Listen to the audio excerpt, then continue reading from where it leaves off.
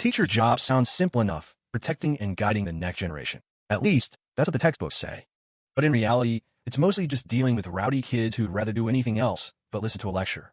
Solo Pastry stares out at the student flying around on their brooms, realizing pretty quickly that this profession might not be the right fit for him. Welcome to the School of Magic, Orion. It's the top academy in the country, but even here, things aren't always what they seem. Magic is the backbone of this world, used for everything from daily chores to hunting down dangerous monsters. Naturally, the pressure is on for these kids. Solo puts on his best inspiring teacher face, telling Class 2D that they're the future of the world. He's laying on pretty thick. To get their attention, he uses a transformation spell to turn himself into a little bird. He's really trying his best to make the lesson interesting. But the class is a total disaster. Half the students are laughing at him, and the other half are basically having a party in the back of the room. Nobody is paying attention. They're just talking about broom riding and fashion while Solo chirps away at the front. A student named Miko Cecilia interrupts the lesson just to ask which nail polish color is cuter. Solo tries to get back on track, but she's more interested in her magically color-changing nails. Still stuck in his bird form, Solo officially introduces himself as their teacher, though it's clear he's already lost control of the room. Later that night, Solo collapses on his bed. He's completely drained, admitting to himself that he just can't do this. He's frustrated because not a single student listens to a word he says. He's basically a punching bag for a bunch of teenagers. He looks through a teaching guide that tells him to always keep a smile on his face, but he's currently seething behind his glasses. He groaned about how much he hates kids. It's obvious they all look down on him, and he knows it. Solo wonders if his attempt at playing the kind, youthful teacher was a total mistake from the start, but then his gaze shifts to a wall covered in documents. He stares at his real workspace, a wall of targets. His actual plan is to eliminate his target quickly and just go home. This teaching gig is just a cover. See, in this world, people are split into those who can use magic and those who can't, and that gap creates a lot of problems. Wizards are taught to use their power for the good of society, like this woman fixing a kid's broken cup with a simple spell. It looks like a dream world, and most people wish they were born with that kind of power. Solo, however, knows the darker side. He knows the world doesn't actually run on pretty words and helpful spells. When power is involved, greed follows. Beneath the surface, people use magic to exploit and threaten others. This guy is begging for his life, offering money just to be spared. But mercy isn't on the menu tonight. A cold, calculating eye watches from the shadows, locking onto his prey. Solo stands there, hooded and hidden. He doesn't feel anything for the person begging in front of him. To him, this is just work. He is number 0, an assassin whose job is to clean up the evil that deserves to be buried. It's a dark profession, but he's the best at it. After finishing a job, he gets a call on an old rotary phone. His employer congratulates him on another successful hit. Solo sits by the window of his cramped room, looking out at the city. He justifies his actions by telling himself he's taking out people who sacrifice lives for experiments. The boss on the other end starts lecturing him about the state of the country, but Solo cuts him off. He's heard the speech 1,000 times before. Solo tells the boss that if a target has been decided, he'll take care of it. No matter who they are, he'll get the job done. That's his pride as an ace. Ironically, using magic to kill would technically make him an evil wizard too, but at least he's an assassin with a steady paycheck. The new mission location is revealed, the Orion School of Magic. Solo liked having a job where he was valued, but this one is an undercover mission. The boss gives him details: infiltrate and wait for instructions. Solo is calm until he hears the catch. To get inside, he has to become a teacher. Solo nearly falls out his window when he hears that part. It's the last thing he expected. He screams in protest, telling the boss there's no way he can be a teacher. But the boss just tells him get it done and hangs up. Solo is stuck. Flash forward 2 weeks, and Solo is walking through the academy halls, completely miserable. He hasn't heard anything from the guild since he started. He thinks about how ridiculous it is for him to be teaching. He has 0 academic experience. Everything he knows about magic, he taught himself in a guild for assassins. As he heads toward the faculty room, he's stopped by a staff member who wants to introduce him to someone. Solo just wants this day to end. It turns out there's a new transfer student joining Class D today. His name is Ibuki, and Solo is caught completely off guard. Ibuki looks at Solo with a cold, intense gaze. He doesn't look like your average student, and Solo can feel the tension immediately. Solo realizes his class of 12 has now grown to 13. He can barely handle the students he already has, so he's not exactly thrilled about a newcomer. He tries to make small talk as they walk through the corridor, asking Ibuki about his last school. He gets a blunt, one-word response. Average. Not a great start. Solo sighs, thinking Ibuki is just another kid who thinks he's better than everyone. But as an elite assassin, he's weirded out. He can't sense any presence from the boy at all. Ibuki puts a finger to his lips, signaling for absolute silence. He's clearly taking this secret meeting very seriously. With a swift motion, he casts a high-level concealment spell to make sure nobody can eavesdrop on them. Solo is genuinely impressed. A kid should be able to pull off magic this advanced. Ibuki drops the student act and bows formally, addressing Solo by his codename, Number 0. Solo can only stare, wondering just who this kid thinks he is. He explains that for the current mission, he's been assigned as Solo's buddy. It's a fancy way of saying he's here to watch Solo's back. Solo is immediately annoyed. He never heard anything about a partner, but a bookie just casually moves the conversation along as if it's no big deal. The bookie closes his eyes, sounding way too mature for his age. He says keeping their information secret is the top priority right now. Solo thinks the kid is irritating, but a bookie doesn't notice. He starts talking about Solo's reputation as a legendary hitman from Kronos. Suddenly, a bookie's professional mask slips. He gets all sparkly-eyed and asks, almost begs, for the honor of shaking Solo's hand. He grabs Solo's hand and starts shaking it like a maniac. He says there isn't a single person in the assassination industry who doesn't know the name Number Zero. Ibuki is full-on fanboying now, listing Solo's stats like he's a professional athlete. Voted most reliable hitman 5 years in a row. This kid has definitely done his homework. He catches himself and tries to regain his composure. He formally apologizes and identifies himself as a member of the Department of Magic's assassination unit. Ibuki gets dead serious again. He warns Solo that failure isn't an option because this is a state-sponsored request. The pressure is officially on. He talks about Kronos, the secret guild that exists to wipe out evil. They aren't officially recognized, but they'll do whatever it takes to get the job done. Ibuki believes they have a superb sense of justice, but Solo isn't buying the heroic speech. He just wants to finish the job and move on. The kid is just honored to be paired with his idol. Solo just sighs, missing the days when he could work alone without a fanboy following him around.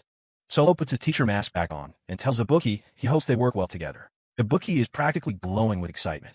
They agree to talk about the details after class ends. For now, they have to keep up the act of being teacher and student.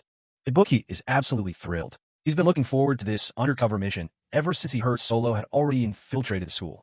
Back in the classroom, Solo introduces the new transfer student. The class is as chaotic as ever, with students whispering and joking about Ibuki. Solo starts to point out Ibuki's seat, but the class is already ignoring him. They're way more interested in the new guy than the lesson. Miko Cecilia jumps up and suggests throwing a welcome party for Ibuki instead of having class. The rest of the students are all for it, much to Solo's annoyance. Miko calls Solo a total downer and a boring teacher. Solo tells Ibuki to just leave her be, but he can see the kid is getting worked up. Ibuki gets a terrifyingly cold look in his eyes and leans in, asking Solo if he should just kill her right now for the insult. Solo panics, whispering for Ibuki to stop. He explains that as assassins, they definitely shouldn't be murdering students in front of an entire class. It would kind of blow their cover. He's sweating, realizing Ibuki is a bit of a loose cannon. He tells the transfer student to just go sit down before things get even weirder.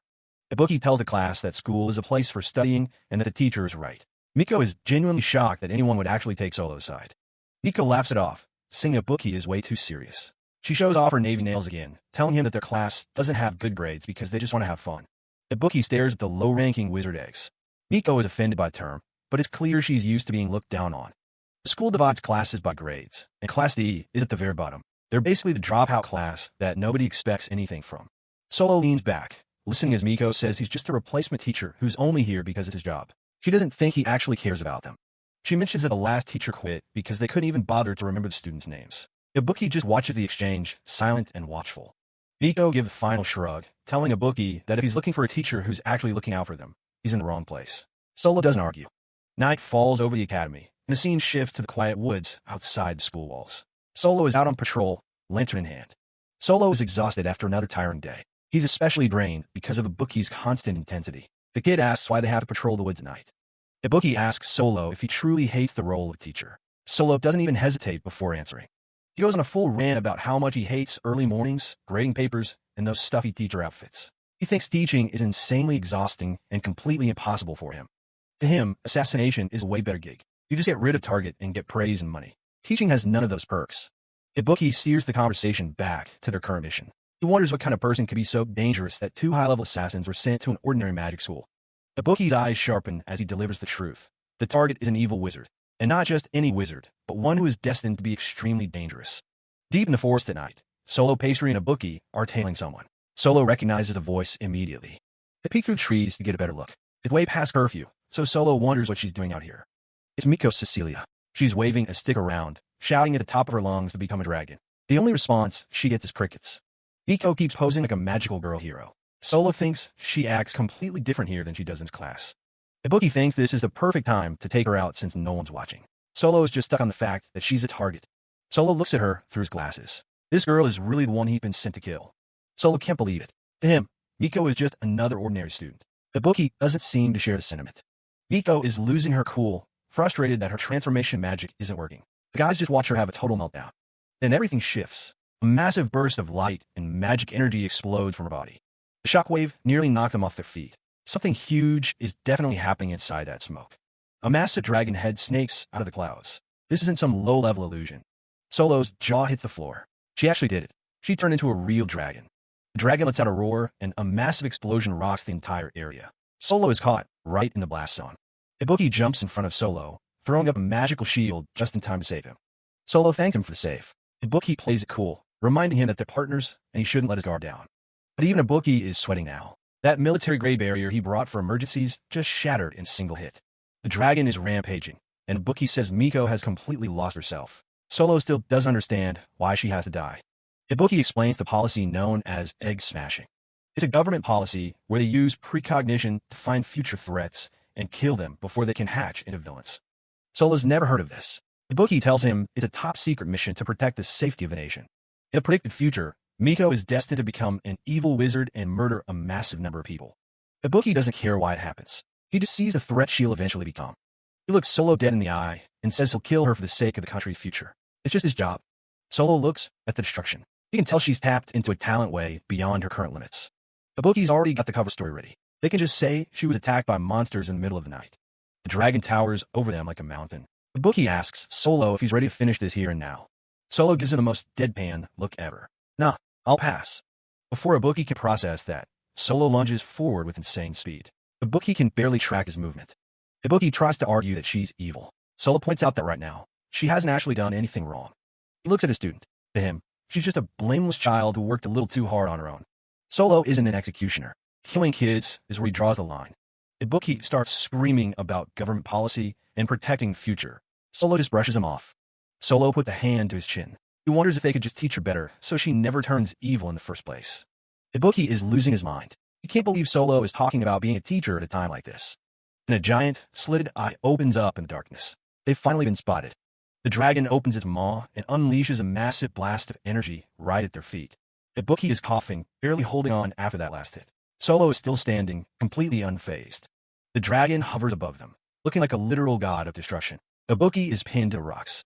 It prepares another breath attack. Ibuki knows they won't survive a second round. Solo stepped in front of him, looking totally calm. Ibuki is stunned that number 0 is actually going to do something. Solo tells him he won't kill Miko, but he's not going to let Ibuki die either. Solo flies into the air and delivers a punch so powerful it cancels out the dragon's fire. He's returning a favor for that earlier save. Solo stares, unable to believe what just happened. Even Ibuki is speechless, watching Solo shut down a dragon's attack like it was nothing.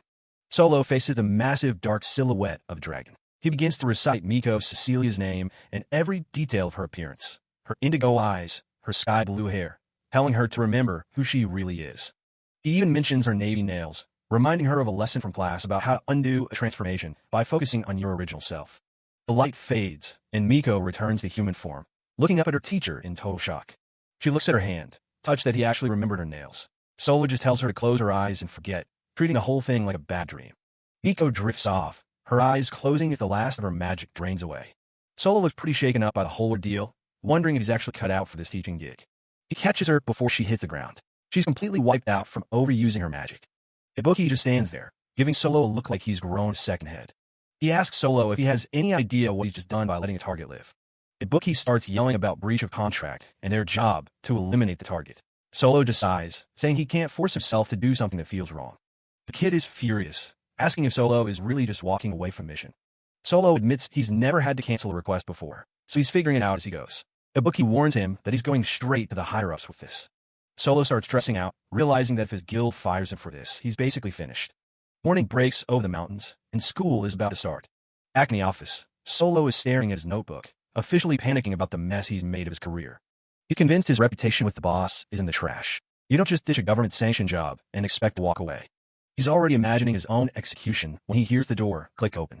The students start rolling in, and Miko walks in yawning like nothing happened. They're all buzzing about some monster rampage in the mountains last night. Miko laughs it off, telling Solo she had the weirdest dream about being a dragon. He's relieved she doesn't remember a thing. But he can't stop thinking about that look in her eyes from the night before, when she asked if he could be a good teacher. He tells himself that remembering details like her nail polish is just a professional habit from his life as an assassin. But his own past is starting to bubble up. He remembers being a lonely kid in a dark room, just wishing someone, any adult, would actually see him. Looking at Miko and her friends, he realizes his whole journey to becoming a teacher started from that same desperate need for recognition. Miko catches him staring and looks back, curious about what's on his mind. Suddenly, the door swings open and Ibuki marches in, catching Solo off guard.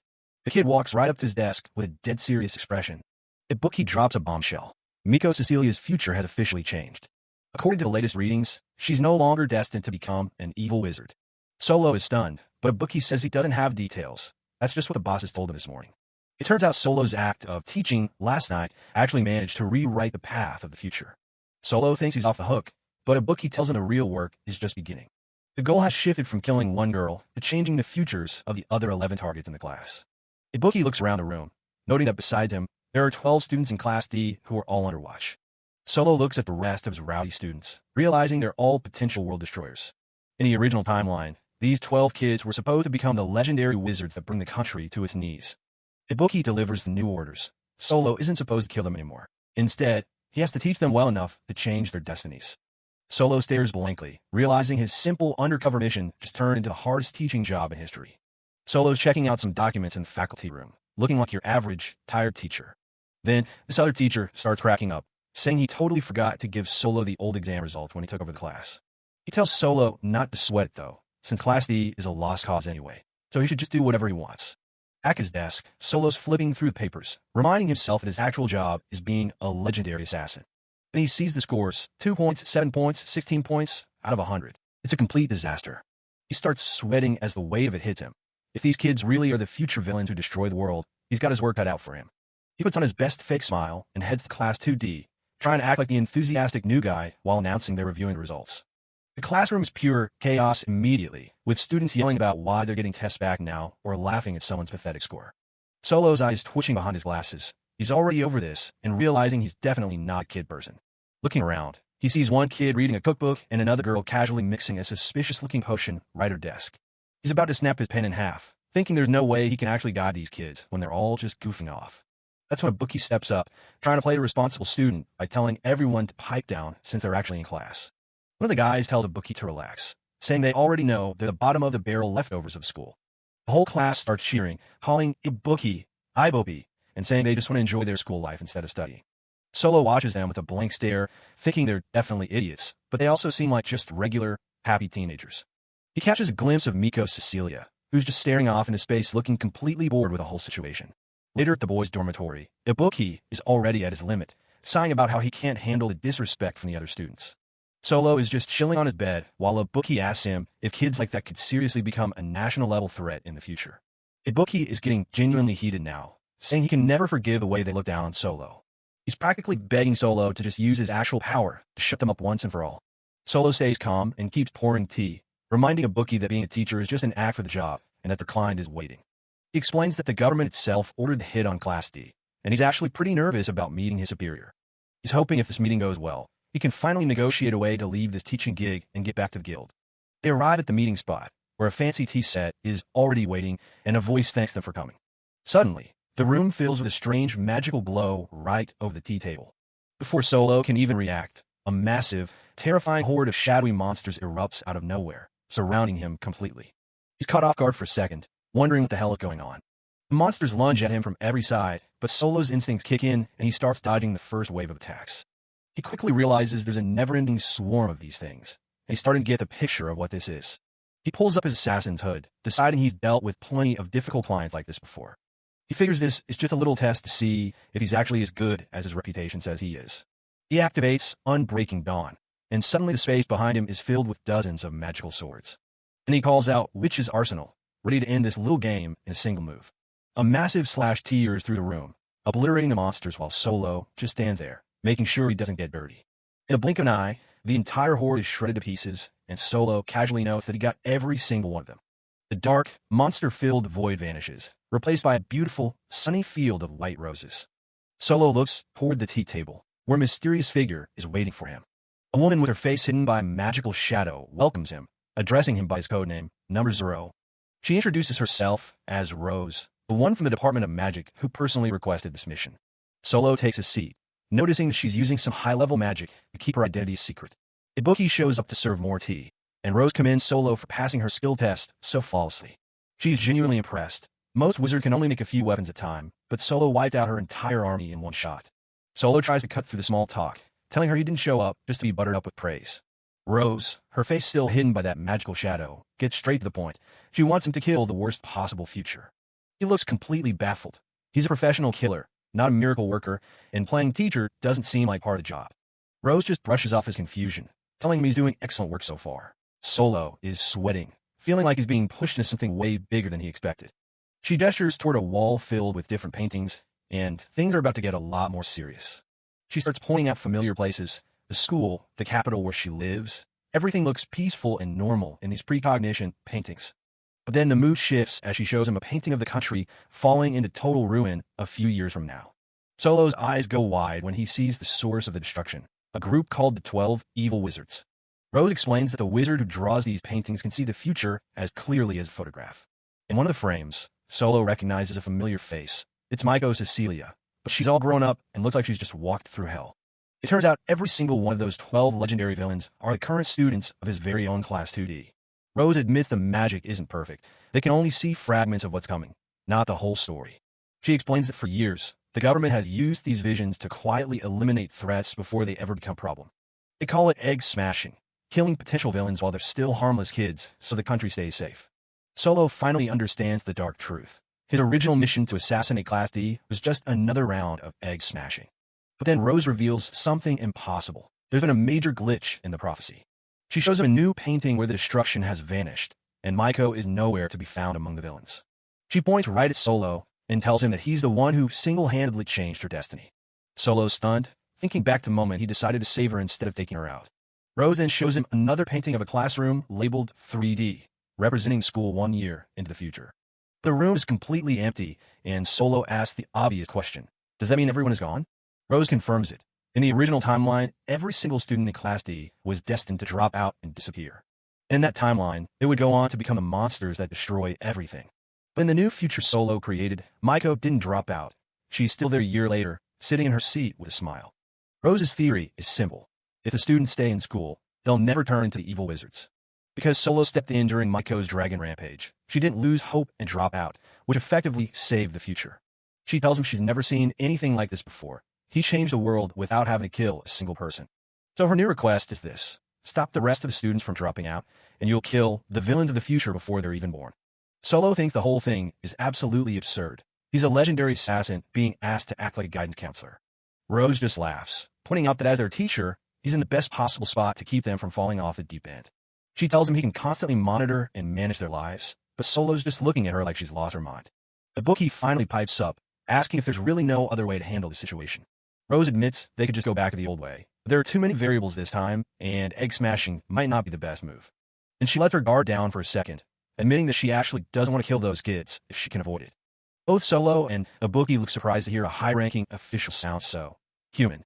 She says she's always struggled with the idea that the only way to protect the country is by getting her hands dirty with children's lives.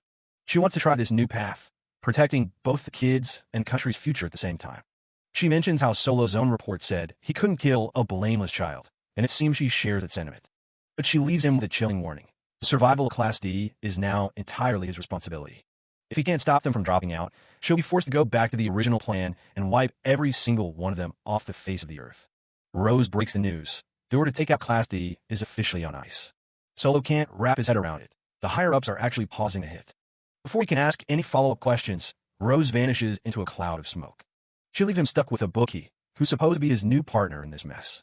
A sudden magical force sweeps Solo off his feet as the secret meeting room dissolves. Rose's last warning hangs in the air. Break the contract. No consequences. She isn't kidding either. If he fails, she's going to dismantle his entire guild. The petals settle, and Solo finds himself standing alone in the empty courtyard. He ends up back in his room, collapsing onto the floor from sheer mental exhaustion. Face planted on a rug, Solo realizes just how deep of a hole he's in. Ibuki tries to check on him, but Solo is too busy worrying about his guild getting crushed. He finally looks up and tells Ibuki that if they're going to pull this off, they have to do it together. Ibuki's eyes practically turn into stars at the thought of working with his idol. Solo, on the other hand, is significantly less enthusiastic about the whole arrangement. Ibuki goes full soldier mode, claiming he's just a tool for the mission with zero personal feelings. Solo finds it hard to believe Rose actually cares about these kids, regardless of what she says. Then Ibuki drops a bomb. He's perfectly willing to kill every one of them if the plan fails. He even says he respects Solo's soft heart, which just makes the teacher feel even more awkward. Their heavy conversation is cut short by a loud knock at the door. Solo and Ibuki look up to find a group of students standing right there. They're only there for Ibuki, though, completely ignoring Solo like he's part of the furniture. The legendary assassin watches helplessly as his partner gets kidnapped by his own students. It turns out the whole class was waiting outside to throw Ibuki a proper welcome. They've got a whole picnic spread set up under a tree, just a new guy. Kai starts things off by offering up some homemade cookies he baked himself. Azu isn't far behind, shoving a bottle of her special beauty potion in his face. Dante tells him to watch out, since Azu is notorious for using people as guinea pigs. Suddenly, it's a free-for-all of everyone trying to give Ibuki their tokens of friendship. The kid is quickly losing a fight against a mountain of random gifts. Even Miko Cecilia gets in on the action, handing over her favorite bottle of nail polish. She gives him a wink and says everyone in the class really wants to be his friend. Watching from a distance, Solo tries to keep his guard up, remembering these kids are targets. The students laugh and joke about how having their boring teacher around would just ruin fun. They talk about Solo like he's a total pushover who doesn't even realize they're making fun of him. Ibuki clearly isn't enjoying the trash talk, but he stays quiet as the party continues.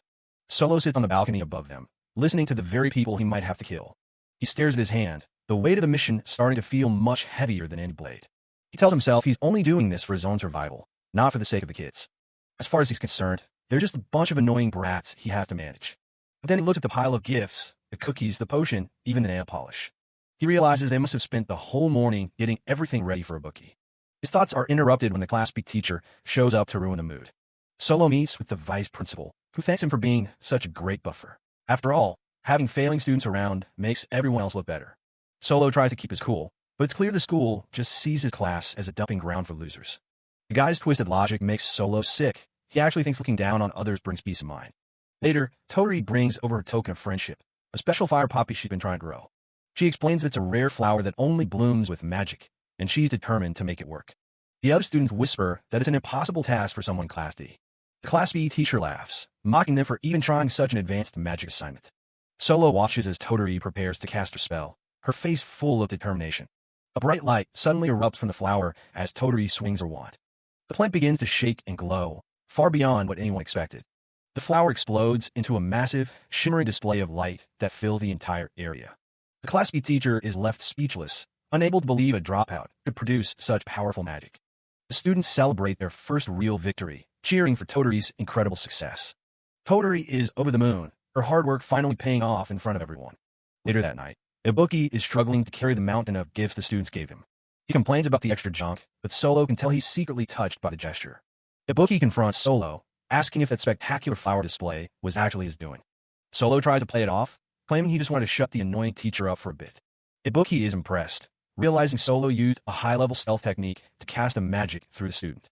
Suddenly, Miko Cecilia appears from the shadows, surprising both of them. She confirms her suspicions. Solo isn't the boring, plain teacher he pretends to be. Miko admits she never actually saw Toturi succeed at casting that spell before. Solo starts to sweat, realizing his secret might be out sooner than he planned. Miko thanks him, admitting that his thoughtfulness really saved the mood for the whole class. She mentions how crushed Toturi would have been if she had failed in front of the other teacher. She spins around and heads off, leaving Solo and Ibuki alone in the hallway. Solo tells Ibuki to get used to the disrespect, since it's all part of their cover. He looks at the prophecy paintings in his mind, knowing these kids are destined for darkness. He reminds Ibuki that their real job is to make sure nobody drops out Class D. Ibuki asks if any other students have been flagged for bad grades or behavior recently. The school looms over them, a massive place full of potential problems for the assassin-turned-teacher. Solo realizes he spent so much time worrying about the targets that he didn't actually look into the individual students. Miko suddenly comes running back, looking completely panicked. She asks if what everyone is saying about Xiao is true. Solo is confused. He doesn't even recognize the name Xiao Shahar. Miko is shocked that their own teacher forgot one of his students. Solo realizes Xiao hasn't shown up to class even once since he took over. Xiao Shahar, student number 01, is a complete mystery to him. And then the bombshell drops. The class president is about to be expelled.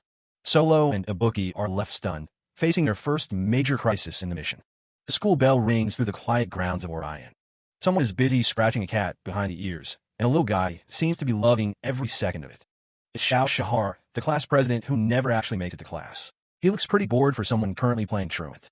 A soft voice whispers to this guy, "I miss you." Meanwhile, Solo walks through the grand halls with his assistant Ibuki and their classmate Miko. They stop by the fountain, trying to figure out their next move. Solo is playing the part of the happy-go-lucky teacher perfectly, laughing off Ibuki's serious attitude. Maiko comes running up, looking like she just heard some bad news. Turns out, the vice principal is considering expelling Xiao Shahar for skipping too many classes. Maiko is upset by the news, while Solo tries to keep a straight face despite the setback. Solo's job is to keep these kids from dropping out and turning evil. Ibuki asks what kind of person this Xiao guy even is. Xiao is student number 1, the top of the food chain in Class D, even if he's never there. Maiko explains that Xiao hasn't shown up for a single class since the school year started.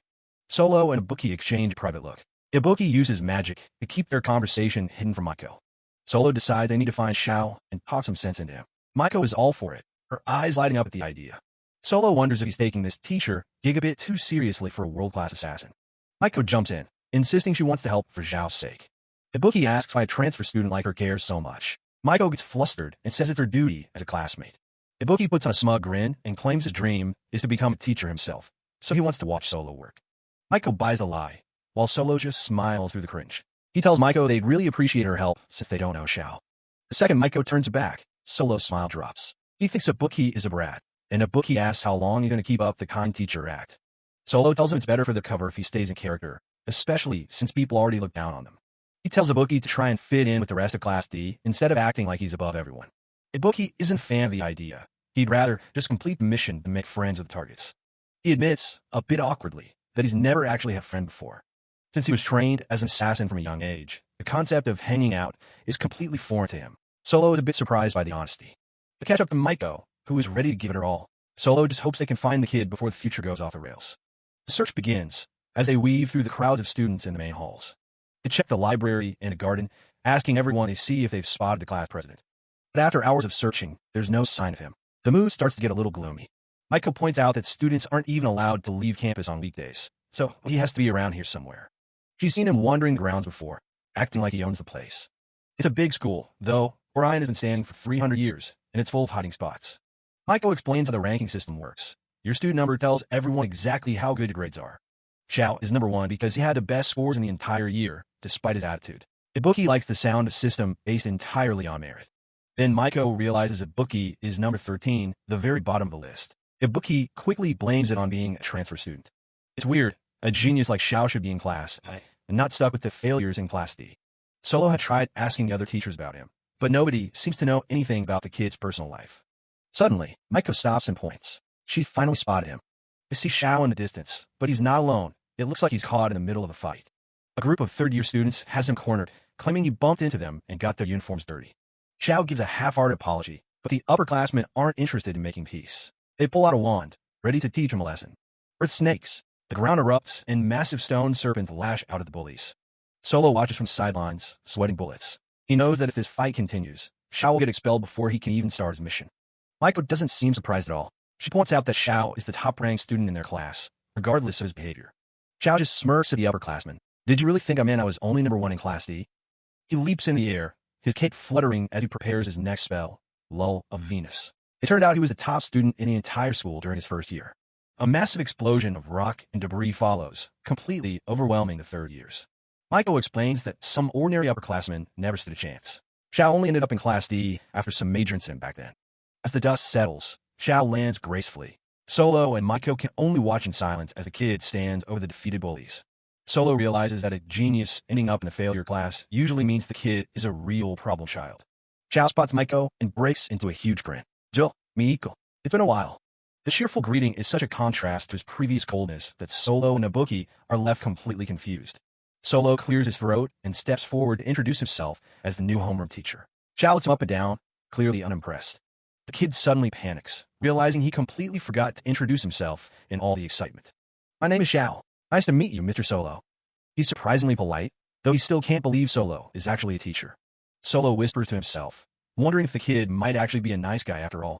Xiao's attention quickly shifts to Ibuki, who is standing nearby with his usual straight face. He gives Ibuki a friendly pat on the back, saying he seems like a cool guy. It's the first time they've ever met. To break the ice, Xiao pulls out a picture of a cat. This is for my kitty photo collection. Ibuki just stares at it, saying he prefers dogs. Solo can already tell that Xiao is getting on Ibuki's nerves. Maiko, meanwhile, is just staring at Xiao in disbelief. Xiao doesn't miss a beat and brings up the rumors. More importantly, what's this about me dropping out? He admits that if he cuts class anymore, the school is definitely going to expel him. Solo puts on his best encouraging teacher face, asking Xiao if there's any reason he can't come to class so they can solve it together. Xiao just laughs. Aren't you passionate, Mr. Solo? He finds his sudden concern a bit unexpected. He sits down on the stairs and confesses that he's just been playing hooky on his own. Even so, I'm fine with dropping out. The blunt admission leaves Maiko and Solo completely stunned. Xiao looks away, his expression turning cold. After all, school is boring. He clarifies that he doesn't hate Class D, but the lessons themselves are just a waste of his time. None of the teachers here teach what I want to learn. His eye narrows as he says that staying at Orion School of Magic has no meaning for him anymore. Solo doesn't back down. He looks Xiao in the eye and asks what magic he actually wants to learn. Xiao explains that he's looking for some incredibly difficult magic that isn't found in any textbook or library. He claims that not even the principal or the vice principal know how to use it. Maiko and Ibuki look like they can't believe what they're hearing. Solo doesn't skip a beat. He beams at Xiao and offers a deal. If I can teach you that magic, will you promise to come to class? Xiao is skeptical. He asks Solo if he's really more than just some new faculty member who thinks he knows everything. Maiko and Ibuki are frozen in shock, wondering what Solo is even thinking. Xiao lets out a loud laugh. You're pretty pushy, Teach, even though you look so plain on the outside. He decides to give Solo a chance and tells them all to follow him. They trek deep into the woods until they come across a small grave. Solo asks what they're looking at. Xiao explains it's the grave of an old cat named Anpan who died a few months ago. The playful delinquent is gone, replaced by someone with a very heavy secret. Xiao looks Solo right in the eye. Teach me the magic to bring friends back from the dead. Ibuki is the first to snap, shouting in disbelief. What on earth are you saying? Xiao just tells him to pipe down. The magic to bring back the dead is one of the 3 great magic taboos. The revelation hangs in the air, weighted with danger. Such magic is strictly forbidden by law. Ibuki tries to talk sense into Xiao, reminding him that even learning about such taboos is prohibited and controlled by the government. Xiao just brushes him off, calling him too serious. Xiao looks at Solo with a mixture of hope and skepticism. He's certain that a mere school instructor couldn't possibly possess such forbidden knowledge. I know, right? Xiao lets out a hollow laugh, his grin not reaching his eyes. He admits he was just asking, knowing full well what the answer would likely be. He turns away from them, looking back at the small grave one last time. To him, there's no reason to stay at a school that can't give him what he truly desires. So I'll go ahead and quit school. Okay then, teach. With a casual wave, Xiao starts walking away, seemingly finished with the conversation. Maiko calls out to him, but Xiao doesn't stop. Ibuki watches him go, his expression grim. He warns Solo that the boy is dangerous. Solo remains silent, his gaze fixed on Xiao's retreating figure. Ibuki realizes that while Maiko might become a problem, someone like Xiao, who is actively seeking the ultimate taboos, is on a whole different level. Solo suddenly speaks up, his voice calm and steady. How about it then? Would you like to resurrect your friend with me? Xiao stops his tracks, his single visible eye widening in shock. Xiao and Maiko stare at Solo, stunned by his bold claim. Ibuki looks at his master, wondering what kind of game he is playing now. Solo just gives him a small, unreadable smile. Ibuki's mind begins to race. He knows Solo isn't just an excellent wizard with incredible magic power. He's an excellent assassin, whose reputation precedes him.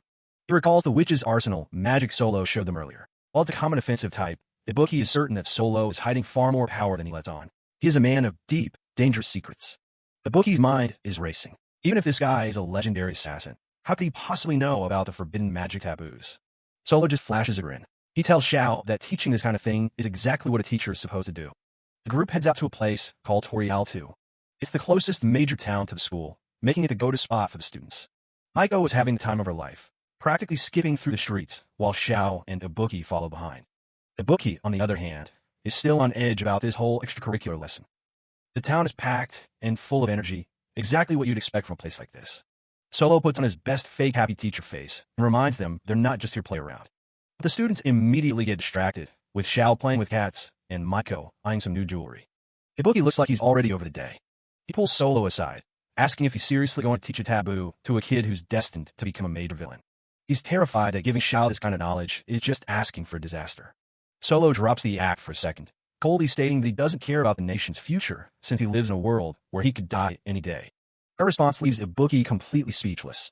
Xiao suddenly sneaks up on them, and Solo immediately snaps back into his cheerful persona. Xiao just laughs it off, acting like they're all best friends now. Ibuki is having none of it, since they definitely weren't friends 5 minutes ago. He wonders why Xiao even bothered tagging along while Maiko gets lost in a perfume shop. To get down to business, as Solo explains, they need a bunch of specific magical materials for this ritual. They start browsing through the local shops looking for supplies. Xiao is genuinely hyped about the idea of bringing things back to life, but Solo makes him promise to actually show up to class first. Solo leans in and whispers that he's got a plan. Next thing you know, Ibuki is stuck carrying a mountain of bags because Maiko went overboard. They manage to gather the goods, flower crystals, ogre eyes, and special tree fruits. Xiao and Ibuki figure that should be everything on the shopping list. Maiko is totally wiped out, and Solo wanders off to prepare himself, which sounds suspicious. Ibuki finds it weird that they found all these supposedly taboo ingredients so easily in a normal shop. Maiko is starting to have her doubts too, wondering if this random junk can really resurrect a cat. Ibuki knows the 3 great taboos are world-ending levels of dangerous. Xiao agrees, knowing it's not something to take lightly. He starts imagining some super complex, dark ritual, but Maiko thinks he's way too chill about the whole thing. She's worried they're going to get raided by the magic police for even trying this. Xiao gets a serious look in his eye and asks Maiko if she honestly believes the teacher is going to follow through. Maiko is stunned and asks why he even came if he thought the teacher was lying. Xiao admits he just thought the whole situation seemed interesting. He figures if Solo actually does it, then it's a total win. Maiko can't believe he's taking this chance after hating teachers for so long. Xiao teases her, asking if she's starting to like the guy, which Maiko finds absolutely disgusting. She finds Solo's constant smiling way too creepy to be normal. As far as she's concerned, he's just a bad teacher. Solo finally shows back up, grinning as usual. His big preparation was just buying a bottle of booze. He tells the group they need to find a place where they won't be spotted. He points them north of town, toward a cavern with a lot of water. Solo leans in with a devious grin, saying it's finally time to start their little practicum on forbidden magic. They arrive at the Torialta Caverns, a secluded spot that's perfect for doing things they shouldn't be doing. Inside, the cavern is flooded, but Solo's magic lets everyone stand right on the surface of the water. Miko is practically bouncing, amazed she can walk on water, but Solo warns her to stay still or she'll sink. Ibuki is definitely not having fun, worried that even resurrecting a cat is a massive crime they'll get arrested for. Solo just gives him a cold look and says they'll be fine as long as they don't get caught. He gets right to work, telling the students to offer up the ingredients they bought in a specific order. He reveals the name of this ancient resurrection magic, Witches' Reunion. Solo explains that witches were an ancient tribe with way more power than any modern human wizard. He tells a story about a grieving witch who created this spell just to see a loved one again. Miko nods, having heard the legends. Xiao looks down, clearly thinking about someone he's lost. Solo says that in witch culture, the dead were buried at sea, and this ritual uses the traces of that old magic. He finishes pouring the alcohol into the water and tells Xiao that the rest of the spell is entirely in his hands. He explains that only someone with an incredibly strong desire to see the dead can make this ritual actually work. Xiao pulls out a ribbon he had tied to his pet cat, Anpan, using it as the physical link for the soul. Solo tells him to offer it up, promising he can have it back once they're done. He tells Xiao to chant the spell while picturing the one he wants to see, their face, their voice, and their name. Xiao focuses with everything he's got, desperately wishing for a return he's been hoping for forever. Lets it rip, shouting, "Lull of Venus," as his eyes glow with power. A massive explosion of energy erupts, sending water flying and leaving Miko and Ibuki completely stunned. In the middle of the mess, a tiny glowing light starts to flicker above the water. Solo is genuinely impressed, telling Xiao he successfully summoned the soul of the departed. He pulls out a box with a sleeping cat inside and tells Xiao there's just one more thing to do. Xiao's face goes pale when the realization hits. The soul needs a fresh body to live in. Solo explains that they need a sacrifice with a similar body to the one they're bringing back. Miko is horrified when she realizes Solo snatched the cat Xiao was playing with in town just to use it as a sacrifice. Solo hands Xiao a dagger and tells him he has to be the one to kill the cat, or the spell won't work. Ibuki looks ready to snap. Solo just laughs at them, asking why they're so shocked that forbidden magic has such a dark price. He stares Xiao down, telling him this is what resurrection magic actually looks like. Xiao is sweating, frozen with hesitation as Solo tells him to just go for it. Solo explains that while the ritual is simple, it's exactly why it was banned. Most humans just aren't strong enough to handle it. He baits Xiao, reminding him he used to be the top student and telling him to show them what he's really got. Miko screams for him to stop, arguing that if even top wizards find this hard, there's no way a student can do it. Solo just laughs her off, saying he only promised to teach them magic, not make sure Xiao could actually pull it off. Xiao grits his teeth, his hands shaking as he holds the knife over the sleeping cat. Solo keeps leaning in, asking Xiao if he's really going to back out after coming this far to see his friend. He pulls out a teaching manual and jokes that a teacher's job is just to provide the lessons, not do the work for the kids. Ibuki has seen enough and rushes forward to stop Xiao before he does something he'll regret. Xiao looks down at the cat and softly mentions that cats hate water, worrying that it'll be scared when it wakes up. The ritual comes to a grinding halt as they stand in the quiet cavern. Ibuki demands to know if Solo knew this was how it would end up, and Solo admits that he pretty much did. He's livid, asking Solo what he would have done if Xiao actually killed the cat, but Solo just casually says that success wasn't even possible. Solo points out that Xiao's kind nature was obvious when he took them to his pet's grave, and there was no way he would ever actually kill Cat. Ibuki is confused, questioning why Solo would even bother teaching the spell if it wouldn't result in the cat being resurrected.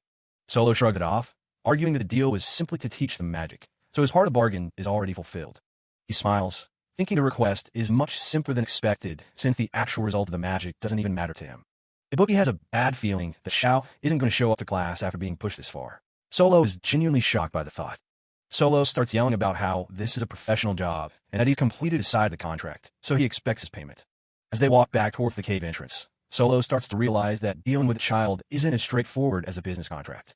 Xiao suddenly speaks up, catching everyone off guard as Solo tells Ibuki to stop grabbing his shoulder. Xiao looks down with a grim, intense expression, asking if he can pose just one more question. He asks if the sacrifice has to be something closely related to the person he's trying to bring back from the dead. Xiao reveals that the person he truly wants to resurrect was a boy just like him, same age, and even a bit shorter. Solo is taken back, confused about where Xiao is going with this line of questioning. Xiao clarifies that the spell he wanted to learn wasn't for his cat, but for a human friend he lost. He holds up the ribbon, revealing that it actually belonged to his friend who died only a year ago. In a sudden, terrifying move, Xiao holds his dagger to Ibuki's throat and asks if he can use him as the sacrifice instead. Solo breaks into a cold sweat, realizing that this brat might actually be a lot more dangerous than he anticipated. Zhao's got Ibuki in a chokehold, casually wondering if he should just use him as the sacrifice right now. Ibuki isn't even flinching, but Zhao's looking like he's ready to pull the trigger on the ritual. Maiko finally pieces it together. The friend Zhao's trying to bring back has been dead for an entire year. Solo's hanging back, trying to figure out how to shut this down without getting Xiao expelled for good. Xiao isn't having it. He snaps at the teacher, telling him to just shut up and watch what he can do. Solo's actually surprised. Usually, his students don't get this bold with him. The teacher realizes he might have struck a nerve, but it's too late. Zhao's magic is starting to redline. Zhao is convinced he's got this, completely losing himself in the power of the forbidden spell. Suddenly, a massive water golem explodes out of the ritual circle, and Maiko straight up loses it. The thing slams its fist down, sending a massive wave through the room while Solo stands his ground. Solo identifies the monster as a golem, a mindless pile of magic sludge that's starving for a sacrifice. He realizes Xiao has entered a magic trance, just like the dragon incident with Maiko earlier. The raw power coming off the kid is insane, and Solo knows he has to be careful with his next move. Zhao's eye starts glowing with a weird star pattern as his body begins to strain under the pressure. The golem lets out a roar, demanding its payment to complete the contract. The whole place erupts as the magic water goes completely out of control. The flood carries Ibuki and Maiko away. Solo stays on his feet, realizing the situation just got a lot worse. He tells Ibuki to keep the others safe while he stays behind a deal with a giant puddle by himself. Ibuki can barely believe the teacher is just going to solo a monster like that. Solo gives him a quick grin and a thumbs up, telling him he's counting on his partner. Ibuki watches him disappear into the chaos as they get sucked further into the tunnels. A while later, the three students wash up on a shore, soaked and exhausted. They've ended up in the depths, a massive underground cavern filled with glowing ruins and mushrooms. Ibuki's coughing up water, trusting that Solo won't be taken down by a simple golem. Maiko's just relieved they're still breathing, even if she's lost a robe in a flood. She asks where the hell they are, but Ibuki's just as lost as she is. Xiao is still out cold. Maiko figures he completely drained his mana tank during the ritual. Even though he's unconscious, she starts giving him a piece of her mind for almost getting him killed. Once she calms down, Ibuki asks the question on his mind. Who exactly is Luca? Maiko's surprised he caught that name, but she knows it's time to fill him in on the tragedy. She explains that Luca wasn't just a friend. He was Zhao's biggest rival back in the day. Both of them were the top students of their year, always buried in books and competing for first place. Maiko remembers them from their first year at Orion, along with other classmates like Azu and Dante. They weren't just nerds, though. They were actually decent guys who spent their breaks feeding the local cats. They were the kind of duo everyone thought would go far together in a magic world. But then everything went south during a magic class when a monster attacked and killed Luca on the spot. That was the day Xiao changed. He stopped showing up to class and his grades tanked. He blamed the teachers for letting it happen, and his constant outbursts eventually got him kicked down Class D. Maiko realizes he never moved on. He just went quiet so he could find a way to bring his friend back in secret. Xiao finally wakes up and tells her to pipe down. He's heard enough about his own history. Ibuki doesn't let it go, asking him straight up why he lied about the whole witches' reunion thing. Xiao just looks away, admitting he was too proud to tell the truth to a teacher he didn't even know. Xiao admits he just didn't feel like explaining himself to a teacher he'd only just met, and honestly, wanting to see his friend again wasn't a lie. Ibuki points out that his own pet died of old age, so he was able to say goodbye without any regrets, unlike Xiao. Xiao's caught off guard, finally apologizing to Ibuki while admitting he's not even sure why he tried to sacrifice him in the first place. The grief is still heavy, though. Xiao can't shake the feeling that he still has so much to talk about with Luca. Ever since they were kids, they were always together. Now that Luca's gone, School just feels completely meaningless to him. Maiko can only watch, feeling the weight of Zhao's loss as he finally lets his guard down. But Ibuki isn't here for the pity party. He looks Xiao dead in the eye and tells him his whole obsession is just plain stupid. Maiko is absolutely floored that the usually quiet Ibuki would say something that harsh. Ibuki doubles down, calling Xiao a coward for continually clinging on to someone who's already dead. He's been thinking about it, and he asks the one question Xiao never wanted to hear. Why couldn't he have prevented Luca's death himself? He points out that if Xiao had been strong enough to rescue his friend, Luca wouldn't have died in the first place. Ibuki's brutal truth bomb hit home. It wasn't the teacher's fault, it was Zhao's own lack of ability that day. He tells Xiao he's just pushing the blame on others instead of reflecting on his own weakness. Xiao loses it, screaming at Ibuki to shut up as the air around him starts to crackle with dangerous magic. Ibuki doesn't back down. He challenges Xiao to a wager right then and there. If Xiao wants to quit school so badly, then he has to fight for it. If Xiao wins, Ibuki will let himself be the sacrifice. But if Ibuki wins, Xiao has to drop the ritual and come back to class like a normal student. Ibuki pulls out his wand, admitting he actually wants to help Mr. Solo with his work. The cave explodes with magical energy as the two students prepare to clash for real. Ibuki has something personal he wants to confirm, and he's not going to hold anything back. He gives Xiao a cold smirk, asking the former #1 student if he's actually scared of losing to number 13.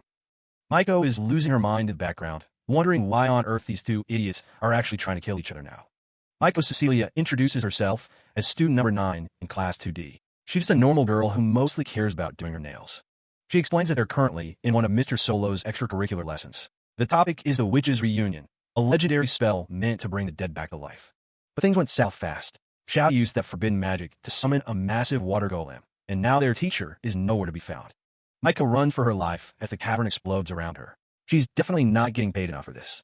Meanwhile, Xiao and Ibuki are locked in a heated standoff. Both students are already exhausted, standing amidst the craters of their previous exchange. Zhao's eye glints with a strange star pattern as he prepares his next move. He whispers a command for the lull of Venus. He unleashes his Knight of the Devilish Winds, sending lethal blades of air cutting through the stone floor. Maiko cowers in the background, feeling the sheer force of magic shockwaves even from a distance. Ibuki remains calm, dodging the wind blades with ease. He admits that Xiao is pretty capable with wind magic.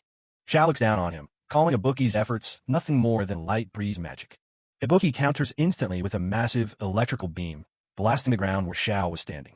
Maiko is at her limit, hiding behind a rock and regretting every life choice that led her here. She only came because they've been friends since their first year.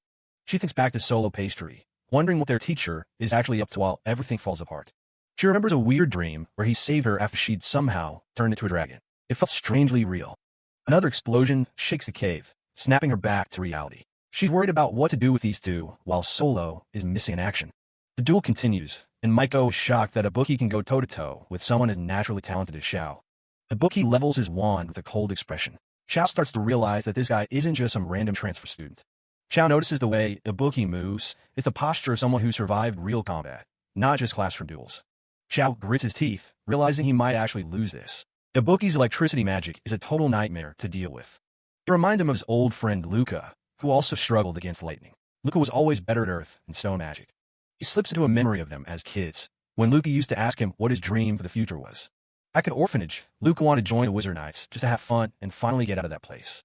They both looked up to the knights who fought for the country, even if the selection process was notoriously brutal. Young Xiao didn't want to be left behind, so he promised to join too. They made a competition to see who'd become the top knight. Luca smiled, telling him not to lose. They knew they'd have to study hard and save every cent to make their dream happen.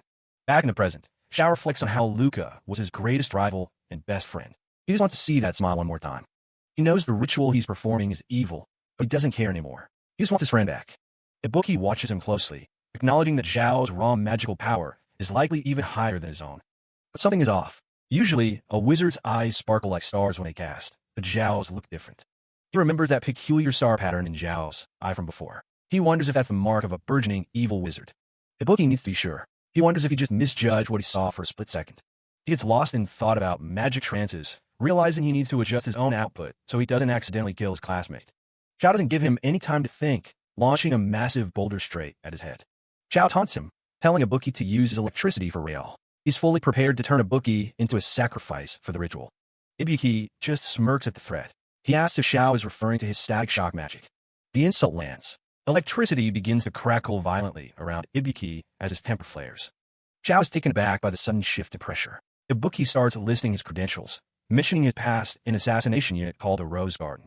Ibuki lunges forward, shouting that if Xiao thinks this is just a static shock, then actual electrocution shouldn't be a problem. Xiao laughs, ready to finally get serious himself. Maiko screams for them to stop, but they're not listening. The two powers are about to collide in a massive blast of light and wind. Suddenly, Solo Pastry appears out of thin air, catching both of them by the heads mid-attack. Both students are completely shocked. He is absolutely livid. He asks what on earth they think they're doing and proceeds to slam their heads together with a satisfying thud. Maiko can only watch in terror. Solo Pastry stands between the two students, looking like he's just come back from a light stroll despite the explosions. Maiko is relieved to see him, but Xiao and Ibuki are both nursing some serious head bumps. Solo starts scolding them, especially Ibuki for not protecting the others like he was told. Ibuki tries to play it off, saying his hands just moved on their own because of all the killing intent in the air. Xiao watches them, realizing Solo isn't just some pushover teacher. He reflects on how Solo managed to stop them both so effortlessly, which really hit a nerve. Maiko is also impressed. She's never seen a teacher handle a situation like this with such ease. It's almost like he's not a normal teacher at all. She thinks about how Solo always seems a bit pathetic and clumsy at school, always smiling. But the person standing there right now is completely different. Xiao tells Solo to stay out of it. He claims Ibuki volunteered to be the sacrifice and demands they finish their match. Solo just sighs and tells Xiao that even if he wins, it's no use. The ritual is already over. He holds up a small, glowing core. He explains that this was the heart of the water golem Xiao summoned. But now, the core has returned to water, and the soul has gone back to where it belongs. The ritual failed completely. Xiao is furious, asking why Solo would do such a thing. Solo points out that if left alone, the golem would have rampaged through the nearest town looking for a body to inhabit.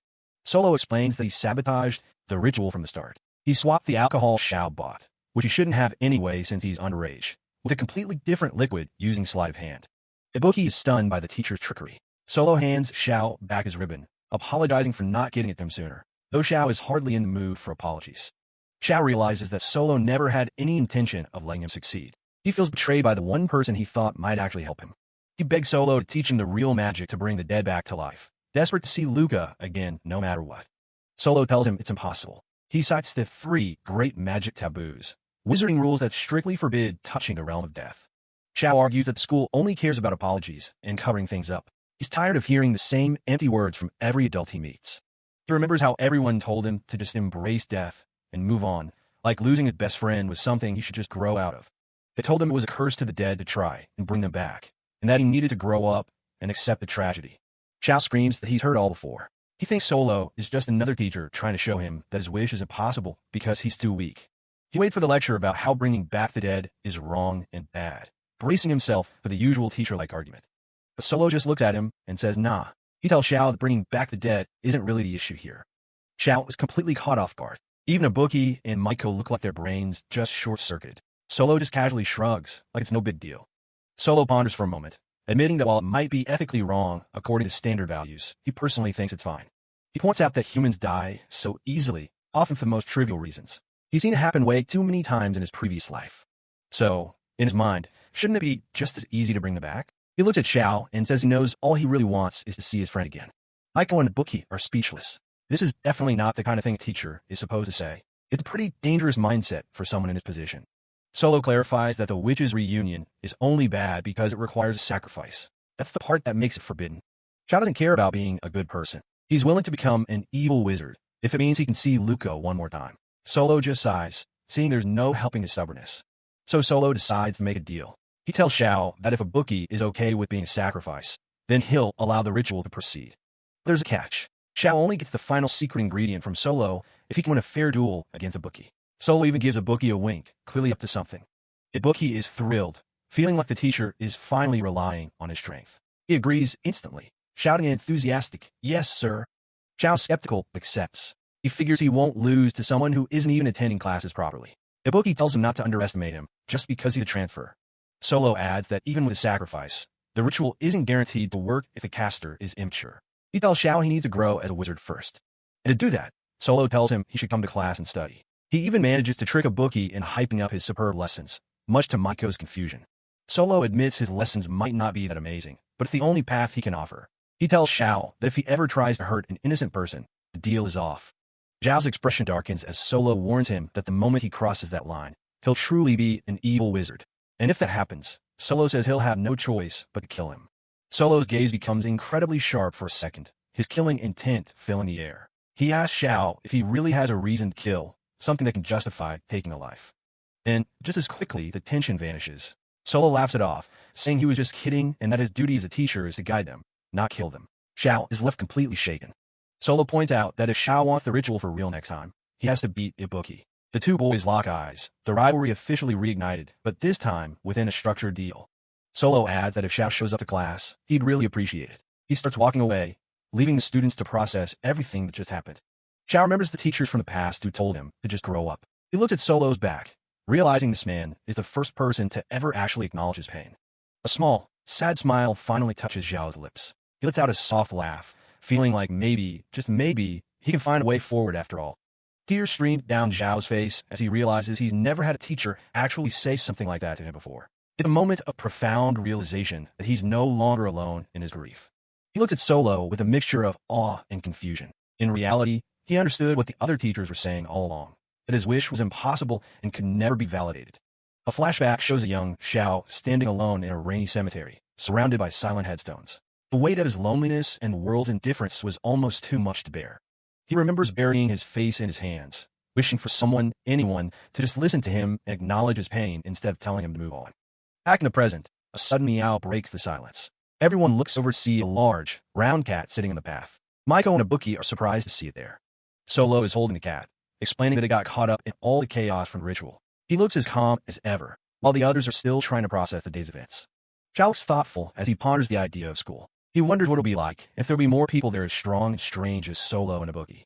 The group travels back on a wooden wagon, the horse plopping along the dirt road. Solo and students sit in the back, the heavy atmosphere of the morning finally starting to lift. Ibuki is excitedly talking about all the things he wants to do at school, studying, joining clubs, and learning from teachers. Xiao listens, his own resolve slowly forming. There's so much he wants to do now. Xiao looks ahead with a small, genuine smile. For the first time, he's actually looking forward to something. He's looking forward to school. Xiao remembers being an orphan with his best friend, Luca.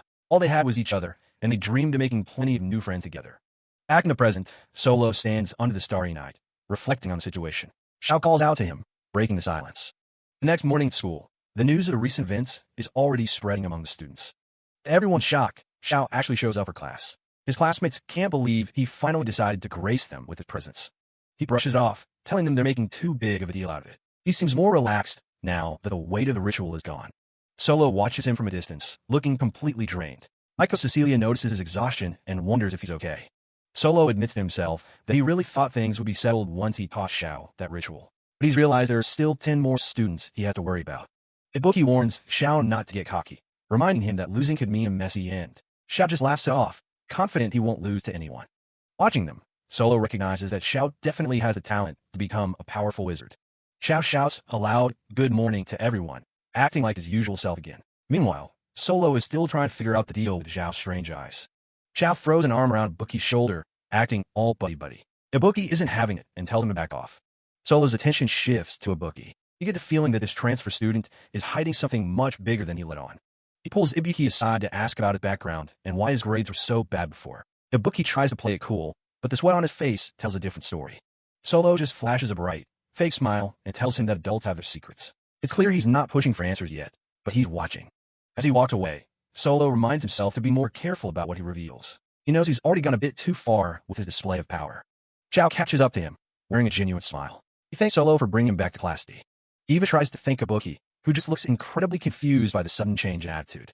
Xiao explains that since Luca died, everyone has been treating him like he's fragile. He appreciates that Solo treated him normally. He lets out a loud, carefree laugh. For the first time in a long while, he actually looks happy.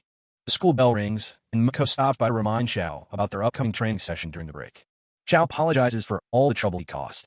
He seems ready to accept what happened to Luca and actually try to move forward with the class. Solo listens, understanding exactly what the kid is going through. He knows those words of apology aren't just empty talk. Maiko chirps in, betting that Xiao and Ibuki are going to be best friends in no time. Ibuki just stares off into space, clearly not convinced. Looking back at their fight, Solo realizes that even in the heat of battle, Xiao looked like he was actually having fun. A small, subtle smile plays on Solo's lips as he watches his students interact. A few days pass, and life at the Orion School of Magic seems to have returned to some kind of normal. However, a new message arrives from the Department of Magic. It seems Solo managed to change Xiao's trajectory, but his job is far from over. A dark reminder of his true identity flashes through his mind. Number 0. The elite assassin from the Guild Kronos. This legendary killer has one massive weakness that he can never let anyone find out about. He has a pathologically weak constitution. The stress of mission has finally caught up to him, leaving him bedridden and miserable.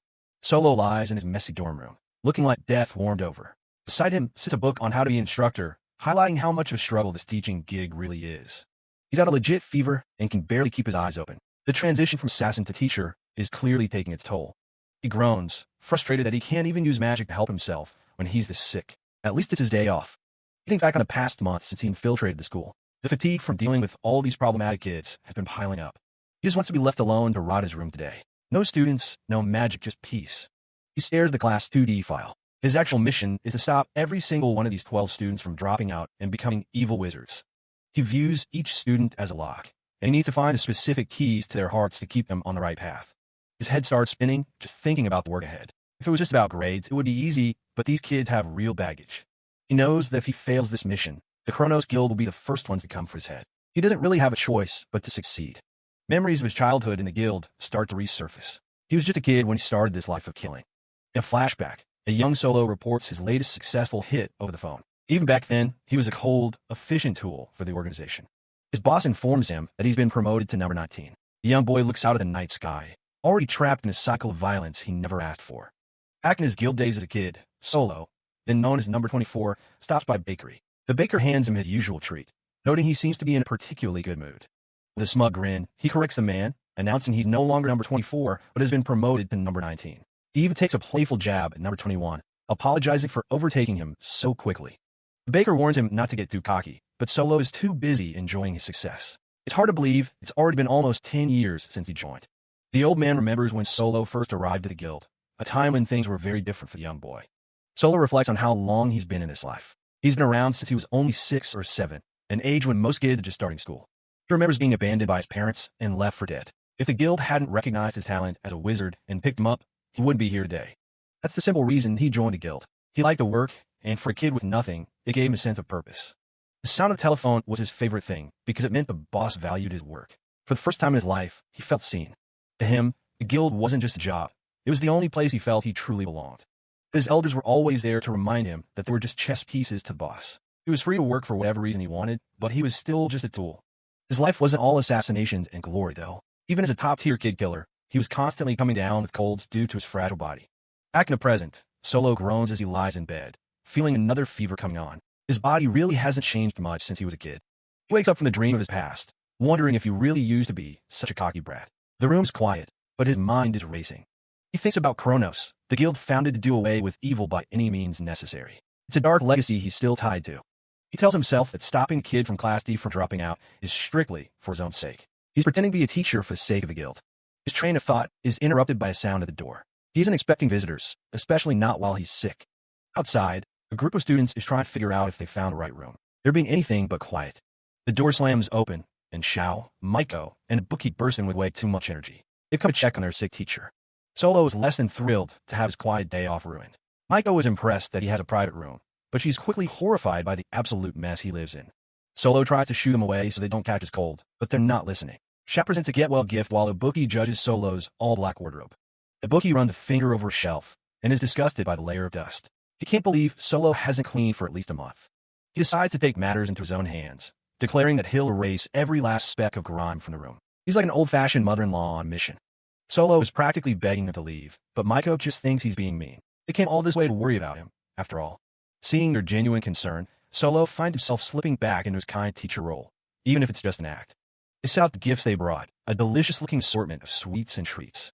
Maiko explains that Kai, student number 06, has been practicing his baking and sent these along. It's a thoughtful gift from the whole class. Solo stares at an egg tart, surprised that even someone like him, the cold number 0, can have favorite foods. The students encourage him to eat up so he can get better and come back to school tomorrow. Their cheerfulness is a bit overwhelming. Even a bookie joins in, though he acts like he doesn't care what he eats. Solo settles on a slice of shortcake, looking a bit bewildered by the situation. As he eats, Solo realizes he isn't used to this. In the guild, he always ate alone or with cold colleagues who were just as detached as him. Having people actually look after him is a completely new sensation. He remembers the bright faces of students and their hope that he could be a good teacher. He can't understand why they would say things like that to him. He takes a bite and has to admit, it's actually really good. A strange, warm feeling starts to grow in his chest. It's something he's never felt before, and it's a little bit scary. He tries to brush it off, telling himself it's gross to eat food other people have touched. But his own internal laughter tells a different story. Before they leave, Mako mentions that there's something important she needs to ask him. She's noticed that he seems to genuinely want everyone in Class D to succeed. Solo tries to play it off as just doing his job as an instructor. But then she drops the bombshell. The midterm exams are coming up soon. She wants to know if he has planned to help him pass. Ibuki and Xiao explain stakes. At this school, failing the midterms can lead to repeating a year, or, even worse, immediate expulsion. The maniacal midterms are the first major hurdle for the students each year. They're notorious for being incredibly difficult. The reputation of Class 2D makes it even worse. Every single year, at least one student from their class ends up dropping out because of these tests. In the quiet of the classroom, the sharp sound of a snapping pen echoes through the room. Katlia has broken yet another one, a physical sign of the intense pressure she's putting herself under. Katlia, student number 02, looks down at her broken tool with a weary sigh. Below her, Panny, student number 04, is in a much better mood, hidden behind his cat mask as he gushes over a photo from the day before. Rex, student number 03, keeps his gaze focused and determined, seemingly unbothered by the noise. Beside him, Azu, student number 05, flashes a sly smile as she tries to convince Kai to use one of her mysterious magic potions as a secret ingredient in his baking. Kai, student number 06, politely declines the suspicious offer, wanting to rely on his own natural skills to make his food delicious. Below them, Nanato, student number 07, mumbles about his terrible luck, having managed to catch his finger in a door once again. Dante, student number 08, let out a long yawn, bored out of his mind, and waiting for something exciting to happen. Meanwhile, Totri, student number 10, finds peace in the corner of the room, whispering sweet words to her beloved plants. The calm is broken by Noel, student number 11, who is frantically yelling into his phone for a demon to show itself. Below him, Nagisa, student number 12, remains completely detached from the chaos, slowly sucking on a lollipop with a blank expression. Solo stands in the back of the classroom, watching the collection of eccentric students he's supposed to lead. He realizes that looming means he has to somehow get every single one of these difficult individuals to pass the midterm exams. The sheer weight of the responsibility makes him break into a cold sweat. He clutches his head, shouting internally that this task requires far more teaching ability than he actually possesses. To make matters worse, his fever seems to be returning. When Mako asks him how he's feeling about the exams, Solo can only stare into the distance in a state of shock. As Xiao warns her not to even bother asking, the teacher is left wondering if success is even remotely possible with his class. At the Orion School of Magic, the day starts with a big announcement. The midterm examinations are coming up next week. The requirements for each year are revealed, with the first years getting tested on their broom flying skills. But for the second years, things are much more intense. Their test will be a combat trial called Monster Subjugation. The speaker emphasizes that from the second year onwards, individual ability is key, and anyone who can't keep up will be forced to withdraw. Teachers are told they can't go easy on the students and must maintain a strict, solemn attitude during the training period. Solo starts breaking a sweat, worrying that individual ability is the one thing his chaotic class is missing. Ibuki notes that the exam contents are exactly what the other students were whispering about earlier. As they walk through the halls, he mentions that Class D's actual combat prowess is still a total mystery to the school. Solo watches them, knowing that if even one student drops out, his entire mission to save the world is basically over. He realizes he needs to change the outcome quickly, deciding that training them is the only way to prevent disaster. With just 1 week left, Solo comes up with a plan to give Class D a thorough Witch's Arsenal crash course. He figures teaching everyone the same foundational weapon spell is the most efficient way to get results, especially since it's a specialty. Ibuki is practically sparkling at the chance to train under him, but Solo tells him he's already skilled enough and doesn't need it. Standing outside the classroom, he wonders if the rest of the kids even have the motivation to pass the exam. He kicks the door open and is immediately met with a massive fireball from a salamander's fireplace spell. Solo dodges it without breaking a sweat, while Xiao and Ibuki watch the usual chaos unfold in the classroom. The room is a mess of students messing around with magic and food instead of actually preparing for the midterms. Miko Cecilia, who goes by Maiko, is practicing her transformation magic but ends up stuck looking like a half-finished cat girl. The students talk about how studying is actually kind of fun when they're all hanging out together. Solo is genuinely stunned by the lack of tension in the room, wondering if they even care about getting expelled. He pulls out his fake nice teacher smile and announces that he has a great idea to help them pass the exam. He proposes a special training class for everyone to master the Witch's Arsenal spell within a week. He leans into the enthusiastic act, claiming that efficiency is the key to making sure nobody fails. The class just stares back at him in dead silence, clearly not buying into the hype. Dante is the first to shut him down, telling Solo they don't need a teacher to tell them to do their best. Azu thinks the whole idea of special training sounds like a total drag, and Kai is just happy to skip out on it. Panny decides that if the others aren't doing it, he isn't either, leaving Solo absolutely shocked. Xiao watches the rebellion silently, while Solo tries to process the sudden rejection. Noel gives a dramatic refusal about being a lone wizard in the dark, and Nanato calls the training unlucky. Katlia politely declines, wanting to rely on her own strength, while Rex and Nagisa aren't interested in the slightest. Even Toturi is unsure of what to do, looking to the others for a cue on how to react. Maiko tries to get everyone to reconsider, but they just tease her for acting like a teacher's pet. Solo's inner monologue is screaming, wondering why they're making it so hard for him to help them. The class points out that he hasn't actually taught them a single real lesson in the entire month he's been there. Solo tries to justify his sudden change of heart, acting like he just wants them to be able to keep studying. Dante cuts him off immediately, looking him in the eye and calling him a total liar. He accuses Solo of only caring about getting a promotion away for Class D, calling the whole act dumb. The entire class stares Solo down, asking how his efficiency is actually supposed to help him individually. Solo's inner assassin is fuming, and for a split second, he genuinely considers blowing up the entire classroom. He manages to keep it together, realizing that getting fired wouldn't exactly help his mission. He walks away, venting about how frustrating it is that they won't just listen to a word he says. He decides to leave the exam up to them for now, but looking at the lack of skills, he's starting to get worried. Solo runs into the school's vice principal, Nico Robert, who's already judging him for looking like a walking corpse. Nico tells him that a teacher should always be the picture of composure and solemnity, even if they have massive bags under their eyes. Solo takes the opportunity to ask a serious question about his role as an educator. He's genuinely stumped on how to get his unruly class to actually listen to a single word he says. Nico doesn't offer any easy answers, telling Solo that a puzzle he has to solve himself, while reminding him that teachers have to keep studying too. Solo is left dejected by the lack of helpful advice, but then Xiao Shahar pops up to remind him he's still stuck with Class 2D. Xiao mentions how taking a break and heading to town was a good change of pace, and Solo can't exactly admit he's a hitman on a secret mission. The school's official motto is all about raising elite wizards, where evaluation and grades are everything. In this system, Class D is just seen as the leftovers, and most of the faculty has already given up on them. Nico insists that he's different from the other teachers and believes in teaching every student solemnly, regardless of their rank.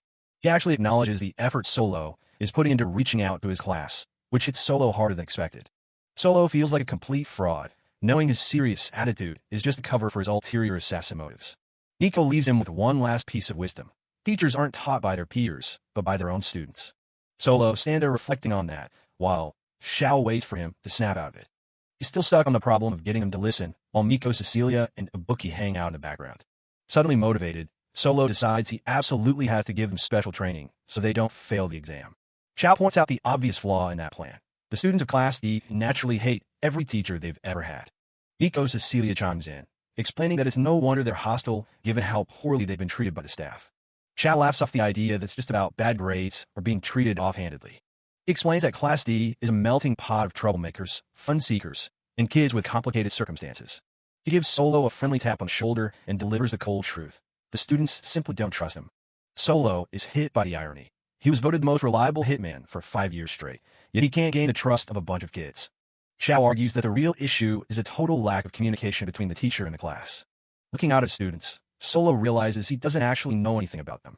Xiao gives him a mischievous grin, while Solo starts to feel the pressure of actually having to connect with them. He thinks about how much of a pain it's going to be, but he knows he can't ignore the importance of building rapport. He stares at the classroom door, wondering what on earth he's supposed to talk about with a bunch of teenage brats. Xiao calls him out for the brat's comment, but quickly pivots to a good idea he's been cooking up. As the class president, he takes it upon himself to be the bridge between the instructor and his classmates. The rest of the class can hear the commotion from inside and wonders what's going on now. Xiao kicks off the first round and announces that today's lesson is going to be something they can all play together. Solo and Ibuki peek in from the hallway, with Ibuki wondering if this is really the good idea Xiao's talking about. Solo is skeptical that just playing together will magically fix their trust issues. Xiao is full of confidence, grinning as he claims that everyone will listen to him because he's the president. The classroom erupts in a chatter, with everyone trying to figure out why they're suddenly playing games instead of studying. Dante is less than impressed, hearing that they're playing tag and immediately deciding he's not doing anything physical. Xiao isn't taking no for an answer, using brute force and his authority as leader to end the discussion right there. The scene shifts to the school ground where the chaos is about to begin. Solo finds himself designated as it for the game of tag, wondering if he's allowed to use magic to hunt them down. He spots some students from other classes passing by and wonders what their deal is. He overhears some faculty members talking about how Class D is a lost cause with zero chance of promotion. The teacher of Class 3B brags about how competitive society is, making Solo realize just how deep the divide between classes really goes. Xiao Shahar claps his hands, announcing that everything is ready to go. He knows the class is feeling unmotivated from being looked down upon, and he's determined to change that. Dante and some of the other students decide to join in, figuring it'll be a fun break from their usual lackluster studies. Xiao quickly lays out the rules. There's only one person running, and everyone else is it. The goal is to tag the target, and magic is definitely allowed. Then comes the big reveal. The target for this round is going to be their new teacher, Mr. Solo himself. Xiao adds a high-stakes condition. If Solo manages to evade them, the class has to obediently follow his special training plan for the midterm exam. Solo can't believe he was just roped into this. But the real hook is for the students. If they win, Solo has to buy them anything they want. The bookie and the others immediately start imagining all the loot they can get. Azu and her classmates are already listing off expensive magical items and ingredients they've been eyeing, their competitive spirits finally ignited. Xiao grins, maintaining a facade of neutrality as the class president. Solo realizes this has turned from a simple game into a full-blown confrontation. Despite being the leftovers of the school, the 13 students are motivated to prove they won't lose to a newbie instructor. Solo realizes he's actually managed to fire them up. Solo puts on his best teacher smile, accepting the challenge. If it means getting them to study, he'll play their game. The final parameters are set, a 1-hour time limit, the entire school grounds are in play, and brooms are fair game for the students. The bookie warns Solo that this isn't just tag, it's a battle. Since magic is allowed, things are about to get intense. To make it a fair game, the students strip Solo of his advantages, forbidding him from using movement or concealment magic, and banning him from using a broom. Solo prepares to make his move as the clock starts ticking. He's ready to show them what a professional can do, even with handicaps. Suddenly, a massive cloud of white smoke erupts, catching the students off guard. They wonder if the game has already taken a chaotic turn. It's Azu. She's thrown a specially made paralysis bomb, reminding the teacher that magic items were never off limits. She's aiming to end the game before it even begins. Solo didn't stick around to chat. Before anyone could blink, he completely vanished, leaving students staring at empty air. Azu was practically vibrating with excitement.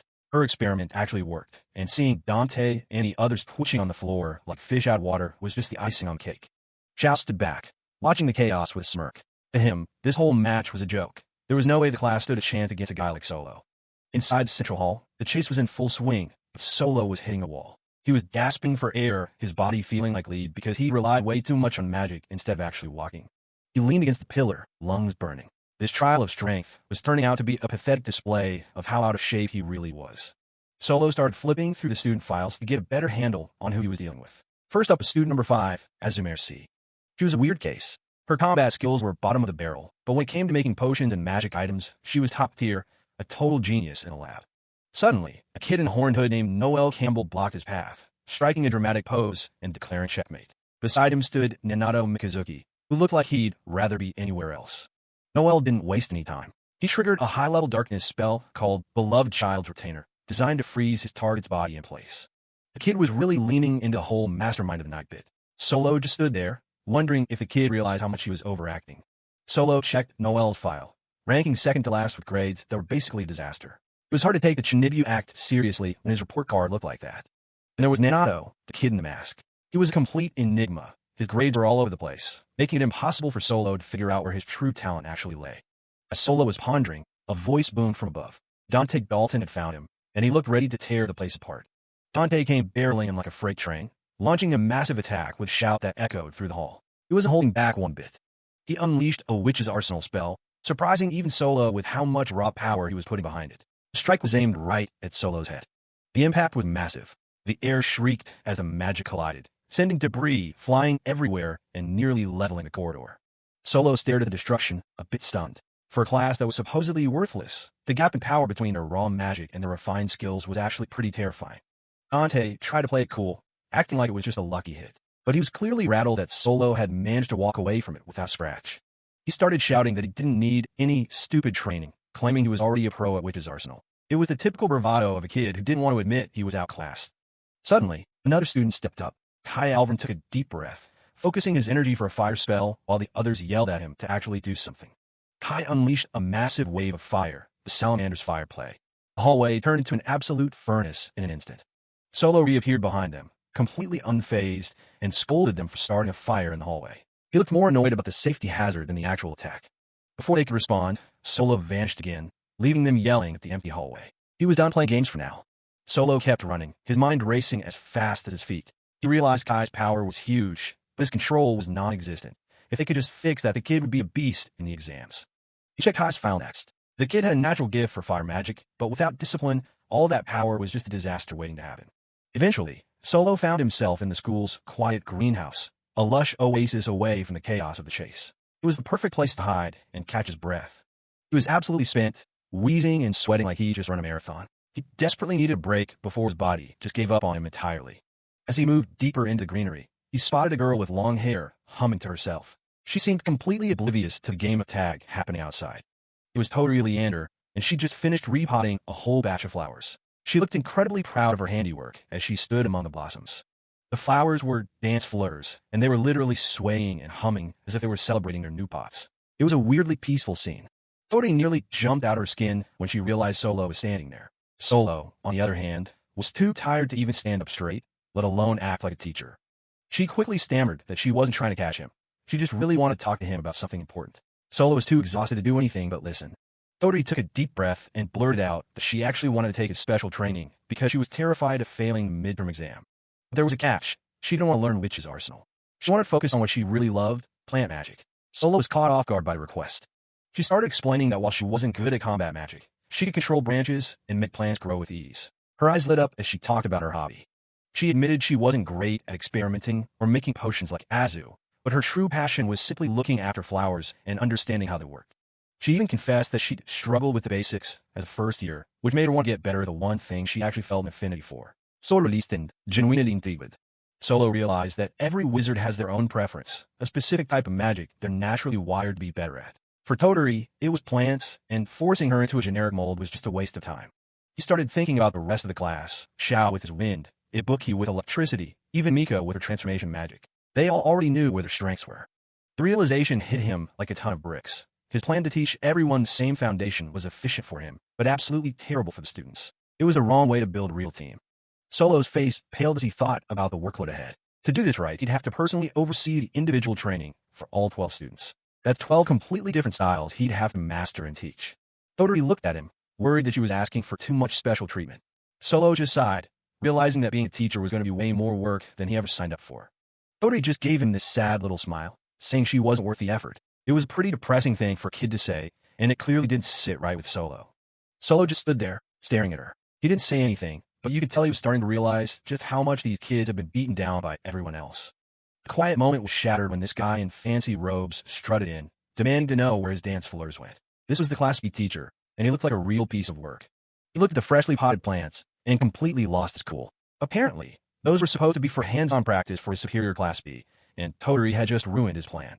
Totally was practically shrinking into herself, stuttering out apologies while the guy just kept loitering over her. He wasn't having any of it. He leaned in close, his face twisting into something genuinely nasty. He realized she was from Class D, and that's when the real insults started flying. Solo watched from the shadows, his eyes narrowing. He was finally starting to get it.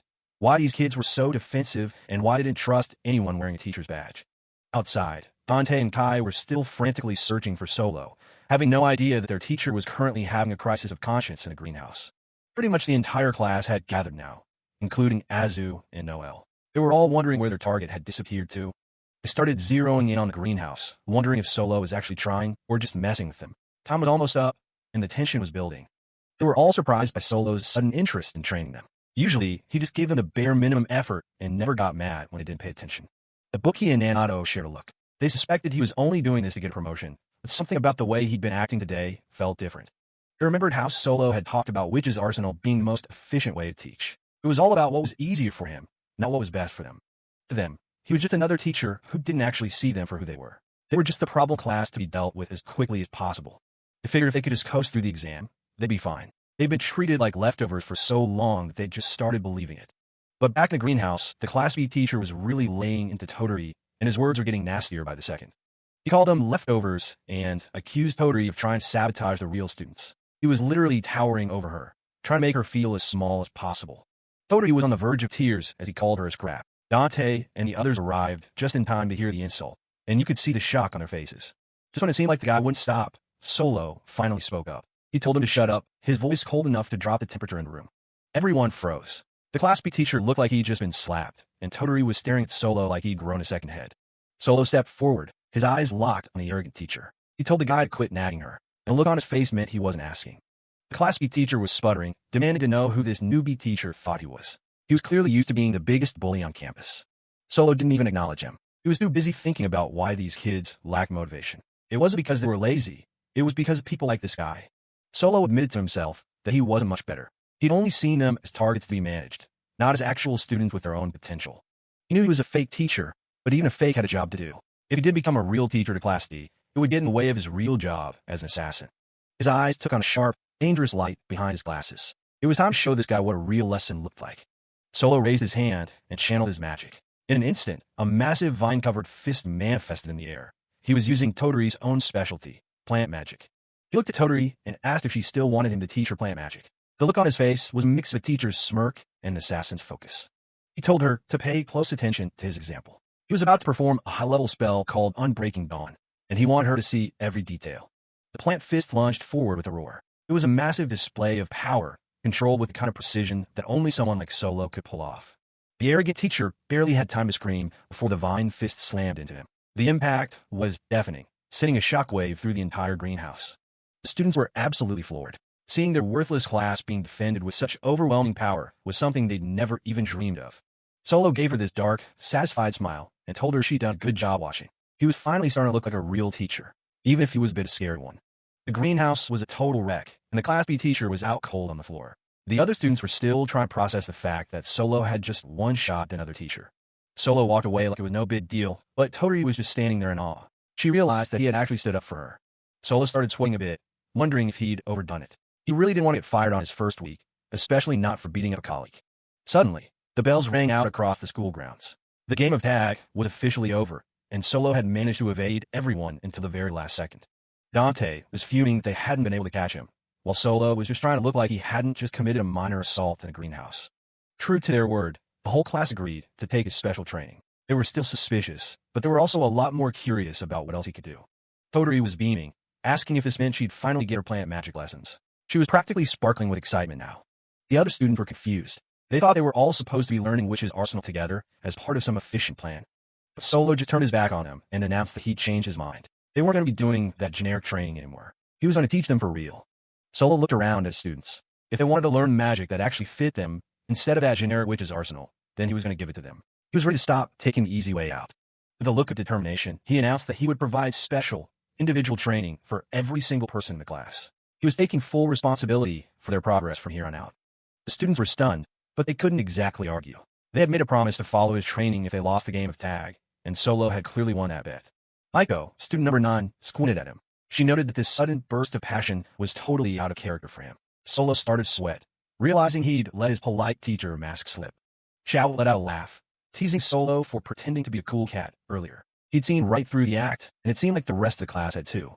In their minds, they saw Solo as this little cat trying to act tough. Xiao was having a field day with it, while Solo just wished he could disappear back into the shadows. Maiko continued her analysis, calling him sarcastic and unsociable with dead eyes. She definitely didn't buy the smiley persona he'd been trying to sell them since day one. Solo's inner monologue was screaming. As an assassin, he needed a non-suspicious persona, but he clearly failed to fool a bunch of teenagers. His perfect teacher act was a total bust. The class debated how teachers were supposed to act, with the bookie mentioning that teachers should always be smiling in front of their students. Solo realized he'd been relying way too much on his reference books. Surprisingly, the students admitted they preferred the real him they saw in the greenhouse, the one who actually got angry when they were disrespected. They didn't want a puppet teacher, they wanted him. Xiao and Maiko encouraged him to show more of his true self. They believed it would actually help the class bond with him. For the first time, they addressed him by his name, Solo Pastry. Solo was left speechless. He'd spent his whole life hiding his true nature, and yet these kids were asking him to let them see it. It was a completely new experience for an assassin. Xiao revealed that the whole game of tag was a scheme to get Solo's true nature to slip out. It was a huge success, and now the real training could finally begin. Totori was still on cloud 9, thanking Solo again for helping her out. Her smile was genuine, and it seemed like she was finally starting to believe in herself a little more. The rest of the class started shouting out what they wanted to learn. From darkness magic to better fire control, everyone was suddenly eager to get started. It was a complete turnaround from earlier. As the class chatted, Solo noticed someone watching from the branches of a nearby tree. There was still one student who wasn't part of the celebratory mood. It was Rex, student number 4. With a defiant look in his eyes, he made it clear that he wasn't won over yet. He told Solo flat out that he'd never approve of him, no matter what he did. The Orion School of Magic is buzzing with the news of the upcoming midterm exam, where the main task is monster subjugation.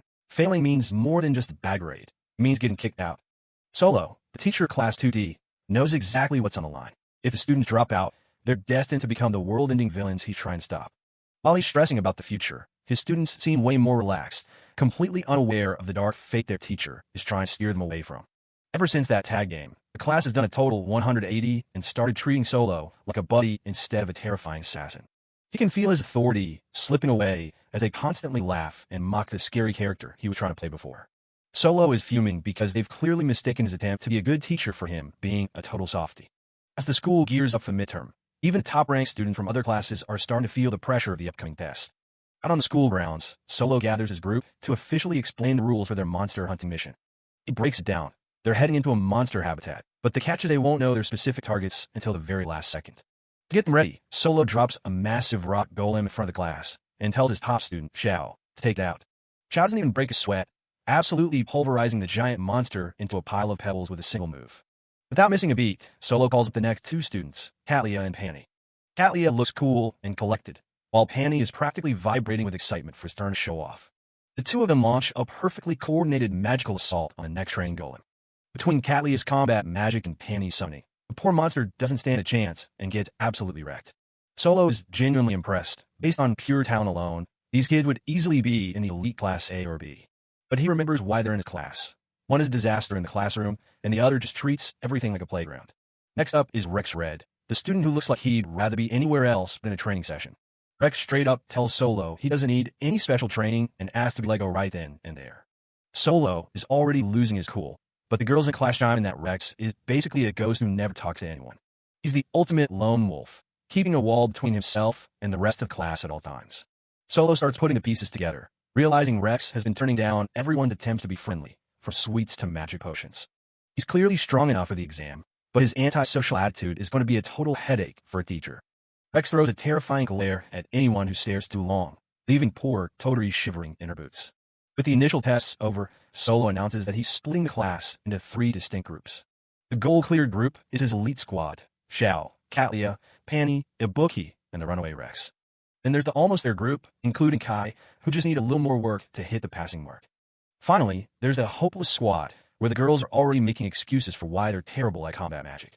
Between Noelle's weird crystal blood and Toturi's complete lack of confidence, this group is a total disaster zone. Solo realizes he has no choice but to kick off a brutal special training session to save them from failing. He tells the group that the secret to getting stronger is actually pretty simple. It's all about raw magic power. He compares it to working out or practicing an instrument. If you want to get good, you just have to do it over and over. To help them train, he releases a swarm of miniature golems and tells them to use their magic like their lives depend on it. Solo gets a little too enthusiastic during his lecture, shouting about how imagination and visualization are the keys to a powerful spell. He starts rambling about killing intent and exploiting vitals, totally forgetting he's supposed to be a teacher and not an assassin. He snaps back to reality and checks on Kai, who's trying to use his signature Salamander's fire play to cook some fried rice. Kai serves up a plate, but Solo's first bite reveals it's undercooked, chewy, and honestly a bit of a mess. Solo explains that the real point is control. It's much easier to master magic when you connect it to a hobby like cooking. He tells Kai they're moving on to egg tarts next, then heads off to give the rest of the class their own individual lessons.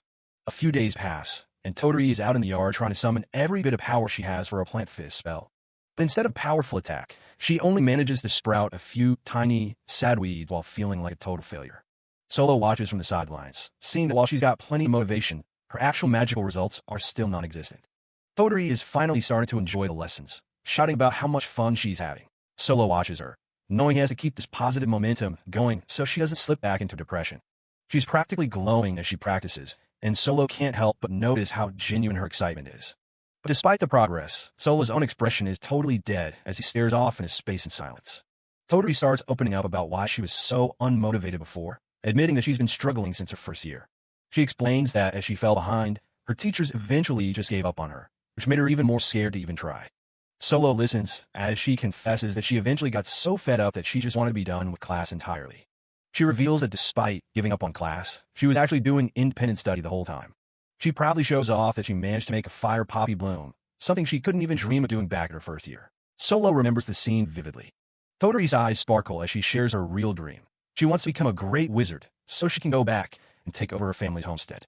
She shows Solo a picture of the place, a beautiful farm filled with herbs and flowers used for magic potions. Solo realizes that her motivation was never the problem. She just needed a reason to care that actually mattered to her. He thinks to himself that she has a perfectly wholesome, honest dream, and that her bad attitude was just a mask for her frustration. But a dark thought crosses his mind. If she's such a good kid now, why on earth is she destined to become an evil wizard in the future? Toturi snaps him out of it by asking about Rex, and Solo is caught off guard by the sudden shift in topic. They keep talking, but Solo can't shake the feeling that there's something he's missing about these students' supposedly dark futures. Toturi looks a bit nervous as they discuss Rex, while Solo notes that the guy's attitude is definitely a major problem for the class. He quickly shifts the focus back to training since the midterm is literally right around the corner. The day before the exam appears on the screen. The final day of prep arrives, and Kai is letting loose with a massive salamander's fire play, spelled to show how much he's improved. Kai is absolutely stoked, shouting, "I did it," as the rest of the class cheers him on for finally getting it right. But the hopeless five are still having a rough time, looking completely overwhelmed as a giant training golem looms over them. Solo is looking pretty exhausted himself, watching as one of the girls collapses in tears because she still feels like she's no good at magic. The morning of the midterm exam finally arrives, and the faculty is making all the last-minute announcements in main hall. Solo is slumped over his desk in faculty room, looking like he hasn't slept in a week as he counts the 5 students who still haven't cleared the training goals.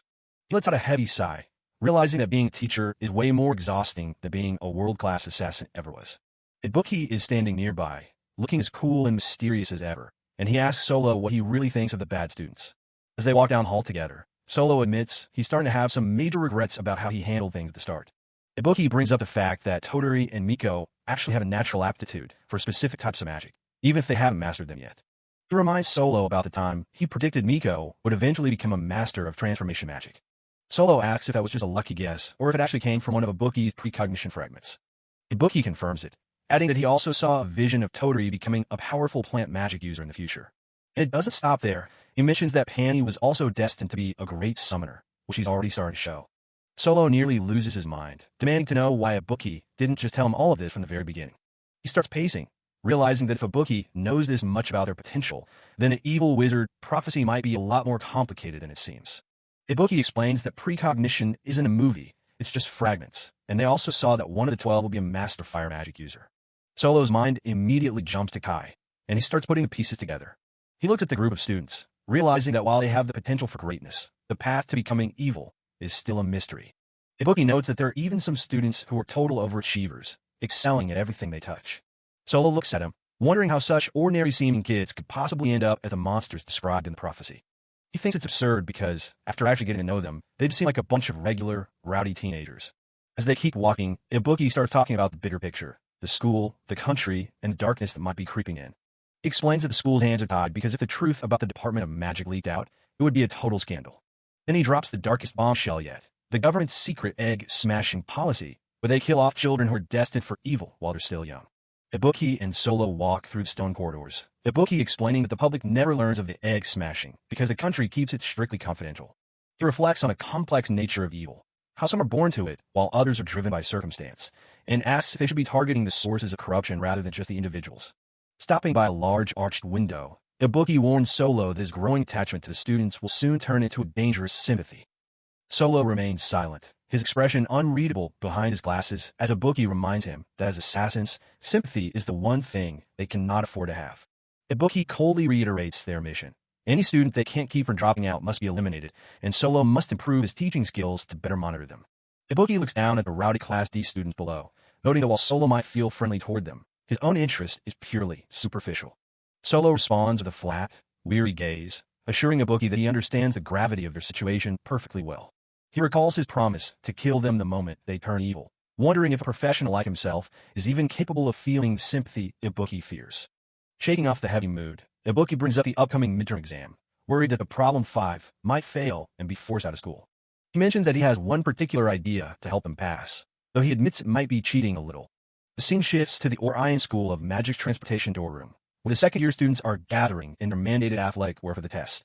Toturi looks pale with anxiety, her fighting spirit nowhere to be found, while Miko tries to bolster her confidence before the exam starts. Their nerves aren't helped by the snickering students from other classes, who openly mock Class D for their reputation as failures and future dropouts. The chattering stops as Vice Principal Nico Robert takes the stage with a microphone, officially announcing the start of midterm. He explains that monster subjugation is a fundamental duty for any wizard, and that this exam serves as vital preparation for the real-world requests they'll eventually handle. Lifting a set of enchanted keys, the vice principal explains that each class will be sent to a different, specific location for their assessment. With a heavy click and a groan of stone, the door leading to Class D's designated exam area begins to swing open. The students of Class D look back at Solo one last time before stepping through the shimmering portal into the unknown. They materialize in a muggy jungle, a humid, overgrown wilderness filled with massive prehistoric flora and strange, glowing fungi. The girls huddle together, taking in the intimidating sight of the giant jungle as they prepare for the hunt. Solo stands before them, his voice echoing through the dense trees as he officially declares the commencement of the midterm examination. He displays a magical diagram of their target, the Gormandrone, a large, moth-like creature with intimidating markings on its wings. Solo warns them that these monsters have been overpopulating the jungle and attacking travelers, making their extermination a matter of public safety. The rules are straightforward: find and subdue the creatures. Each successful subjugation earns them 1 point toward their grade. The students' confidence shatters when Solo reveals they need 10 points to pass, meaning they'll have to take down 10 monsters each before sunset. A final reminder echoes through the jungle. The task must be approached with solemnity, and they have only a few hours to complete it. The instructions emphasize that while they should pick fights they can win, this is a live combat exercise where anything can happen. However, during a job, the unexpected may occur. The guide warns as a sudden, massive splash ripples through a nearby pool. As if on cue, a gargantuan, scaly monster far beyond their skill level emerges from the trees, towering over the terrified students. Todori and Miko are frozen in place, their eyes wide with terror as the beast's long tongue flicks out in anticipation of a meal. For those who can't handle the pressure, Solo reveals the disappearings, emergency escape items that will transport them back to safety but result in an automatic failure. The morale of Class D hits rock bottom as the students stare at the rings, the fear of the jungle outweighing their desire to pass. Solo watches them with a piercing gaze, realizing that their motivation has completely vanished in the face of such overwhelming odds. He panics internally, realizing he has no idea how to inspire a group of teenagers or get them excited about a life-threatening challenge. Just as Solo prepares to signal the start of the exam, he notices a shift in the air as some of the students step forward. A sudden, powerful wham resounds through the clearing as the first monster is slammed into the earth with a decisive blow. To Solo's surprise, Xiao and Ibuki are already in position, their wands drawn and eyes focused as they take the lead. The rest of Class D, including Kai, can only stare in disbelief as the two strongest members of their group make the first move. Xiao adjusts his eye patch and gives the others a sharp, confident smirk, asking if they have any intention of letting the whole class pass. Ibuki looks back at the students, reminding them that standing still is the only guaranteed way to fail and questioning the value of their recent training. Miko and Todori are snapped out of their stupor, realizing that Xiao and Ibuki aren't willing to let the other class's insults define them. Fueled by a sudden surge of spiteful determination, Miko clenches her fist and vows to prove everyone wrong, leading the charge into the deep jungle. Xiao and Miko lead the charge, with Miko shouting, "That's right, let's go, everyone," as they sprint toward the monsters. The rest of the class follows suit, jumping into action with renewed energy. Even the more reserved students find their resolve, but one complains he isn't scared at all. Miko waves back at Solo, shouting that she'll see him later as she disappears into the dense foliage. Solo can only watch in bewilderment as his class transforms before his eyes. Solo smiles faintly, thinking to himself that for a group of leftovers, they certainly have a lot of spirit when they're properly motivated. He notices one student hasn't left yet. Rex Red, student number 04, stands there, his arms crossed and his eyes sharp beneath his patterned bandana. Rex makes it clear that he isn't following the group's lead. He prefers to work alone and at his own pace, finding the idea of moving together for an exam to be stupid. Rex admits that while he understands Solo's logic, the teacher's attitude still irritates him. Solo's sweat drops, realizing he hasn't won everyone over just yet. Closing his eyes briefly, Rex warns Solo not to get a wrong idea. He hasn't accepted him as their teacher, regardless of what the other students think. Before walking away, Rex fixes Solo with a piercing, serious stare, asking if the man truly has the resolve to remain the teacher for a class as troubled as Class D. Rex vanishes into the jungle, leaving Solo alone with his thoughts. A voice from a nearby communication device reminds Solo to refrain from advising the students once the exam has begun. Solo adjusts his glasses, his mind racing. He wonders what exactly Rex meant by that question and what kind of darkness the boy is hiding. Back at the school, Vice Principal Nico Robert watches the magical monitors, noting the unusual developments with a thoughtful HM. Nico Robert observes that last year, many students dropped out during this very exam. He wonders what kind of abilities this year's second years will ultimately display. A new voice interrupts his thoughts. Julius, the head teacher of Year 2, approaches with a polite greeting, his hands clasped behind his back. Nico is surprised to see him, having thought Julius was away on a long-term business trip. Julius simply explains that he managed to finish his work earlier than expected. Julius offers a bright, almost too perfect smile, claiming that missing the chance to watch over his students would make him a poor head teacher. It turned their attention to the monitors. Nico reports that several Class S students have already reached the 10-point goal, showing high competitive spirit. However, the news isn't all positive. A few students from Classes B and C withdrew from the exam before it even started, unable to face the monsters. Julius asks specifically about Class D, his fingers twitching as if he's anticipating a particular answer. Nico notes that Class D usually has the most dropouts, but this year is a rare exception. Not a single one of them withdrew before the start of the test. Julius gazes at the screen, showing the energetic Class D students, a thin, knowing smile playing on his lips as he remarks on how excellent the situation has become. Nico is absolutely dying in this heat.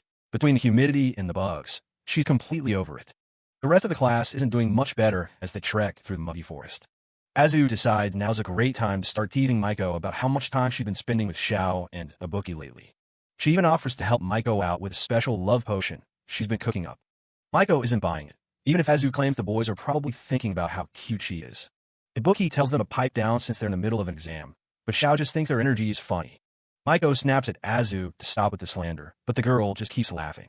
Azu gets a creepy look in her eyes, probably thinking about all the new test subjects she has in Class D. Kai chimes in, praising Ibuki and Xiao for how cool they look taking down a golem during training. Then he ruins the moment by laughing and saying Ibuki is actually super dumb when it comes to books. I get a rise out of Ibuki, who looks ready to start a fight right there. Noel and Katlia just watch the chaos, reflecting on how everyone has their own set of flaws to deal with. Ibuki gets annoyed that people are talking behind his back, even if they're technically right. High up in the observer station, Vice Principal Robert and Head Teacher Julius look down, noting how laid-back Class D seems. The exam is supposed to be a cutthroat scramble for points, with students racing to snag monster kills from each other. Julius isn't impressed, calling their teamwork tepid and typical for the bottom-tier class. Down on the ground, Solo listens to his students' constant yapping and just looks exhausted. He's the one who told them to act as a group to look better for the observers, but he didn't expect this much chatter. While the others talk, Toturi looks off into the distance, looking a bit worried. She notices that Rex isn't anywhere near the main group. Dante and Panny figure he's just doing his own thing, since Rex has always been a lone wolf. Toturi stays silent, clearly still thinking about him. Her mind drifts back to the welcome party they threw for a bookie a while back. Rex didn't even stick around for the food, walking away before the party really got started. Toturi had tried to stop him, reminding him he's part of the class too. But Rex just gave her a cold stare and told her not to talk to him. Back in the present, Azu starts teasing Toturi about having a crush on the guy, which sends her into a panic. The joking stops when Xiao and Ibuki suddenly signal everyone to be quiet and look down. Below them, a swarm of Gorman drones is busy tearing apart and eating another monster. It's a pretty gruesome sight that has the girls shuddering, though Solo notes it's been a while since things got this bloody. Two drones break off from the swarm and charge straight toward the group. Ibuki stays calm and activates his magic, preparing to intercept them. Xiao joins in, unleashing a gust of wind to knock the monsters back. The rings on their fingers start chiming as they rack up points for the kills. Xiao points out that since they're lucky enough to find a whole swarm, it's the perfect chance for everyone to get some points. Watching them work, Dante realizes just how much of a gap there is between him and the top students. He remembers Solo telling him to ditch the giant, flashy weapons he usually tries to make. His magic, Witch's Arsenal, lets him create weapons, but Solo pointed out that his current skills aren't up to par. To prove a point, Solo had shattered Dante's massive sword with a single strike, calling it brittle. He told Dante to focus on the basics first, like mastering a simple dagger or knife. Solo's advice was blunt. There's no point in bluffing with big appearances if the weapon is actually weak. Dante takes that lesson to heart now, ditching the giant sword to deliver a precise strike to a drone's weak point. Dante jams his blade right into the drone's eye, ending it instantly. His classmates are genuinely shocked he knew exactly where to aim. He plays it cool, claiming it's just something he picked up from a book a long time ago. Solo give him a rare bit of praise, noting that he did pretty well. Meanwhile, Nanato Mikazuki is standing off to the side, looking as gloomy as ever. Azu tries to give him a tip about the monster's weaknesses, but Nanato just mopes, convinced he can't handle a whole group of them. He's totally wallowing in self-pity, while Azu desperately tries to cheer him up. Solo watches him, remembering how training the kid seemed almost pointless with how much he mumbles to himself. Nanato is the type to blame a bad day on luck, making Solo wonder if he's just too moody for magic. He complains about everything being too hard, from breakfast to the world in general. When Solo asked if there was any specific magic he wanted to learn, Nanato didn't even have an answer. He just wandered off into the woods, convinced he was too boring to even have friends. Solo didn't let him get far, catching up to explain how a person's mental state directly affects their magic. He quizzes Nanato on what an access incantation is actually for, and the kid correctly guesses it's like a key. Solo goes on to explain that most wizards just have the words pop into their heads the moment their magic wakes up. It's a process called Witch's Revelation, where the magic practically speaks for itself. He tells Nanato that with enough practice, you don't even have to say the words out loud to make the magic work. Back in the present, a drone suddenly lunges for Noelle, and Nanato's eyes snap wide open. Noelle is frozen in fear, looking up at the terrifying insect monster about to strike. Something in Nanato snaps, and he screams that he'll kill the thing for daring to touch his best friend. All that gloom vanishes, replaced by a dark, intense rage. He unleashes a poison beat attack that completely consumes the drone. His classmates can barely believe this is the same guy, as he hit the point and walked away like it was nothing. Everyone is starting to find their groove, and Solo watches the progress with a small sense of relief. But there's still a problem. 5 of his students haven't scored a single point yet. Solo decides their only real option is to cheat, a little, and he looks towards Xiao and Ibuki to carry out the plan.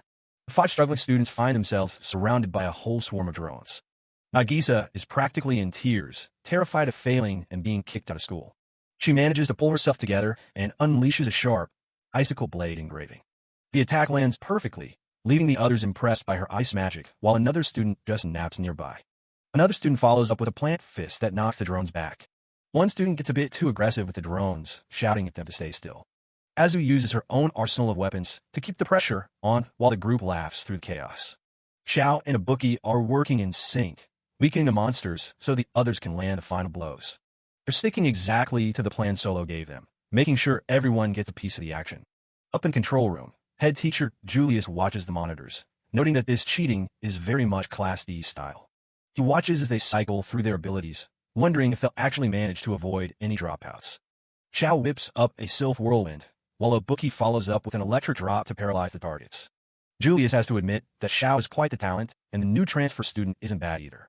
The monitors show the drones twitching on the ground, just waiting to be finished off by the weaker students.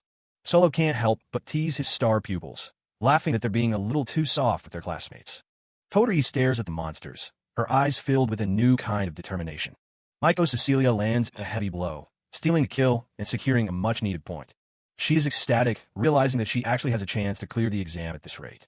Looking at his students, Solo reflects on a past conversation with Noel Campbell about the nature of his magic. Noel had wanted to learn a complex body control spell called the Beloved Child's Retainer because it sounded cool. Solo had shut the idea down, forcing the boy to focus on basic movement exercises first. That training pays off in the present as Noel uses a small-scale, icicle blade engraving to finish off a drone. The class celebrates their collective success, cheering as the points finally start to add up. Even the usually stoic Solo can't help but feel a sense of accomplishment for his ragtag group. Ibuki and Xiao Shahar share a quiet moment of satisfaction, knowing their coordination is the key to this victory. This elaborate teamwork was all part of the sharing while calling it stealing plans Solo proposed before the exam. He had been brutally honest, telling the lower-ranked students they were essentially guaranteed to fail on their own. By pairing them with high-level students, he created a loophole that would ensure everyone reached the required score. The students were stunned by the plan, unsure if such a calculated tactic was even permitted. Solo officially introduced Xiao and Ibuki as the primary support team, whose job was to weaken every target. Toturi Leander was the first to question the morality of it, wondering if it truly counted as their own achievement. She felt that it bordered on unfair, but Solo argued that the rules only cared about the final result. He explained that real-world survival often depends more on exploiting advantages than on raw power alone. With a dark, confident grin, he declared that they were about to execute some top-tier cheating. The group could only stare in horror at their teacher's terrifyingly opportunistic mindset. Toturi finally asked the question on everyone's mind. Did Solo think so little of their skills that he had already given up on them? Solo's being blunt. He tells the students that, as they are right now, it's basically impossible for them to pass. The class can't believe their ears. Their teacher straight up tells them they lack any real ability. He doubles down, reminding them that compared to everyone else, they're at the very bottom. It's a harsh truth. Every other teacher in this school has already written Class D off. Toturi and the others can only stare in silence. The realization of how they're actually viewed finally sinks in. But Solo isn't just there to trash them. He says it's his job to make sure they actually make it through this midterm. The plan he proposes is unorthodox. Even the students are a bit hesitant about his methods. Then Maiko pipes up with her beast ears twitching. She thinks stealing points sounds like a fantastic idea if it keeps them from failing. The teacher explains it's a competitive exam anyway. Scrambling for monsters is just part of the game. Flash forward to the exam, and Xiao is sweating bullets. That first encounter was way closer than he would have liked. His strategy is simple. Let the heavy hitters do the work, and the rest just swoop in for the final blow. It's a gamble, but it's the only way a class of failures can survive this mess. The plan actually works. The class wipes out a swarm of drones, and points start rolling in for everyone. Everyone except Toturi. She's sitting there with a big fat 0 on her scorecard, looking like her soul just left her body. Up in the trees, Solo's keeping close watch. He notices she's struggling to keep up with the vibe. The group finds some fire poppies, which are supposedly super rare magic plants. Toturi tries to focus on them, but it's hard to be excited when you're the only one failing. She's totally depressed. While the others celebrate their points, she's just wallowing in her own uselessness. She starts crying, admitting she's always been bad at magic. The pressure of the exam is just too much. Xiao jumps in to save the mood. He tells her not to be so hard on herself. The day isn't over yet. He and Bookie give her a thumbs up. They've got her back, and they're not letting her quit now. That does the trick. The girl wipes her eyes and declares she's done moping around. Maiko hands over the poppy she found, a little piece offering to keep the team's spirit high.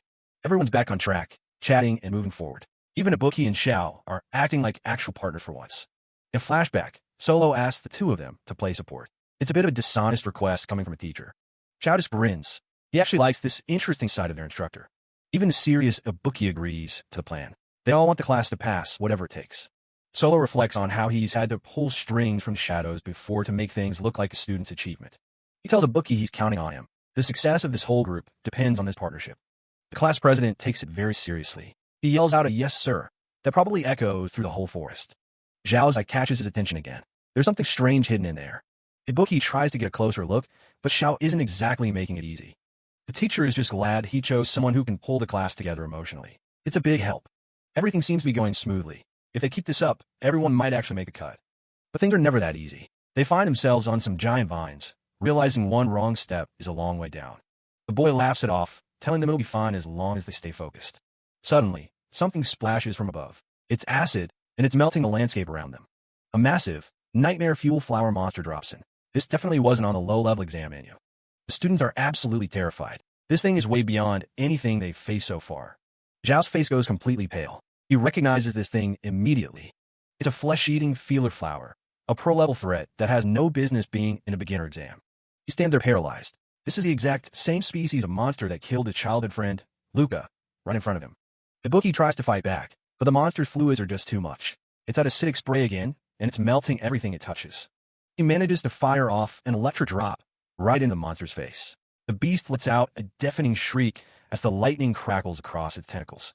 But it's not enough. The monster is still standing, and Zhao's expression darkens. This is exactly what he feared would happen. Zhao explains the grim reality. This thing is a flesh-eating feeler flower, a high-level beast with a magic-resistant hide as tough as industrial armor. The rest of the class is in full-blown panic mode. They weren't prepared for something that even pro-wizards struggle to put down. Suddenly, the monster's tentacles lash out, snatching Ibuki right out of the air. He lets out a pained groan as the beast starts to squeeze. The flower is going absolutely berserk now, thumping its massive tentacles against the ground like it's throwing a lethal tantrum. Ibuki shouts for everyone to get out of there while they still can. Xiao is frozen, stuck between his instinct to run and his need to help. In the chaos, Toturi loses her footing. She lets out a cry as she slips, becoming a prime target for the rampaging beast. Toturi! The class screams her name as she falls. She's completely defenseless without her protective gear. Just as things look their worst, a giant wolf-like creature leaps through the air, barely missing her as it charges into the fray. Back at the monitoring station, Vice Principal Robert is losing his mind. He realizes that if Toturi's ring doesn't activate, she's as good as dead. And then comes the worst news possible. Solo informs him that Toturi isn't even wearing her ring. She's completely exposed. Toturi is huddled on the ground, shaking like a leaf. She finally realizes just how big of a mistake she made by forgetting her only lifeline. Solo doesn't waste another second, racing toward her location. He has a bad feeling that things are about to get even worse. The sound of heavy footsteps echoes through the clearing as a figure approaches the battlefield. The massive flower monster looms over the fallen students, its central mouth dripping with anticipation for its next meal. Toturi is cornered, but through the chaos, a mysterious figure watches with a twisted smirk, enjoying the desperate struggle. Back in the fight, Zhao's face is a mask of sweating intensity. He's reaching his breaking point, and he's not letting this end like last time. He focuses all his energy into his one good eye, searching for any possible opening in the monster's defense. Robert watches the monitors with a grim expression. A monster like this appearing now could mean the absolute annihilation of Class D. But head teacher Julius steps in, telling the vice principal to hold back. He thinks this brush with death is exactly what the students need to mature. Xiao is struggling to breathe, his heart hammering against his ribs. He tells himself to get a grip, forcing his shaking hands to steady. His mind flashes back to the day his world fell apart. The day a monster of the same species took his best friend's life. He knows he can't stay the same scared kid he was back then. If he wants to survive this, he has to become someone stronger. Memories of that day come flooding back. It was supposed to be a simple field trip to some historic ruins to observe magic artifacts. The teacher back then had told everyone to stay vigilant, warning them that this was a site where ancient witches once lived. Young Luca was so excited, leading the way while Xiao trailed behind, always a bit more cautious than his bold friend. Luca even teased him for being too serious, reminding him that life isn't just about messing around and studying. He gave the boy a bright grin, full of the kind of hope that only a kid with big dreams can have. But that hope was shattered when the monster suddenly burst from the earth, its tentacles reaching out to drag them into the dark. Luca didn't hesitate, shouting for everyone to run while he stepped forward to play the hero and distract the beast. He spoke of his dream to join the Wizard Knights, even as his hands trembled with the same fear that Xiao is feeling right now. They had promised to buy time together, two kids against a monster they had no hope of defeating. Then the screaming started. Xiao can still hear the sound of the beast tearing through his friend's defenses. Back in the present, the nightmare is repeating itself as a bookie is pulled into the monster's gaping maw. Xiao can only watch in horror. His hands are shaking so hard he can barely hold his staff, the weight of the past threatening to crush him right then and there. He grits his teeth, cursing his own cowardice. He's sick of being the one who just stands by and watches people die. With a desperate roar, he unleashes a barrage of magic, calling forth the night of the devilish winds to blast the beast. But the magic just dissipates against the monster's thick hide. He grits his teeth, realizing his spells are barely leaving a scratch. He keeps firing anyway, blast after blast filling the air with smoke and debris as he pours everything he has into the attack. The rest of the class has to dive for cover as Xiao starts firing randomly in a blind rage. They shout for him to stop before he accidentally hits one of them. Xiao is spiraling, his mind trapped in the past. To him, the monster looming over them is the same one that took everything away, and he feels just as helpless as he did back then. If I was stronger, he whispers, his voice trembling. Around him, the other students are shouting for him to calm down, their voices barely reaching him through his panic. Suddenly, someone smacks Xiao, commanding him to settle down already. It's the physical shock he needs to snap out his blind, magical rampage. Xiao blinks, his eyes widening in shock as he looks up. Through the haze of his terror, he sees a familiar face that he thought was already lost to the beast. It's a bookie, looking surprisingly composed despite just being in the creature's clutches. He casually explains that Zhao's blind barrage actually provided the opening he needed to slip free. A bookie turns to the rest of the class, his gaze hard. He knows they can't run. If they don't take this thing down right here, their path forward is completely blocked. He looks directly at Xiao and asks the one question that matters. How do we defeat it? He's putting his trust in the one person who knows this monster best. The bookie knows about the tragedy with Luca. He realizes that Xiao didn't just spend years mourning. He spent them researching every single detail about the creature that killed his friend. Zhao's mind flashes back to his long nights of study. He remembers the specific weakness he discovered. The monster's hide is impenetrable from the outside, but it's vulnerable from within. He explains the biological secret, a second, softer mouth hidden deep inside the first one that only reveals itself when the creature is in the middle of feeding. The bookie listens intently as Xiao describes the plan. If they can land a powerful enough blow from the inside, it will cause a systemic shock that weakens the outer armor. Without a single moment of hesitation, Ibuki prepares to launch himself back into the fray. Here I go, he shouts, charging headlong at the beast. Xiao tries to stop him, realizing the insanity of the plan. Ibuki is literally volunteering to be eaten, trusting Xiao to provide the necessary support from the outside.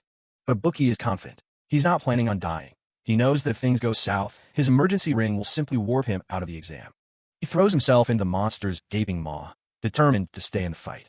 He's not about to let his grade, or his life, be taken by some overgrown weed. Xiao watches him go, his hand still shaking. The doubt is still there, gnawing at him, telling him that he's not good enough to pull this off. Ibuki's voice echoes in his mind, blunt as ever. He admits he might not like Xiao, but he respects the sheer power behind the boy's magical ability. He looks Xiao right in the eye, his expression one of grim determination. He's putting his life in Zhao's hands because he believes that together they have a chance. For the first time, the fear in Zhao's gaze is replaced by resolve. He takes a deep breath and finally finds his voice. We can do this. Xiao and Ibuki charge in for one final push against the giant monster. The beast isn't going down easy though, letting out a massive blast of toxic pollen. The spores hit the students hard, and their vision starts to go blurry in seconds. Magic circles flare as they struggle to keep their focus through the haze. Ibuki manages to force his magic through, summoning protective runes to stabilize their power. A massive sphere of energy erupts, clearing the toxic air in an instant. But the plan strikes back, wrapping both of them in its crushing tentacles. Ibuki breaks free and launches himself straight toward the beast's core. The monster opens its mouth wide, ready to finish them off once and for all. That's when Ibuki drops his electric drop spell, shocking the creature's heart. The plant turns a sickly shade of gray as the lightning fries it from the inside. With the monster stunned, Ibuki yells for Xiao to take the final shot. Xiao launches into the air, activating his Knight of the Devilish Winds technique. His wind blades slash through the tentacles, clearing a path through the debris. His eyes start to glow with that weird star shape again as he goes for the kill. He brings down a massive storm of blades that tears the monster apart. The giant plant beast finally collapses, its body turning into a heap of dead vines. Ibuki lets out a long sigh of relief, looking totally exhausted and covered in slime. The rest of the class can't believe it. They actually managed to pull off the win. Up on the balcony, Julius watches the scene unfold with a cold, suspicious look. As the adrenaline fades, Xiao looks at his hands, his mind wandering back to the past. He thinks about Luca and how things could have been different if he were this strong back then. He knows there's no changing the past, but he's determined never to fail like that again. From the shadows, Solo keeps a close eye on Zhao's lingering power.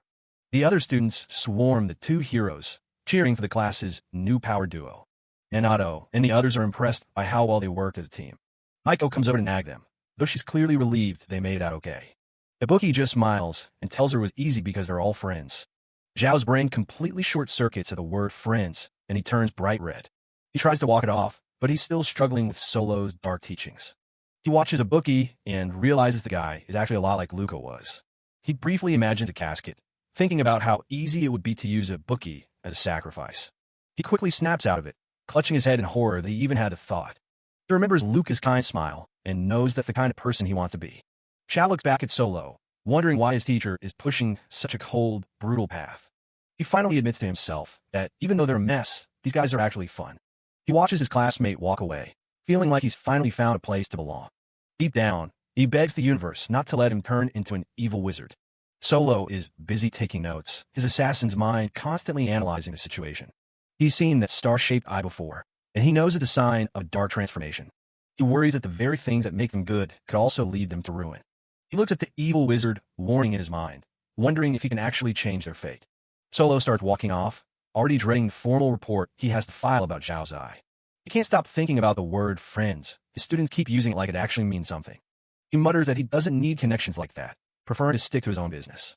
Out of nowhere, a massive plant monster screeches and blocks his path through the trees. Most people would run, but Solo just looks annoyed that he's being delayed again. He pulls out a spell from his witch's arsenal, light flaring in his eye as he charges it up. A single unbreaking dawn blast completely vaporizes the creature, clearing his path. He heads deeper into the woods, assuming Ibuki and the others are doing just fine on their own. He finally tracks down the ruins where he thinks his student Toturi might be hiding. He finds her unconscious on the ground, but there's a huge beast standing over her like a bodyguard. The creature is actually Rex, who's been secretly using his beast form to keep her safe. Solo stares, realizing Rex has been following the girl and protecting her this entire time. He thinks back to what he knows about the prestigious Orion School of Magic. A memory of young Toturi pops up, showing her eating a snack and dreaming of the future. She and Rex were close, even as kids, spending their days playing near the giant trees in their village. Toturi was convinced they'd both become great wizards and change the world together. Back in reality, Rex stays close to her, his beastly gaze filled with worry. He whispers her name, clearly terrified that something might actually be wrong. Solo moves in to check her over, confirming she's just unconscious and hasn't been hurt. Solo just stares at the beast boy with a deadpan expression, making things extremely awkward. He gives a creepy little smile and tells Rex not to mind him, which is the worst thing to say. Rex freaks out, his face turning bright red as he screams at Solo for being such a weirdo. Solo tries to act like he's just there for an emergency, but Rex isn't buying the nice teacher act. With a quick poof, Rex shrinks back down into his mascot-sized animal form. Solo is genuinely intrigued, noticing the boy change shapes without using any magic. He realizes Rex is a beast person, a race that can transform as a natural physical trait. Toturi finally wakes up, looking confused as she sees her teacher and her friend hanging out. She explains that she and Rex grew up in a farming village way out in the countryside. Solo sits with them as they rest, listening to her talk about the thriving fields back home. He ponders the nature of beast people, who are a perfect mix of human and animal traits. Rex gets defensive when called a dog, insisting he's a wolf, though Toturi thinks he's adorable. Solo is frustrated that the school never warned him about Rex's special abilities. He tells them that while rare in the city, there's nothing wrong with being a beast person. They explain that most can only transform into one specific animal form, and that's it. Solo checks his documents again, feeling like he's missing half the class's information. He realizes he was never given a proper class record when he first infiltrated the school. He remembers that Class B teacher laughing his head off about withholding the data from him. Solo gets a massive headache thinking about the internal politics and the students he still doesn't understand. He wonders if Toturi being saved by a teacher will get them both disqualified. Toturi doesn't seem to care, though. She's just happy she's still in the game. Solo tells her to thank Rex for the save, then mentions he needs to go report to the vice principal. Solo stops and wonders how to bring that monitor back up. Rex looks incredibly guilty as Toturi asks if he's been following them. She puts the pieces together, realizing his timing was way too perfect for it to be a coincidence. Rex finally admits he was there the whole time, making Toturi cheer. He immediately starts making excuses, claiming her parents asked him to keep her from failing. Toturi doesn't care about the excuses. She's just happy he's always looking out for her. She looks back at all the times she got lost or hurt as a kid.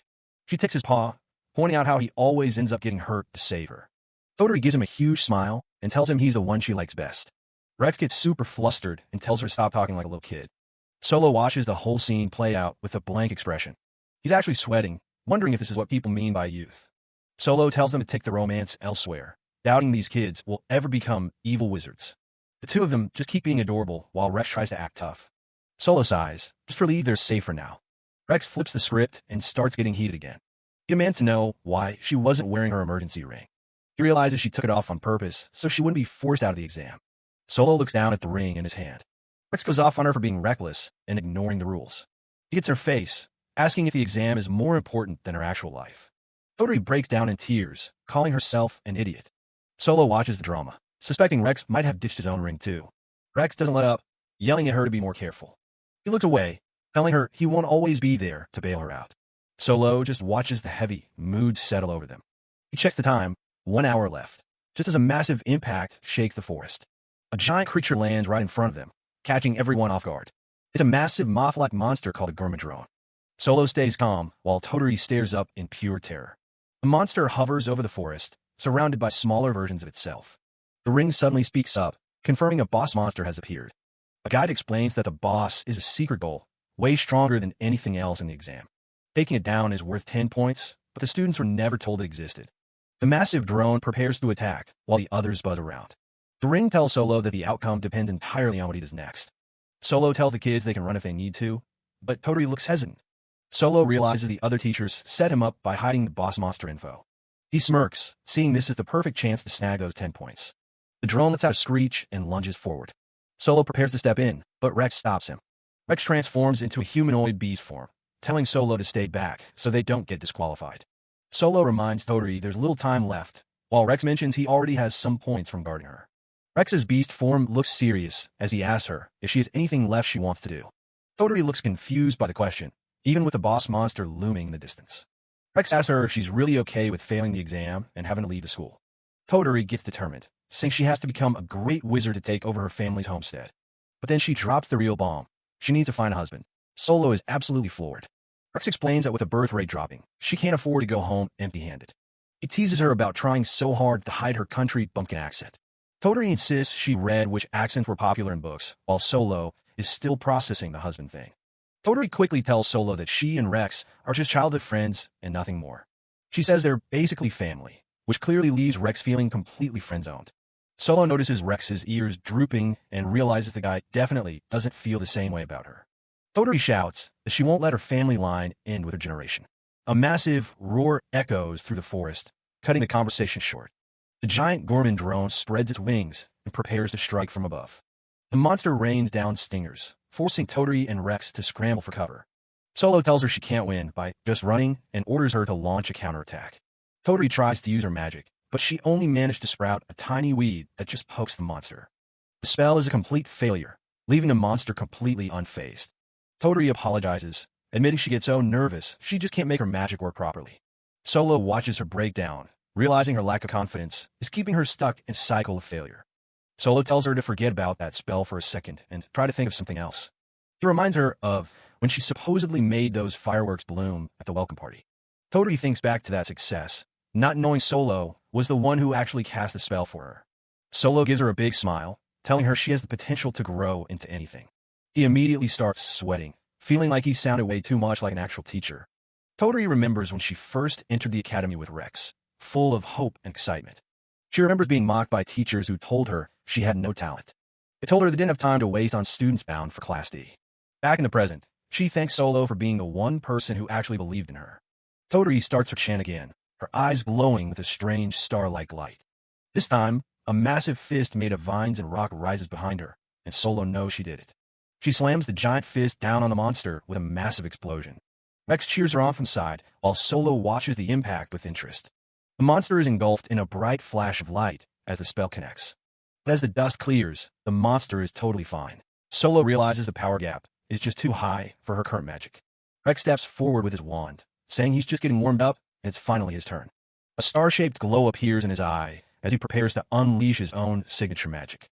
Xiao Shahar's eye glints with a star pattern as he prepares to unveil his signature magic. Rex surges forward, activating his Scarlet Oath ability. Toturi provides immediate backup, casting Moonlight Escort to amplify their strength. Surprised by the sudden flow of energy, Toturi looks at her hands while Solo observes from a distance. She slams a massive plant fist into the target, creating a devastating impact. Solo is impressed, noting that high-level support magic like this shouldn't be common for second-year students. The monster takes a direct hit, but Rex is already showing signs of exhaustion. The Mandrone quickly deploys a magical shield, blocking the next strike with a heavy thump. As the fight turns into an endurance match, Solo watches closely, knowing this isn't the most efficient way to win. Rex is struggling to breathe, the magic-heavy support spell draining his energy far too quickly. He tightens his grip, refusing to let go of the technique he worked so hard to master. He looks at Toturi, his mind drifting back to the reason he started this journey. Long before Orion, Rex's family moved to a quiet village in the west. They settled in right next to the Leander farm, though young Rex was far too shy to greet his new neighbors. Little Toturi didn't let that stop her, introducing herself with a burst of energy and a bright smile. He ran away immediately, leaving his mother to apologize for his bashful nature. Rex spent his time hiding under a large tree, content to stay alone in the shade. But Toturi tracked him down, popping up with a large bouquet of flowers as a peace offering. He stared at the gift in shock as she declared them a token of their new friendship. She talked his ear off about her family's farm and how she planned to run all by herself one day. She explained that bridal veil flowers meant happiness, and she wanted him to have all the luck he could get. She wouldn't stop, adding that the flowers also symbolized wishing for someone's joy. When Rex asked why she cared so much, she burst into tears, admitting she was lonely and just wanted a friend. Eventually, they became inseparable, spending their days studying the basics of magic together. As the years passed, Toturi's cheerful spirit never wavered. By 12, Rex was a regular helper on the farm, carrying heavy loads and working by her side. The local villagers noticed their bond, whispering about how much the boy clearly cared for her. They joked about them getting married one day, causing Rex to turn a deep shade of red. But the gossip took a darker turn, as others reminded him that Beast people weren't supposed to marry into other races. They spoke about bloodlines and heirs, concluding that a future between them was simply impossible. His father warned him not to cause trouble for the Leanders, telling him he would understand the reality of their situation eventually. He was told that when he grew up, he'd find someone of his own kind of love. Toturi suddenly interrupted his thoughts, calling his name as she ran over with a book in hand. She was excited about the upcoming entrance exams, even if the thought of Orion was a bit intimidating. Her dream remained the same. She would become a wizard to protect and preserve her family's legacy. She loved the farm too much to let it go, and she wanted Rex to be part of that future. Rex could only listen, the words of the village elders weighing heavy on his heart. She joked that once she got to school, she'd have to look for a husband to help her run the estate. Rex froze in shock, but she just laughed it off, teasing him that she was the older one because her birthday came first. Back in the arena, the boss Mandrone unleashes a massive blow that shatters Rex's concentration. Its vines slam into the ground with a heavy thud, throwing the pair back. Toturi lets out a scream as the monster lunges forward for a final, lethal strike. Rex is nearly taken out by a massive swipe, barking at Toturi to keep moving. The boss Mandrone counters their assault by deploying a powerful shield magic called Witch's Stronghold. Rex grinds his teeth as he realizes the monster is using the same defensive tactics they were taught in their first year. He warns Toturi that they're in a dangerous position and tells her to wait for a signal to strike. Toturi is shocked by how much he's pushing himself, asking why he goes so far for someone like her. Rex shouts that it's all for her dream, making it clear that her success is the only thing he cares about. He admits that he's come to love her family's farm just as much as she does, tying their fates together. Toturi is moved to tears, offering a soft smile of gratitude despite the chaos surrounding them. Watching from the sidelines, Solo wonders if Rex's entire motivation for coming to this school was just to protect Toturi. Solo finds his thoughts drifting away from the exam, feeling a strange connection to the students below. He recalls a warning from a bookie about the danger of sympathy, which can turn an assassin away from their cold path. He tries to maintain his persona as number 0, the cold-blooded assassin, but his heart isn't fully in it. Solo looks at the ragtag members of Class D, realizing just how much he's already invested in their growth. He tells himself they're just kids with problems to solve, but the more he watches, the harder it is to stay detached. He wonders if the simple act of recognizing their humanity is already the sympathy he's supposed to avoid. A flicker of memory crosses his mind, a time when he, too, just wanted someone to acknowledge his existence. The sudden voice of Vice Principal Robert snaps him back to reality through the magical monitor. The school officials are keeping a close eye on the battle, reminding Solo that he's strictly forbidden from helping. Solo mentally scolds himself for getting distracted by his own thoughts in the middle of a high-stakes exam. Back on the battlefield, Toturi hardens her resolve, determined to take down the boss and secure their points. Rex admits he's nearly out of magic energy, meaning their next move has to be a total victory. Toturi reveals a batch of fire poppies she collected, suggesting they use them for a strategic advantage. She explains that these plants grow wild in the jungle and might be the key to hitting the monster's weak point.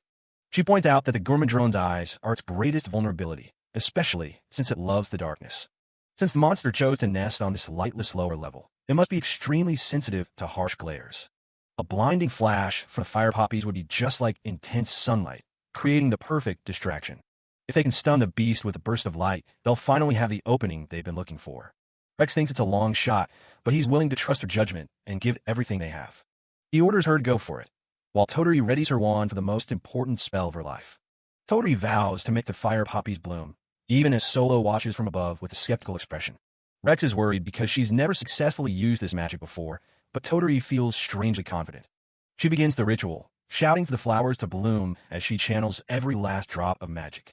As she chants "Grow Assist," a faint magical aura begins to envelop the seeds in her hand. The stress is clearly getting to her, and she knows that a single moment of doubt will lead to a total fail. Solo realizes that if the shield breaks and she fails, it's all over for Class D. He watches intently through his glasses, debating whether he should finally step in and help. Deciding that their points are more important than a fair win, he prepares to cast a secret supportive spell. He knows he can trick the observers into thinking the magic belongs to Toturi alone. Rex screams her name as a blinding light suddenly erupts from the poppies, surprising everyone. Toturi smiles as she feels the magic take hold, reassuring Rex that she won't let them down. She remembers the endless practice she put into this one spell just for a moment like this. Thinking of her classmates who supported her, she pours everything into the final burst of light. Toturi shouts her gratitude to Mr. Solo, determined to prove that his training wasn't in vain. Solo is momentarily taken aback by her intensity, his stoic expression softening as he watches her. With a final burst of energy, Toturi commands the fire poppies to bloom, activating her Grow Assist magic. The poppies explode in a brilliant flash of light, blinding the boss Mandrone and leaving it completely vulnerable. Seizing the moment, Rex and Toturi coordinate their final strike.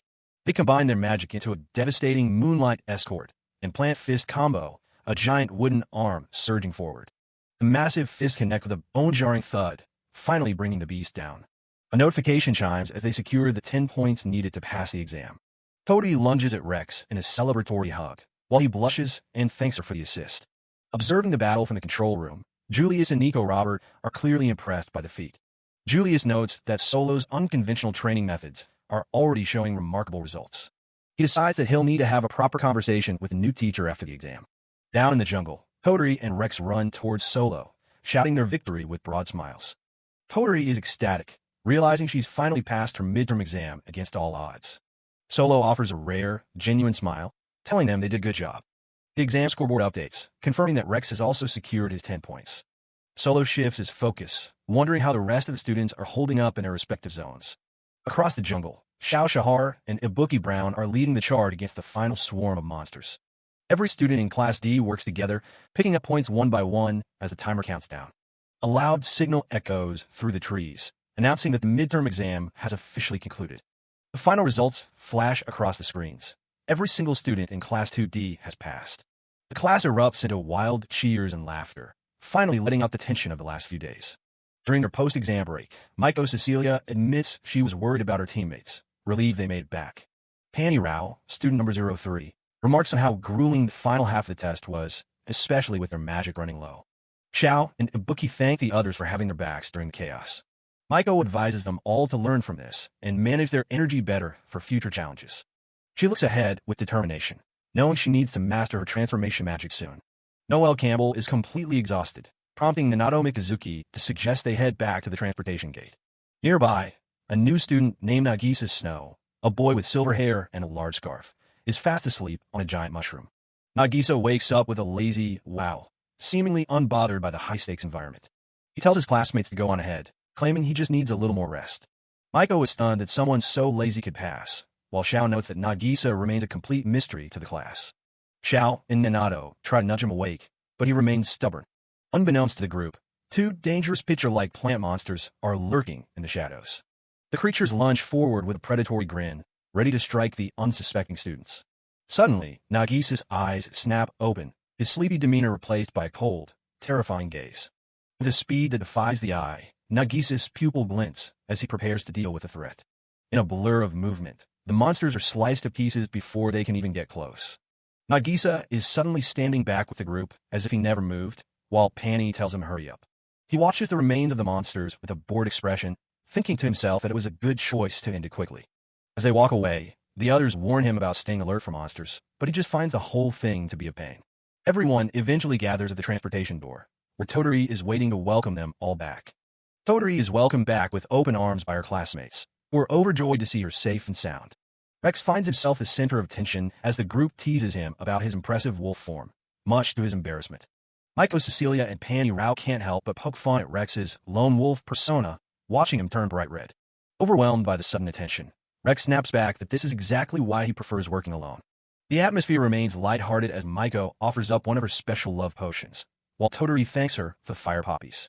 Solo Pastry watches his students interact, before being handed a special grow assist seed to set off. Toturi enthusiastically encourages her teacher to light up the sky in celebration of their victory. The rest of the class joins in, crowding around Solo with high expectations for a grand display.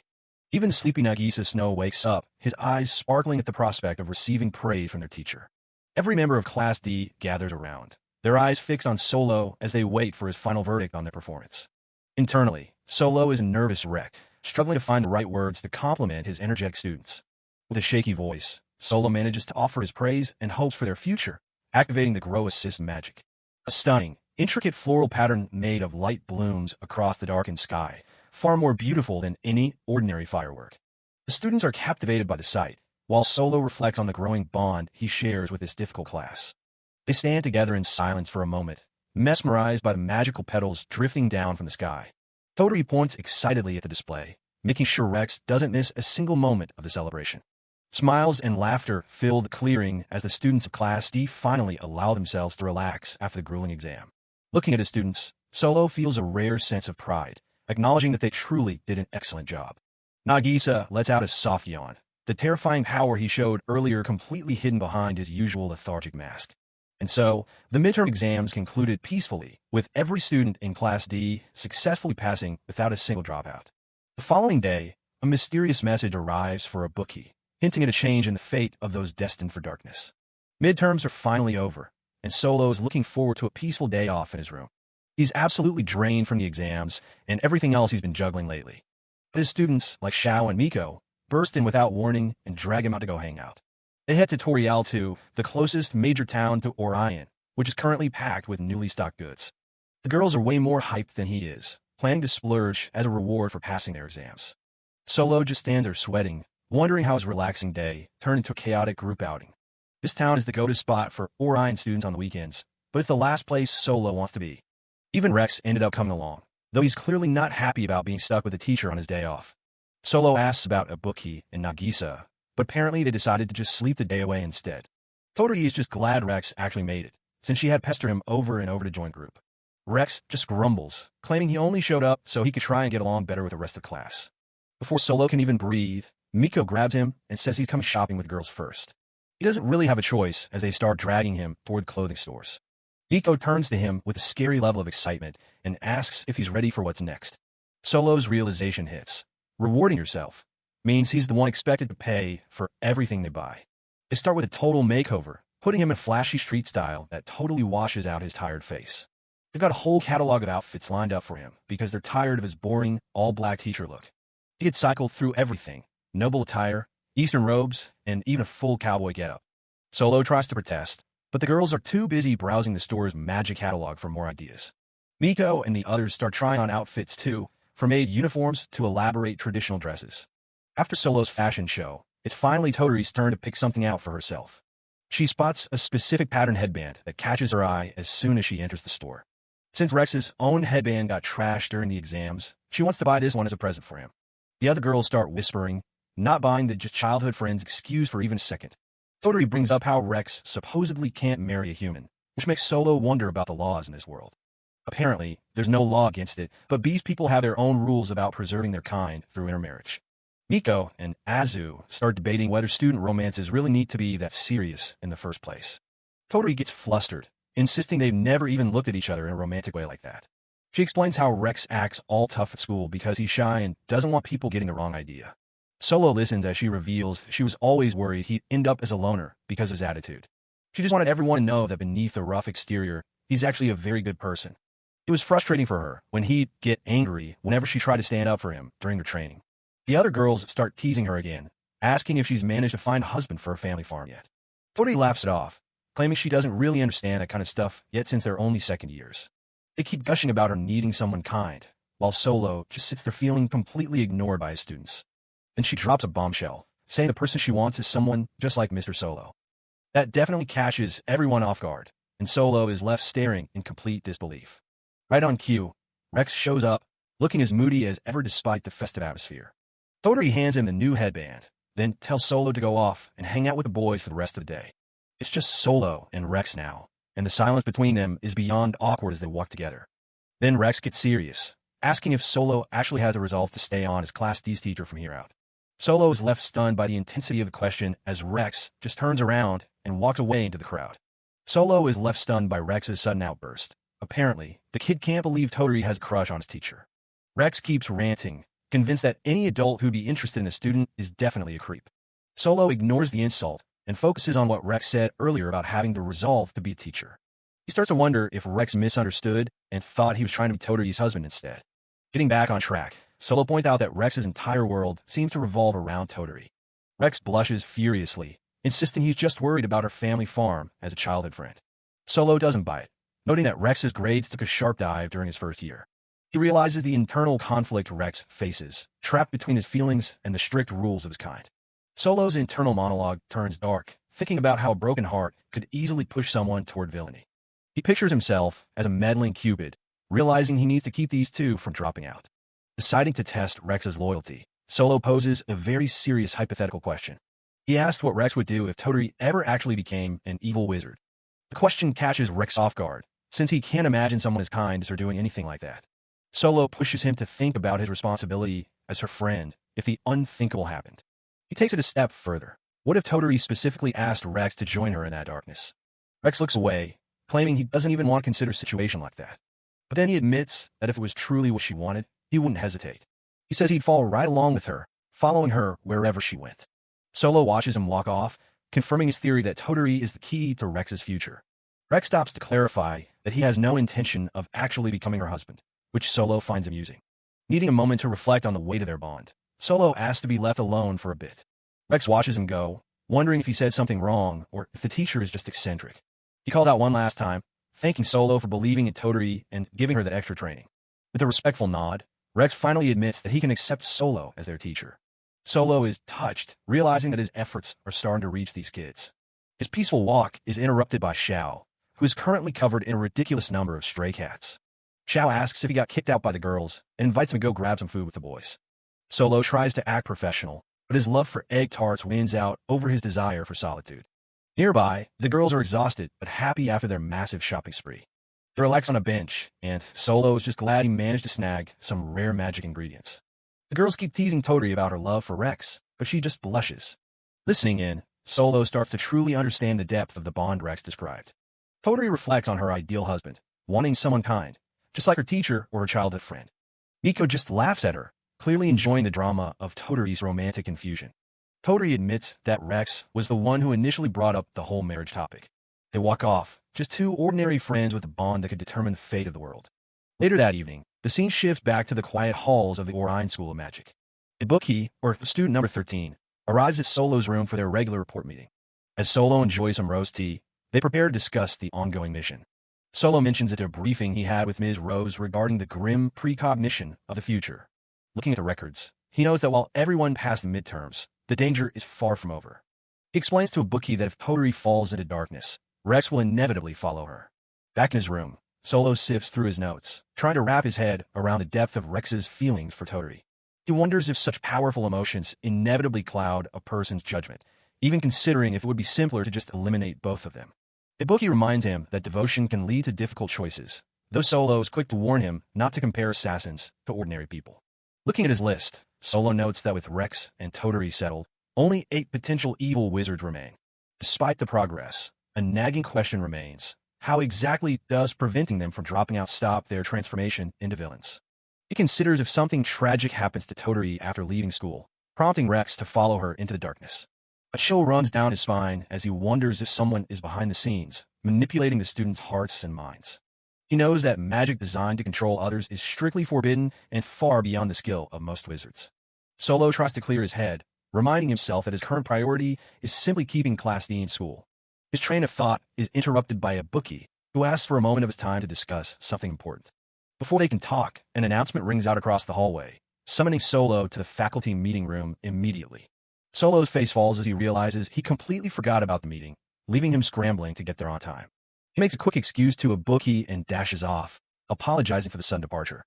As he nears the faculty room, he laments how his assassin work is starting to interfere with his responsibilities as a teacher.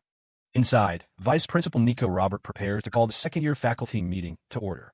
The meeting room is an impressive space with floating platforms, emphasizing the hierarchy and power of the staff. Solo arrives late and out of breath, offering a hasty apology as he takes his place among the other instructors. The Class B teacher, Bib, can't resist mocking Solo's lack of stamina, much to Solo's internal annoyance. Solo sits down, dreading the interaction with his fellow teachers and hoping to remain as inconspicuous as possible. He worries that being too sloppy might lead one of these mid-level wizards to uncover his true identity as an assassin. His eyes lock onto a particularly sharp-looking teacher, Julius Hanen, wondering if he's always been so observant. Nico Robert begins the meeting by reviewing the results of the recent midterm examinations, starting with the top classes. Psi D, the Class S teacher, proudly reports that every single one of his 28 students passed the exam. Henry follows with Class A's results, beaming as she announces that all 37 of her students also succeeded. Bib reports for Class B, making excuses for his students' poor health before revealing that 6 of them failed. Solo can't help but glare at Bib, who seems to blame the difficulty of the monsters for his class's lackluster performance. Chammy, the Class C teacher, steps up next to announce that 6 of his students failed, including one who dropped out. The news of a dropout catches Solo off guard, forcing him to realize the harsh reality of the school's standards. Chammy explains that student number 37, Moya Meitai, decided to withdraw after a history of poor grades and tardiness. With a shout, Chammy declares that there's no need for a makeup exam and that the student has been officially dismissed. Solo is shaken by the ease with which a student can be discarded, noting that this is the first dropout in the group. He realizes he needs to be much more vigilant about his students' grades to prevent a similar fate for Class D. When Nico Robert finally calls for the results of Class D, Solo steels himself and steps forward. With a surprising amount of pride, Solo announces that every single member of Class D has passed the midterm exam. The room erupts into a flurry of shocked whispers, as the other teachers can't believe the rejects of Class D all succeeded. Bib looks particularly disgruntled, immediately questioning if the monsters for Class D were far weaker than those for Class B. He laughs dismissively at the idea of Class D succeeding, which only serves to irritate Solo further. Nico Robert silences the chatter, reminding everyone that there is no rule stating Class D must produce a dropout every year. He commends the hard work of both the students and their teacher, giving Solo a rare moment of official recognition. The moment of triumph is cut short as Bib slams his hand onto the table, demanding the faculty deliberate the results. Bib reveals that several teachers who watched the exam footage have raised serious doubts about Class D's performance. He levels a shocking accusation at the table, claiming that the students of Class D cheated on their midterm exams. Bib argues that Class D moved as a group, with higher-ranked students weakening the monsters so that lower-ranked students could land the finishing blows. He insists that this collaborative effort makes the entire exam meaningless, especially when compared to the individual performance required in other classes.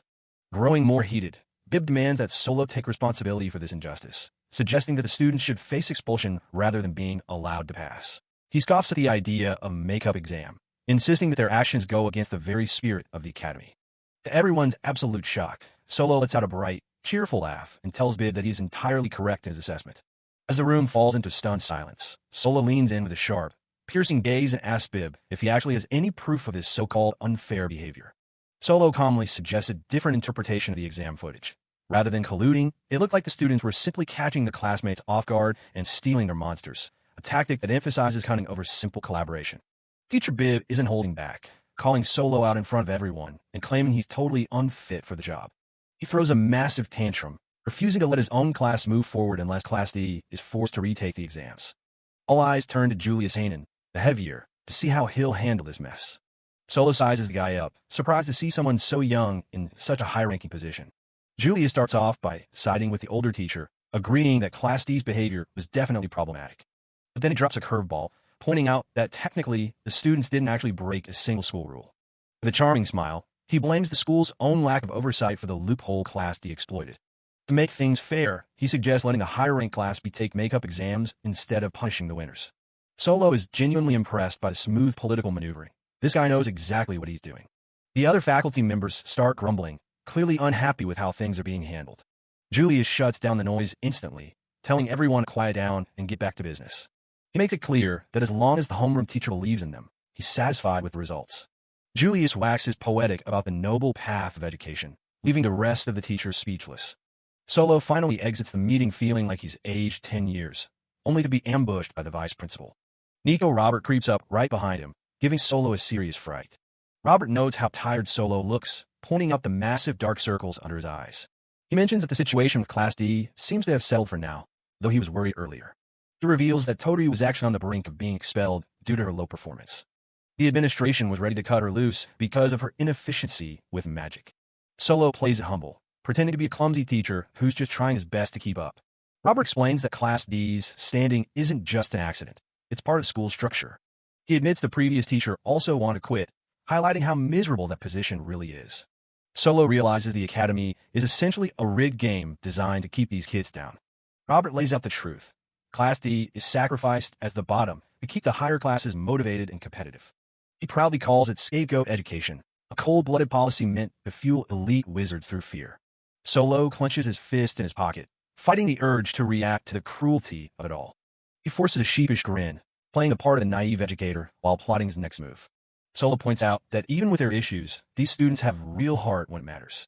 He insists that if they actually focus, their potential is limitless.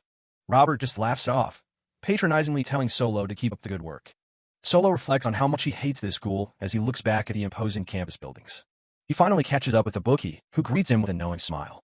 Solo confesses that the vice principal's sudden interest in him is making him very uneasy. Ibuki mentions that it's important to keep a sharp eye on things in this place. He casts a fairy whispers spell, creating a soundproof barrier so they can speak freely. Ibuki gets serious, suggesting the third party is actively trying to turn Class D into evil wizards. He reveals a sketch of strange eye symbol and asks Solo if he's seen it before. Solo is baffled by the symbol, and apparently, even the magic experts have never seen anything like it. Ibuki explains that the mark appears whenever a powerful curse or brainwashing spell is at play. The color drains from Solo's face as he realizes he saw that exact same mark in Zhao's eye. They realize if this conspiracy succeeds, Class D will end up destroying the entire country. Solo realizes his terrifying hunch from this morning was spot on after all. Solo and Ibuki discuss the mysterious eye, noting that so far, it's only appeared in Zhao. Solo recalls the first time he saw it near Torial 2, and the second time during the midterm exams. He asks Ibuki what Zhao's behavior was like when the mark manifested. Zhao was in a complete magic trance both times, leaving him mentally shaken afterward. Ibuki asks if Zhao's eye felt weird after the fight, but Zhao claimed everything was fine. Solo breaks his sweat as he realizes the victim doesn't even know they've been targeted by magic. The biggest issue is that they can't sense any trace of the magic being cast at all. Ibuki points out that for a wizard to remain undetected by instructors at this school, it must be incredible. Solo imagines this mysterious third party, realizing they're up against an extremely high-level magic user. Solo stares at the sketch of the eye, admitting he's never seen anything like it before. Ibuki is genuinely shocked that there's actually a type of magic Solo isn't familiar with.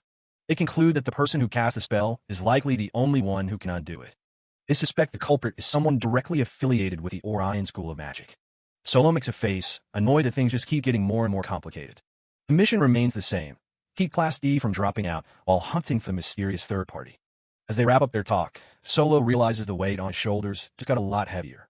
The bookie finds it strange that the eye would appear in Xiao, whose future has supposedly already been altered. Solo wonders if this means Xiao is still destined to become an evil wizard despite his efforts. He warns that snooping around too much might alert the third party to their presence. Ibuki is impressed by Solo's caution, praising him for thinking ahead.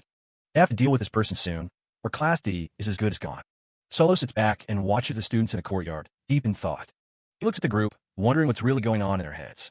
He remembers Rex saying he followed Toturi into darkness, realizing their bonds could be their downfall. Solo suggests that the third party might not be an outsider at all. He considers the terrifying possibility that the mole is actually someone within Class D. Ibuki is stunned, but Solo admits he doesn't have a specific target in mind yet. Their private conversation is suddenly interrupted by someone calling out Solo's name. Solo spins around, his guard up immediately. It's Julius Hanan, who apologizes for not introducing himself properly earlier in the meeting. Julius asks for a moment of his time, his eyes fixed on Solo. He formally introduces himself as the head teacher of Year 2. Solo starts panicking, wondering if he's somehow messed up already. Julius asks what they're doing whispering in such a deserted corner of school. Solo nervously laughs it off, saying they're just talking about general school life. Ibuki tries to help, but he phrases it so poorly that Solo ends up blushing in embarrassment. Julius recognizes Ibuki as the transfer student and offers a friendly smile. He drops a bombshell, telling Solo that he's become extremely interested in him. Solo is caught off guard as Julius asks if he can inquire about his unique teaching methods. Solo tries to downplay it, but Julius seems determined to learn his secrets. He asks for permission to observe one of Class D's lessons personally. The next day, the school bell rings out, signaling the start of another chaotic class for 2D. Solo starts the lesson with a burst of forced enthusiasm, urging the students to open their magic history textbooks. The students whisper among themselves, confused by Solo's unusually innocent and cheerful behavior. As Solo begins lecturing about witches, he notices Julius Hanan watching from the back of the room with a pleasant smile. Solo is internally screaming, unable to believe that the head of year is actually following through with the observation. Julius gives him a playful wink and a sign, promising to stay discreet and not disrupt the flow of the class. Solo is incredibly suspicious, wondering why someone as high-ranking as Julius would bother with the infamous Class D. Solo knows he can't afford to look like a fraud, especially since he doesn't actually have a teaching license. He asks Noel a simple question about when witches went extinct, hoping for an easy win to impress the observer. Noel, however, completely blanks out, deciding that some truths are better left unknown as he shuts his book. Solo sighs, realizing that Noel is officially the biggest idiot in the class, currently ranked 11th in grades. He turns to Katlia, student number 02, hoping she might actually remember the material from the previous year. Katlia just gives him a blank, cheerful stare, having absolutely no idea what he's talking about. Even Nagisa is fast asleep at his desk, further cementing the image of Class D as a complete lost cause. Solo is nearly at his breaking point when Xiao finally raises his hand, ready to provide the correct answer. Xiao correctly states that witches went extinct 300 years ago after a long war with humanity. Solo is relieved and praises Xiao, though he suspects Xiao only answered to keep up appearances. Ibuki sits nearby, seething with anger because he also knew the answer but had to play the part of a dumb student. Xiao mocks Ibuki for being crazy dumb, further fueling the silent rivalry between the two. Solo realizes the first lesson was a disaster and hopes the next one, potions, will go more smoothly. He stands before the class in a lab coat, warning everyone that preparing potions is a delicate and dangerous task. Naturally, things go wrong immediately, and a massive explosion rocks the classroom. Azu's hair is blown back, and she looks dazed as her experiment literally blows up in her face. She admits that she treats potion making like cooking and just eyeballs the ingredients, which is clearly a bad idea. The resulting brew stinks so bad that Solo can only describe it as a true mystery brew of bad luck. Solo rushes over to help another student whose cauldron is starting to smoke ominously. Suddenly, a geyser of foul-smelling liquid erupts from one of the pots, drenching the nearby area. Xiao realizes he accidentally used the ingredients Ibuki had carefully prepared, leading to the chemical reaction. Xiao apologizes with a carefree grin, while Ibuki is left shaking with rage at the blatant sabotage. Total chaos erupts as students start throwing things at each other, and Solo can only watch in despair. The scene shifts to the afternoon, where everyone is exhausted and covered in potion residue from the day's lessons. For the final lesson of the day, Solo takes the class outside to practice broom riding. He explains that while people usually ride alone, they need to practice riding in pairs for emergencies. One of the students immediately plummets toward the ground, screaming as they lose control of their broom. Solo watches the carnage with a deadpan expression, wondering why anyone would want to manipulate these kids into evil wizards. After the class ends, Julius approaches Solo to wrap up his observation for the day. Solo is terrified of the feedback, assuming Julius must think Class D's reputation has only sunken lower. To Solo's surprise, Julius tells him that the observation was actually quite enlightening. Julius remarks that although there were many oversights, there was something very positive about the class. He points out that despite the constant failures and chaos, the students actually looked like they were having fun. Solo is stunned as Julius admits that even though they're Class D, their spirit is something special. The background is a literal hellscape of motion-sick students lying on the ground after the broom lesson. The next day, Julius's observation has ended, leaving Solo alone to reflect on the strange compliments he received. Julius Hanan greets Solo with a bright, charming smile, expressing his gratitude for being allowed to observe Class D the previous day. As they walk through the corridor, Solo lets out a nervous laugh, feeling completely drained by the head of year's presence and wondering what Julius is really plotting. Julius notes that they didn't have much time to talk privately during the observation and mentions that he has an interesting proposal for Solo. With a playful wink and a confident grin, Julius leans in and asks Solo if he would like to go on a date with him. Solo's mind goes completely blank, his face stuck in a look of pure confusion as he tries to process the absurd invitation. After school, the cafeteria at Orion School of Magic is packed with students. Julius Hanan, the Year 2 head teacher, asks Solo if this is his first time using cafeteria. Solo admits he's not great with crowded places. He suggests they head to the terrace instead. There's an area reserved for faculty that's much quieter. Julius jokes about having a nice, long chat one-on-one, even calling it a date. Solo is already feeling a bit overwhelmed. He realizes Julius is exactly the type of person he struggles to handle. As they walk, a group of students spots Julius and rushes over. They're thrilled to see him back from his business trip. Julius greets them with a big smile. Solo can see just how popular the guy is around campus. He politely turns down their training requests, saying he's already got plans with Solo. The students whisper as they pass. They don't get why a top teacher is hanging out with someone as plain and weak as Solo. Solo ignores the chatter, focused on rumors of a third-party teacher turning Class D students into evil wizards. They arrive at a terrace on a floating island. It's off-limits to students and offers a peaceful view of the school. Solo has to admit, the view is impressive. It's a perfect spot for a quiet conversation. Julius sets down a plate of canellas. He's got a real thing for them and has loved the school's version for a long time. He reveals he's an alumnus of Orion. Back in his day, he was the top student in Class S. He's always been an elite. Then he flips the script and asks Solo where he attended school. Solo's heart skips a beat. This is the one question he dreaded the most. He lies and says he was homeschooled because he grew up with a weak constitution. Julius accepts the answer and moves on, asking why Solo decided to become a teacher. Solo gives a generic answer about a private tutor he looked up to, then quickly asks Julius the same thing to shift the focus. Julius gets serious. He says he became a teacher because he wants to change the school. He asks if Solo knows about the school's scapegoat education policy. He explains that the school fan competition by giving top classes better training while neglecting the bottom classes. It's a policy that's been in place since Julius was a student himself. He landed on the side of results, but he couldn't stop noticing students who were sacrificed for the system. He started to wonder if it was really okay to just let things be. Solo understands the logic, but Julius pivots to a quick history lesson. Long ago, there were witches with massive power who taught humans their magic. But eventually, war broke out between humans and witches, and the witches were wiped out. Magic became human possession, and wizards took on the responsibility of managing it. Wizards today handle everything from monster subjugation to protecting fairy forests. But their most important duty is punishing those who abuse magic, the ones called evil wizards. Solo listens in silence. Julius mentions the principal believes the school's primary goal is to produce superior wizards at any cost.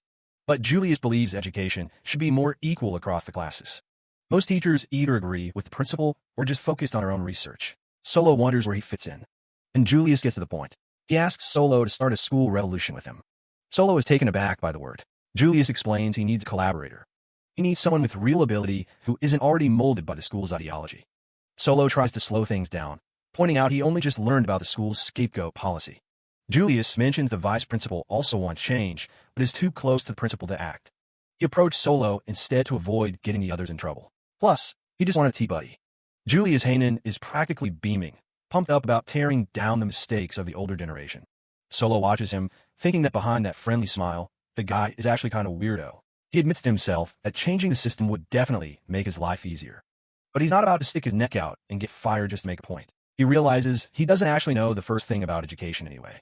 Looking at Julius across the table, Solo can't help but be suspicious. There's a chance someone on the faculty is behind the students turning evil, and Julius is a prime candidate. So, he keeps it blunt and turns the offer down. He just doesn't trust the guy enough to jump into a revolution. He admits the school is twisted, but he's not signing up. Julius looks genuinely surprised by the flat rejection. Julius takes it in stride, acknowledging that the real world isn't as simple as people want it to be. He points out that the students in Class D are only there because of the choices they made themselves. Solo's expression darkens as he thinks back to a similar situation in his own past. He's clearly speaking from a place of painful experience. Instead of a kind world, Solo says he wants his students to find the strength to survive in the awful one they actually live in. Julius is momentarily stunned by the raw resolve in Solo's eyes. Sensing the heavy mood, Solo quickly tries to walk it back. He bows his head and asks for forgiveness, stating his only focus right now is teaching his class. Julius relents, calling it Solo's own educational policy. Solo wonders if he accidentally let too much of his true self as number 0 slip out. Julius sighs, saying he'll just have to handle the whole revolution thing on his own. He gives a playful wink and tells Solo to keep their little chat a secret before ending their tea time. As Julius gets ready to head out, he mentions he won't push for formal alliance anymore. Instead, he plans to show the principal that great wizards can be raised without their cruel system, and he's going to use Class D's success to prove it. He flashes a warm smile, telling Solo that they're basically on the same team now anyway, whether he likes it or not. He promises to shield Solo from being fired while outwardly acting like the principal's loyal subordinate. With a whoosh, Julius hops on a broom and flies off, calling out that they should do this again soon. Solo watches him disappear into the distance. He still doesn't quite get the guy, and he's definitely not good with people who are that high energy. Back at the school, we meet student number 13, Ibuki. Solo walks through the halls, thinking about how Julius's little speech actually ended up motivating him to get to work. He finds Ibuki and asks if he's free after class to help look for something in the library. What he's looking for is the Class D record, a notebook left behind by the previous teacher. Solo had to interrogate the teacher from Class B, who hilariously admitted he lost it while organizing the library. The guy claims it's full of subjective notes and personal info on the kids, and Solo isn't letting him off the hook for losing something that important. Ibuki mentions that the last teacher quit in less than a month, so the record might be thin. But Solo is determined. He knows he needs to understand who these students really are if he's going to lead them. They arrive at the massive, castle-like structure of the Orion School of Magic Library. The inside is even more staggering, with floor-to-ceiling shelves stretching as far as the eye can see. Solo stares at the sheer scale of the place. Trying to find one single notebook in here feels like an impossible task. He sighs and tells Ibuki they better get started because this is going to take a while. He wishes he could just use a search spell, but flashy magic is strictly forbidden in the library. Suddenly, they run into Kai, student number 06, who's surprised to see his teacher in a place like this. Kai is holding a recipe book for popular side dishes, laughing about how great the variety of books is here. Kai jokes that the library is a nice break from the classroom since it's so quiet. Azu is also there, looking completely absorbed in the intellectual atmosphere of the place. Solo watches his students, noting that even the flashy ones like Dante seem to spend a lot of time here. Solo asks if they were all just here for leisure reading. He's got Miko Cecilia, or Toturi, joining the group too. He asks the kids for help, but Miko whispers that students aren't technically allowed to look at class records. Solo tells them it's fine as long as they don't peek inside. With a new team of helpers, they start to hunt through the endless rows of books. Miko Cecilia is full of energy, excitedly suggesting that they get every student they can find to join the search. Solo is taken aback by the sudden chaos as a crowd of students, including Azu, Kai, and Xiao, begins tearing through the shelves. One student even claims they already have the book they're looking for at home. Once things settle down a bit, Solo notices some familiar faces are missing. He's told that Toturi and Rex are tending to the flowers, while Katlia is busy with the training. A stern shoo echoes through the library as Ibuki tries to maintain order, causing some of the more rowdy students to quickly apologize. Miko Cecilia pauses, asking Solo to describe the missing notebook one more time. He explains it has a distinctive leather cover and a bookmark strap with the school's insignia. Despite their thorough search, they haven't turned up a single clue. Azu and Miko look exhausted, realizing they might have reached a dead end on this floor. High above them on a ledge, they spot Nagisa, Snow, casually reading a book. Nagisa, you were here this whole time? It turns out Dante was lurking nearby too, but he coldly informs them that he has no intention of helping, as it's not his responsibility. Nagisa, true to form, starts dozing off. He sleepily explains that the library is the perfect place for a nap because it's so quiet. Nagisa mentions that the other person Kai spoke of was indeed him. To Nagisa, the words on the pages are nothing more than a lullaby inviting him to sleep. Then, Nagisa points out that there's a storage area in the basement where old and potentially dangerous magical tomes are kept. The mention of the basement sends a wave of excitement through the students, even though they know it's usually off limits to them. Solo explains that students are allowed down there as long as they're accompanied by a teacher. He decides to go borrow the key, much to the kid's delight. Da-da! Solo produces the heavy, ornate key and pushes open the massive doors to the underground archives with a loud creak. As they step into the dim light of the basement, the students are awestruck by the eerie atmosphere. One student even remarks that the darkness is a perfect fit for their personality. Solo tries to set some ground rules, warning them not to go touching anything recklessly, but he's immediately ignored as the kids start grabbing books. Penny finds a particularly cool-looking volume, while Miko Cecilia is just happy that they can finally raise their voices without being shushed. Suddenly, Solo's tone turns serious. He gathers everyone around, telling them there's something important he needs to ask. Standing before the group, Solo asks them a fundamental question. Why are they even at this school in the first place? The students are caught off guard by the question, their initial excitement fading into thoughtful silence. Solo can't help but wonder, given how poorly Class D is treated, why haven't they all just quit and left the school behind? Azu is the first to speak up, explaining with a bright smile that she's here simply to research the things she loves, like magic potions and tools. She admits she's not great at actually using magic, and that Class D is perfect because she doesn't have to deal with the pressure of high expectations. Noel proudly declares that his goal is to become a wizard of darkness, while Nanato admits he's only here because his parents forced him to come. Another student mumbles in the corner, feeling cursed by their natural talent from magic and societal expectations that come with it. A fellow classmate agrees, saying their parents insisted that graduating would make their future lives much easier. Penny chimes in, admitting she hasn't thought much about the future at all. For now, she just wants to have fun while she's still in school. Penny adds that the best part of school is being able to spend time with all of her friends.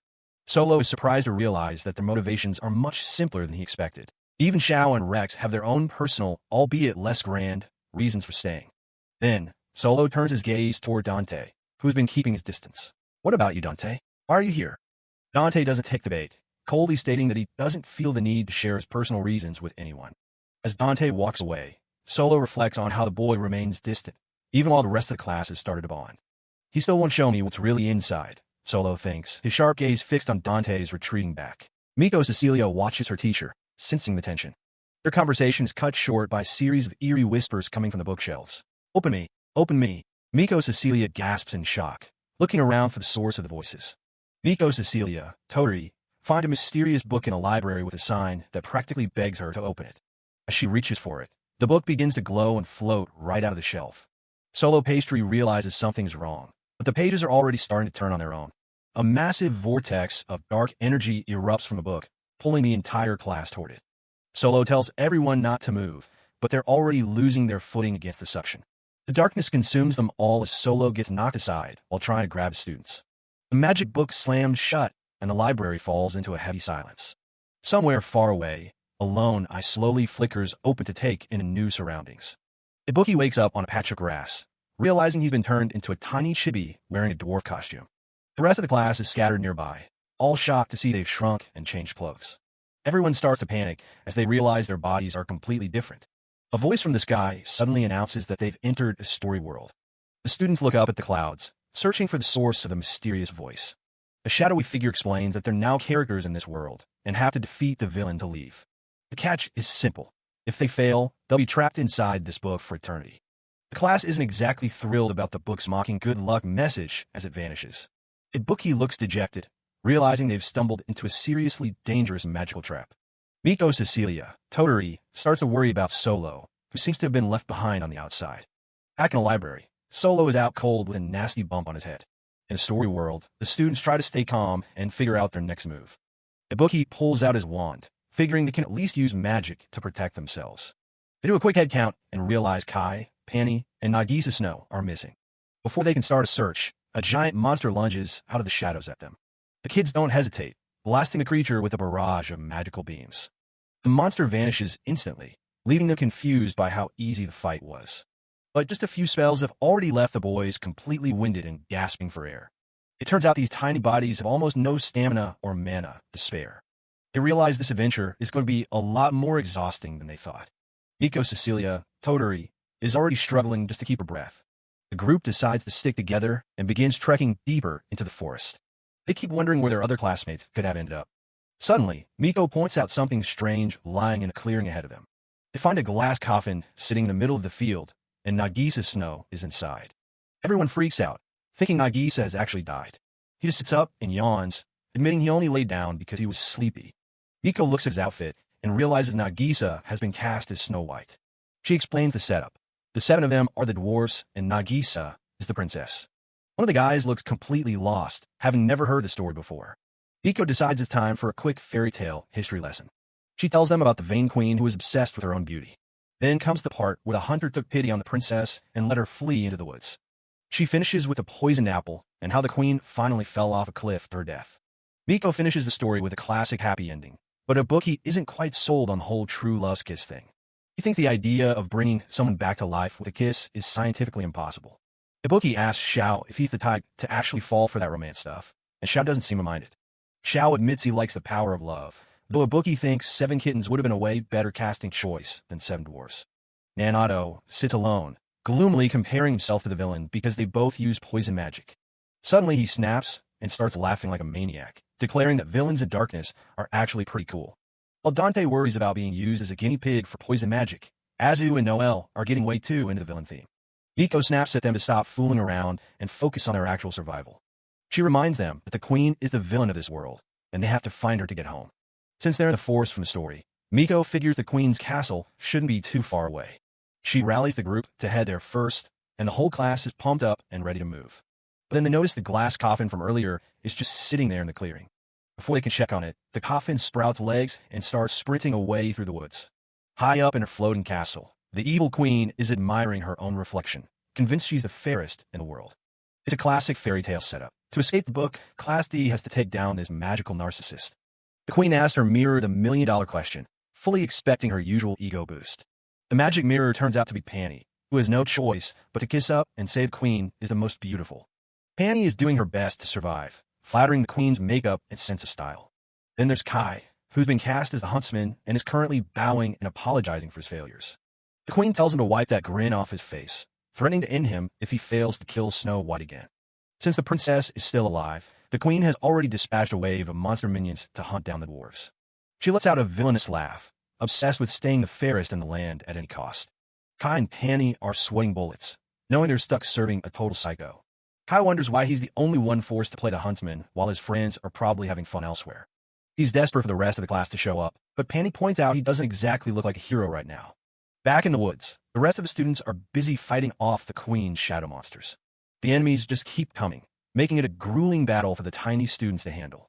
They finally manage to clear the area, but the constant combat has taken a huge toll on their energy. Since it's gotten dark, they decide to set up a small camp and take a much-needed break. Miko is completely wiped out and flops on the ground, while the others try to recover.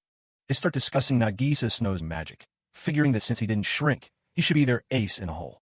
The problem is that Nagisa is always sleeping, and nobody knows if he can even fight in a real battle. While they huddle around the fire, they can't help but worry if Kai and Panny are safe. Miko thinks back to Solo Pastry, imagining him with a sinister grin like he's the real villain of the story. They wonder why their teacher wasn't sucked in too, guessing the book might only go after children. Looking at the empty coffin, Miko starts thinking about why Solo even bothered coming to Orion. She asks the others what they think his true reason is for being their teacher. Xiao thinks it's simple. Solo just wants to get to know them better, though Nanato looks skeptical. Miko stays quiet, deep in her own thoughts about their mysterious new instructor. Azu turns the question back on her, asking Miko why she ended up in Class D to begin with. Miko claims she already knows the answer to that, but she's not ready to share the details. She admits to herself that she was just terrified of losing, and she thought quitting was the only way to avoid it.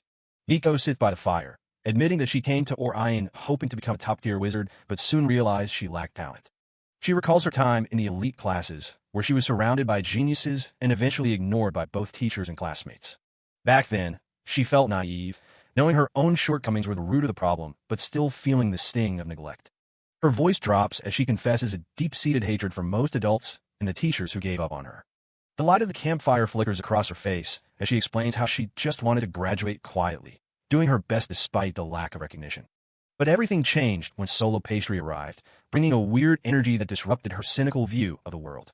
With a genuine smile, Miko tells her friends that, surprisingly, Solo isn't someone she hates. The rest of Class D stares at her in stunned silence, clearly surprised by her sudden burst of sincerity. Panicking at their reaction, Miko immediately starts rambling about Solo's terrible fashion sense and his dead-eyed stare, just to cover her embarrassment. She warns them never to tell Solo what she just said, while the others exchange knowing looks. Xiao and Azu talk about how lucky they feel to have ended up together, especially since the atmosphere in other classes is so cold. Ibuki agrees, thankful he's in Class D instead of being an outcast elsewhere, before they all decide to call it night. The next morning, Nagisa, Snow, finally begins to wake up, his gaze distant as he takes in her strange surroundings. They arrive at the massive, imposing gates of the Queen's castle, the sun rising behind its jagged stone towers. Miko rallies the group, telling everyone to hurry while Ibuki makes sure Nagisa is fully conscious and ready for whatever's inside. The heavy castle doors creak open, revealing the grand, dark halls of the villain's lair. The Queen herself is waiting for them, looking down with a mixture of shock and absolute fury at the tiny trespassers. Kai and Panny look on in horror as the Queen realizes her monsters fail to stop the dwarves from reaching her throne room. The Queen's eyes widen as she demands to know how Snow White is still alive and standing before her. She erupts in a terrifying blaze of magical energy, while Nagisa just stands there, wondering if he can go back to sleep. Consumed by her own narcissism, the Queen vows that this time she will personally see to it that Snow White is finished. The floor begins to rumble as the Queen summons the Well of Despair, a dark magic that makes even the students shiver.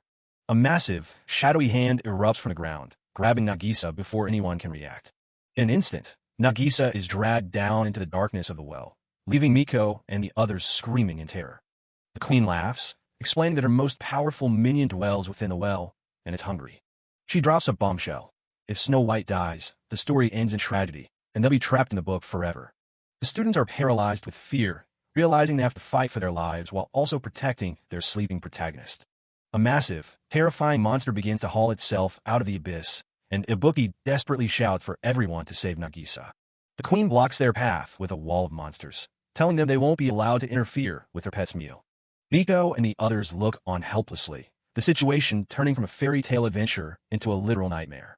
Deep inside the well, Nagisa's eyes narrow as he comes face to face with a creature in the dark.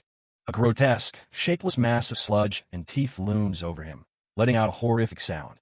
Nagisa notes that this thing's magic is on a completely different level than anything they've faced so far. Looking around to make sure no one is watching, he sighs and decides that he really can't afford to die here. Suddenly, his eyes flare with power, his pupils shifting into brilliant star shapes as he prepares to get serious. Nagisa Snow opens his eyes, revealing a pair of star-shaped pupils as he finally gets serious. He channels his magic, unleashing an icicle blade engraving that glows with an intense light. A massive slash of ice tears through the air, completely obliterating everything in its path. He summons a colossal hammer construct to deliver a crushing blow to the remaining monsters. The heavy weapon slams into the ground with a deafening thud, flattening his enemies. Nagisa stands calmly as the impact of his magic sends debris flying in every direction. The slime monster pops like a soap bubble, unable to withstand the sheer pressure of his power. He raises his sword high, surrounded by a whirlwind of shattered ice and stone. The intense light in his eyes fades away, returning him to his usual sleepy state. He looks at his trembling hand, realizing that even with this power, he can't fight for very long in this body. With a quiet sigh, he decides it's time to put an end to the battle. A massive surge of frost erupts, encasing the area in a jagged, crystalline sculpture of ice. The entire world seems to shatter into millions of glittering shards as his magic dissipates. Nagisa walks through the falling ice, his expression as blank as ever. He thinks back to why he even came along, originally just wanting to check out the library's basement.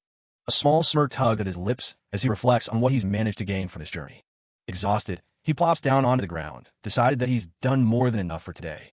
He reaches a hand toward the sky, noting that his role in this story isn't quite ready to begin. Nagisa's eyes drift shut as he leaves the fate of Class D to someone else. His consciousness fades, completely indifferent to the chaos still unfolding in the magic world. Meanwhile, the Snow White Queen cackles with delight at the students' desperate situation. The students are swarmed by monsters, their tiny dwarf bodies struggling to keep up with the onslaught. Panny points out that no matter how many they clear, more just keep respawning. The Queen mocks their futile efforts, ordering her minions to kill them all and prove she is the fairest. Ibuki and the others are at their limit, their legs refusing to move another inch. Ibuki collapses onto the ground as a massive monster towers over him, ready to strike. Panny tries to fight back with a quick spell, but the monster barely feels it. With a single swipe, he's sent flying across the room, leaving the rest of them defenseless. Ibuki looks up in horror as his magic finally hits its limit, leaving him completely cornered. The Queen looms over them, telling her monster that it's time to have a snack. A sudden explosion of power rocks the entire area, catching everyone off guard. Dozens of massive, glowing blades rain down from the sky, instantly crushing the monster horde. Through the smoke, a figure descends, it's Solo pastry, but he's dressed in the most ridiculous prince outfit imaginable. The students look up in disbelief, recognizing their teacher despite the frilly clothes and feathered cap. Solo stands there stoically, trying his best to look heroic while wearing a costume that clearly doesn't fit his personality. The sheer absurdity of his attire breaks the tension, and the students start laughing hysterically at him. Solo snaps at them, lecturing them for panicking and making mistakes while he was away.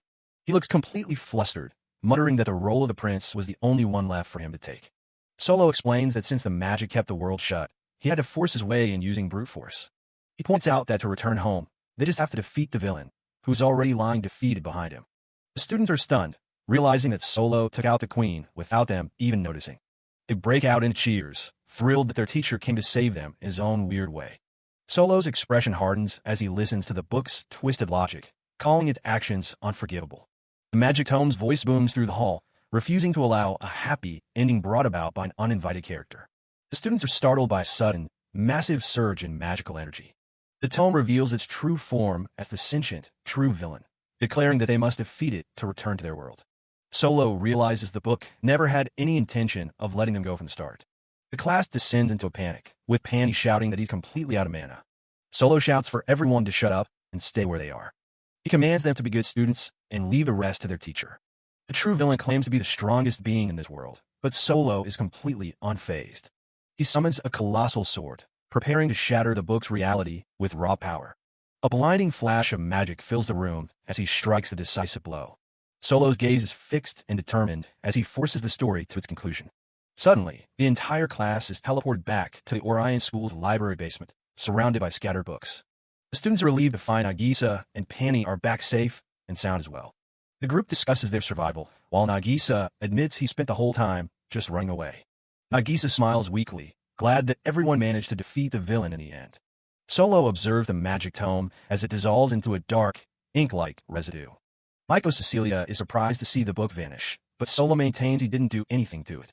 Solo starts to worry about the property damage, fearing he might lose his job over the ruined books. Among the mess on the floor, Maiko spots a leather-bound notebook. She picks it up and asks if this is the journal Solo had been searching for. Solo is relieved to see it, finally remembering his original reason for coming here. Panny explains that the notebook is a class record used to document student behavior and personalities. Maiko Cecilia snatches the book, eager to see what the previous teacher thought of her. She opens it up, only to find the pages are completely empty. Solo is disappointed, realizing the previous teacher didn't leave a single note on any of them. The realization hits Maiko that their former instructor didn't care enough to even observe them. Solo takes the notebook back, declaring that he'll be the one filling its pages from now on. Maiko Cecilia jokingly wonders if he'll write down how cute she is. Solo dryly remarks that he'll most likely be writing about how she never listens to instructions. The class starts cleaning up the basement, surprised to learn that only 2 hours have passed in reality. The scene shifts to the hallway outside the principal's office. Julius Hanen prepares to enter the office as the school day winds down. It's revealed that Solo and Ibuki's original mission was to eliminate Class D to prevent them from becoming the 12 evil wizards. However, their orders have changed to keeping the students in school and uncovering the mystery behind the sinister eye.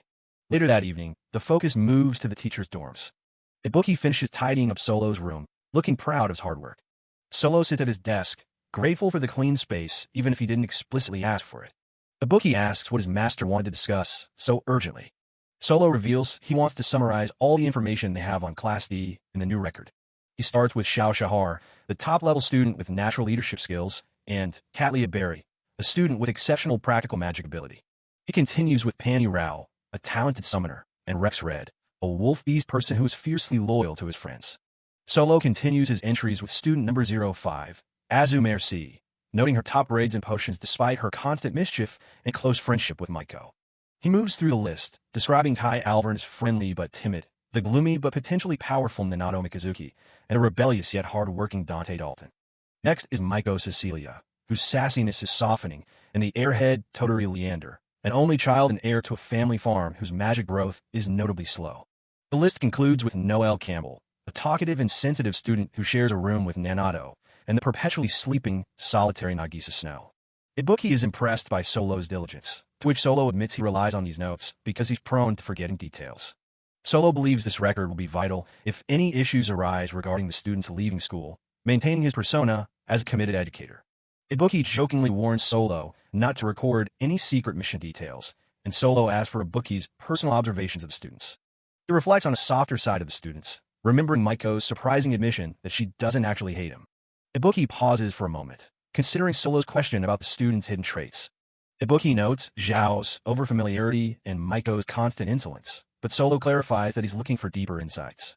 Solo consults the official student directory, finding mundane details like hometowns and siblings that weren't in his previous briefings. They discuss the limitations of the school's records, noting that even Solo's own background information submitted to the school is a complete fabrication.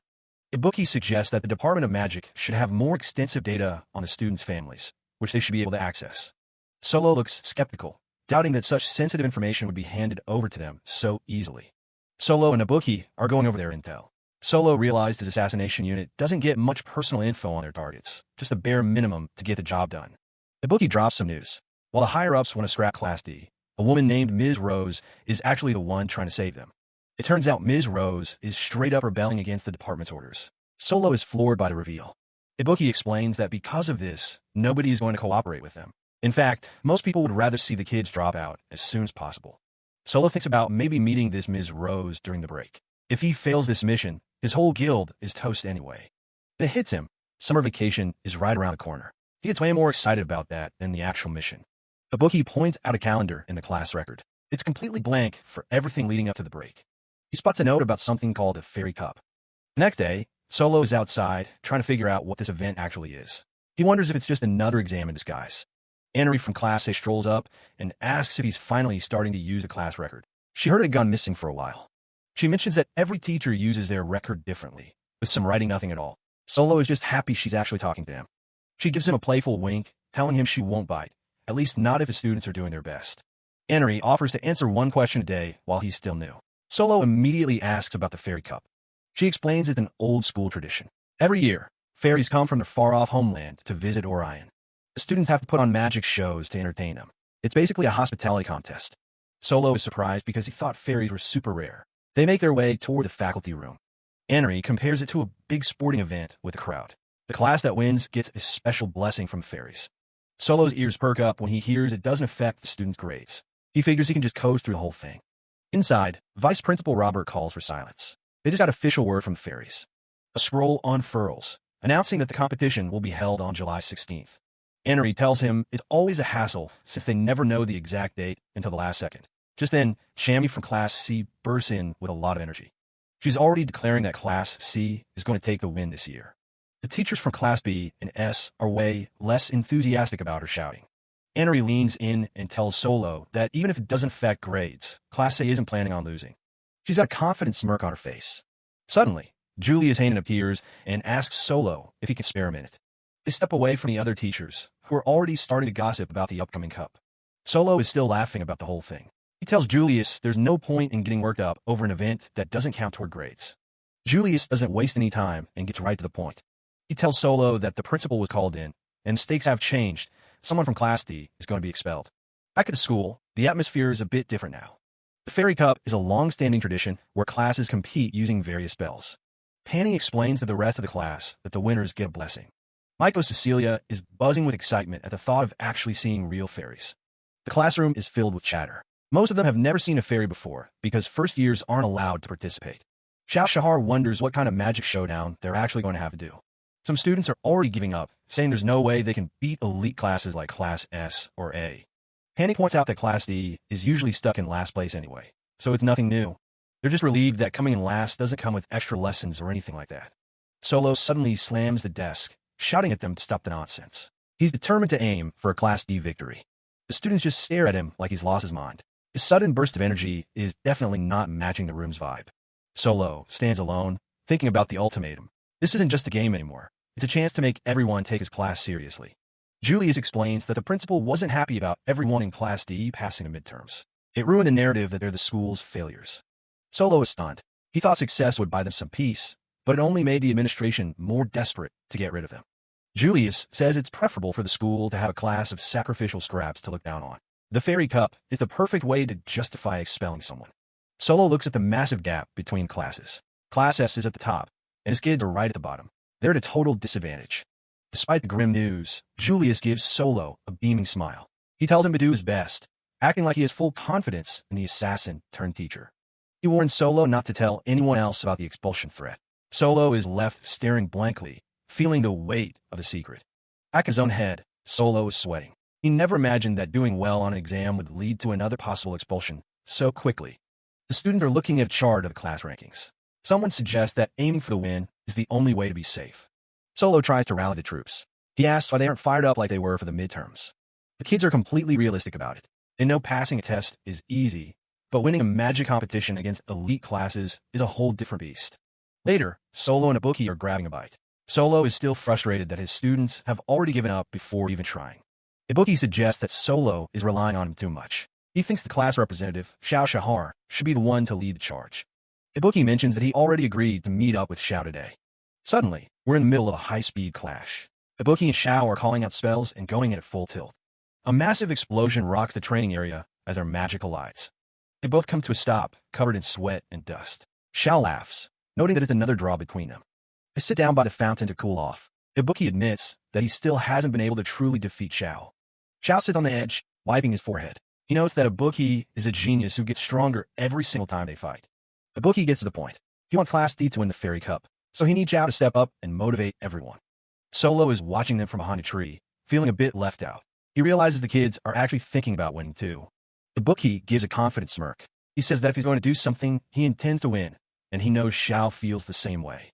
Xiao is a bit more grounded. He wonders if beating the other classes will actually give the kids the confidence they need. Ibuki admits that he's not the best person to be a leader. He's more of a lone wolf type. Xiao agrees, saying he isn't exactly the inspiring type either. He thinks they need someone else to set the mood for Class D. Ibuki looks over as someone approaches. He notes that their class is made up of a lot of different, unique types. Maiko Cecilia comes running over, asking what the two of them are doing hanging out together. She's full of energy, showing off the new Z/a brand nail polish she just bought. She thinks it's the most exciting thing ever. Xiao and Ibuki just give her a blank, deadpan stare. They clearly don't get the hype at all. Nearby, a couple of girls are watching the scene and laughing to themselves. They think Maiko's excitement is pathetic. They mock her, saying she should be practicing magic instead of doing her nails since Class D is guaranteed to come in last anyway. Maiko overheard every word. She's absolutely seething, her face darkening as she glares in their direction. Ibuki and Xiao are surprised she didn't just go over and punch them. They know she's got a short fuse. Maiko clenches her fist hard. She realizes that until she has the power to prove them wrong, their insults are just going to keep hurting. The girls from Class B continue their bullying. They ask if Maiko knows what the D in Class D actually stands for. They burst into laughter, shouting that it stands for dropout. They're really enjoying themselves at her expense. Suddenly, someone tells them they're in the way. A girl with very long, straight silver hair walks right through the middle of them. The silver-haired girl doesn't even look at them. She just coldly tells them to move out of her path. The Class B girls' laughter dies instantly. They recognize her immediately. Maroon Medium, the #1 student in Class S. The rest of the Class S top 3 are right behind her. Gingy Dextra and Spyro Sinistra look down at everyone else with total boredom. Maiko watches them go by. She knows exactly who they are, the absolute elite of their entire school year. Maroon stops and looks back at the girls who are mocking Maiko. She asks if they're from Class B in a tone that makes it clear she doesn't care. Then she drops a cold one, wondering if the B in Class B stands for buffoon. It's the ultimate shutdown. Maroon bluntly reminds the Class B girls that she is superior. She suggests they try joining Class S if they don't like her attitude, while making it clear that such a thing is impossible for them. The Class B girls run away crying, promising to remember this. Spyro Sinistra tells Maroon she went a bit too far, but Maroon has zero tolerance for noisy people with no talent. Maroon starts to walk away, leaving a stunned silence in her wake. Xiao Shahar and Ibuki watch her with a mix of awe and annoyance. Maiko Cecilia is left staring at the silver-haired girl's back, her mind racing as she tries to process the verbal assault. Suddenly, Maroon stops in her tracks and focuses her attention directly on Maiko's hands. She recognizes that Z/a nail polish Maiko was so proud of just moments ago, and her expression is one of pure disdain. In a tense moment, Maroon leans right into Maiko's personal space. She coldly orders Maiko to stop wearing the Z/a brand. Maiko is completely speechless, her eyes wide as she stares back at the #1 student in their year. Maroon's voice is ice cold as she explains that it's embarrassing for her to be matched with someone who has no talent. She drives the point home by asking why she, an elite in Class S, should have to concede any ground to someone from Class D. She issues a mock challenge. If Maiko is upset, she should try beating Class S in the Fairy Cup, though Maroon laughs off the possibility of Class D actually winning. With a final, crushing remark that the polish doesn't even suit her, Maroon continues on her way without a backward glance. Ibuki and Xiao look at Maiko, who is shaking with suppressed fury. They realize something has fundamentally shifted inside her. Later in the classroom, Maiko has completely transformed. She shouts at her classmates that they can't just give up. They have to acknowledge their strength and crush Class B and Class S. She's totally enraged now, screaming that the D in Class D stands for destruction and they're going to annihilate everyone in their way. Solo Pastry, Ibuki, and Xiao are caught between being impressed and being genuinely terrified. Even the unknown scarred boy seems to be taking notice of her sudden, violent motivation. With the Fairy Cup just 2 weeks away, the school is gearing up for the big event. Solo Pastry has gone full drill sergeant, rocking a Sparta headband and screaming at Class D to step it up. He's not cutting them any slack, making everyone review every single spell they've learned so far. The students are absolutely toasted, sprawled out on the grass, and gasping for air.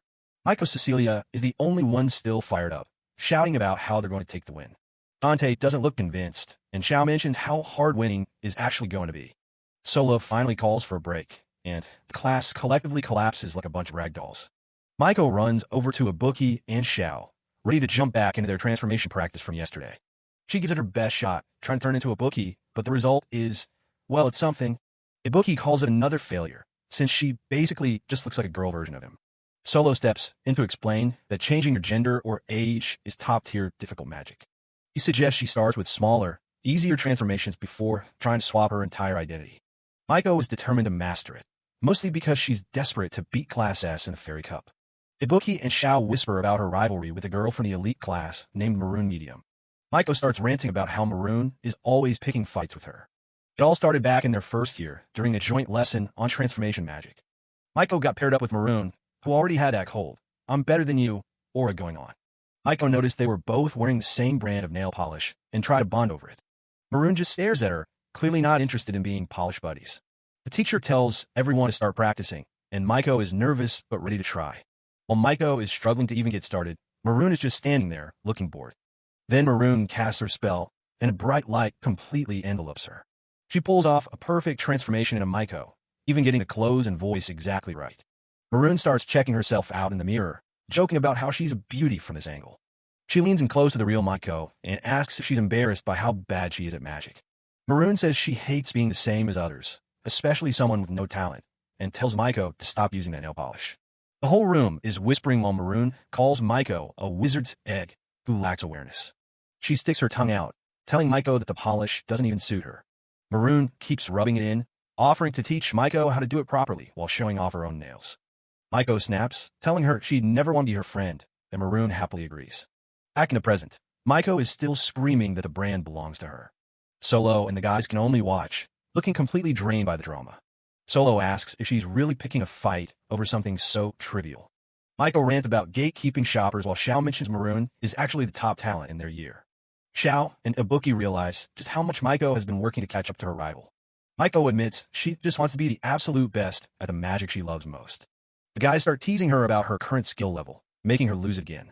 Dante watches the chaos and quietly agrees that winning is going to be tough. Solo just smiles, thinking that a little extra fighting spirit is exactly what they need for training. Then Azu shows up with some special recovery potions, and everyone starts screaming in terror. Later that night, the boys head back from the baths, still complaining about how bad those potions tasted. Ibuki is grumbling about the lack of privacy, but Xiao reminds him they're all on a tight schedule. Kai wonders where Dante is. Xiao says he told him to meet up for the bath, but he hasn't shown. Ibuki's already done and drying off. They figure Dante probably passed out in his room after cleaning. Xiao jokes that if he doesn't wash off today's sweat, the girls will avoid him like the plague tomorrow. Zhao's actually a bit worried. Dante seemed pretty out of it during their brutal training session. He goes to check on his roommate and finds the guy sprawled out on the bed, totally zonked. Dante is out cold, looking like the day finally caught up to him. That's when Xiao spots a letter sitting right on the desk. Suddenly, Dante bolts upright, panicking that he overslept. He asks what time it is, terrified he missed his chance for a bath. Ibuki, cool as ever, tells him it's almost 9. Dante doesn't waste a second, sprinting out the door while yelling that he'll be right back. Ibuki shouts a reminder to wash well or he'll stink, and Dante just throws an insult over his shoulder. Xiao lingers in the room for a second, looking thoughtful. He takes a long look at the documents Dante left out on the shelf. Later that night, Ibuki is relaxing with some tea. Solo apologizes for the briefing running late, acknowledging that the students work hard on their day off. They start talking about the Fairy Cup and the high stakes involved. The threat of expulsion is looming over the last place class, and Ibuki is finally starting to see the full picture. Under the dual moons, the tension in the air is palpable. It's clear the pressure is only going to get worse from here. The next morning, Solo gathers the class for more training. Today's focus is defensive magic, a spell called Witch's Stronghold. Solo explains that while Witch's Arsenal is for attacking, this spell is all about defense. It's basic combat magic they should have mastered back in their first year. The students aren't exactly excited. Everyone knows that good shield magic is notoriously hard to pull off. They give it a shot, but it's a mess. The spell takes forever to cast and shatters the moment any pressure is applied. Michael mentions how Rex managed an incredible shield during the midterms. Rex admits that holding something like that is nearly impossible to do consistently. Even Ibuki says he's not great at it. Solo tells them it's tough magic, but the only way to get it right is through constant drilling. To up the stakes, Solo starts a drill he calls Sudden Death. He's launching magic shards and debris at them, and Ibuki is immediately struggling to stay upright. Solo is actually laughing, looking like he's having a blast. Rex and Maiko can only watch in horror as he tells them he's cranking up the power level. Shields are breaking left and right. Solo tells them to focus and visualize their magic as something solid, because in a real fight, they'd be dead by now. Ibuki and Dante are the only ones left holding on. Ibuki is locked in, while Dante is clearly feeling the strain. Solo calls for the last one standing, promising a reward. He's surprised to see that Xiao, Ibuki, and Dante are the final three. Solo doesn't go easy on them. A massive blast shatters Ibuki's shield, and he's officially out. Now it's a duel between Xiao and Dante. Xiao looks surprisingly calm under his barrier, while Solo wonders who will be the last one left. Finally, Dante's shield hits its limit and shatters into pieces. Solo calls him out, leaving Xiao as the winner. The girls and Ibuki are cheering, totally impressed by Xiao's performance. Xiao collapses, gasping for air and admitting it was way too close. Solo walks over and compliments him, saying he's actually pretty good despite what he says. Xiao points out the spell's flaws. He's a sitting duck once the shield is up, and it's too slow for a real-time combat situation. Solo just smiles, telling him that with that spirit, he'll find a way to make it work. He reminds him why he was the top-ranked student, and Xiao looks more determined than ever. Xiao can't help but tease Ibuki about his loss. Ibuki just gives him a deadpan look of annoyance. Solo points out that Ibuki dropped out way faster than expected. Ibuki can only admit that shield magic just isn't his thing. Solo reflects on his own combat style, which is all about striking first. His mutual destruction motto is pretty intense, and it leaves Ibuki looking a bit shell-shocked. Solo turns to Dante and gives him props for making it to the final two. Dante is genuinely shocked by the sudden compliment. He admits that seeing everyone so focused on his training was a real surprise. Solo stares at him for a long, silent moment. Then he asks if they should move on to practicing Witch's Arsenal. Dante says he just wants to improve his offensive magic. Xiao remembers Dante being decent at it already, while Solo warns that his advice usually comes at a high price. Solo looks Dante right in the eyes. He offers individual help since Witch's Arsenal is his specialty, but he warns that there's only so much he can actually teach. He tells Dante that it all comes down to discipline. If he wants to improve, he has to be ready to put in the work. Solo's gaze gets incredibly intense as he prepares to drop some serious truth on his student. Dante looks stunned as he asks Solo how he managed to figure out his specialty magic. Solo remains silent as Dante stomps away, shouting that he'll just train on his own and doesn't need anyone's help.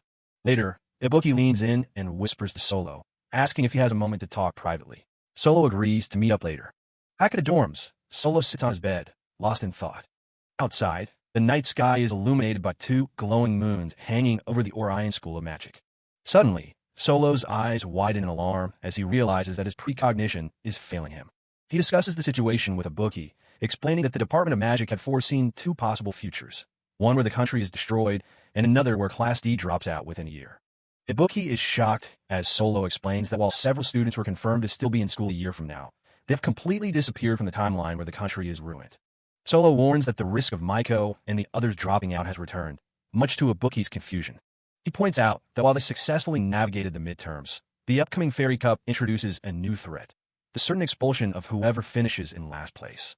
Solo concludes that regardless of the circumstances, the path always leads back to the same disastrous end where Class D brings about the nation's downfall.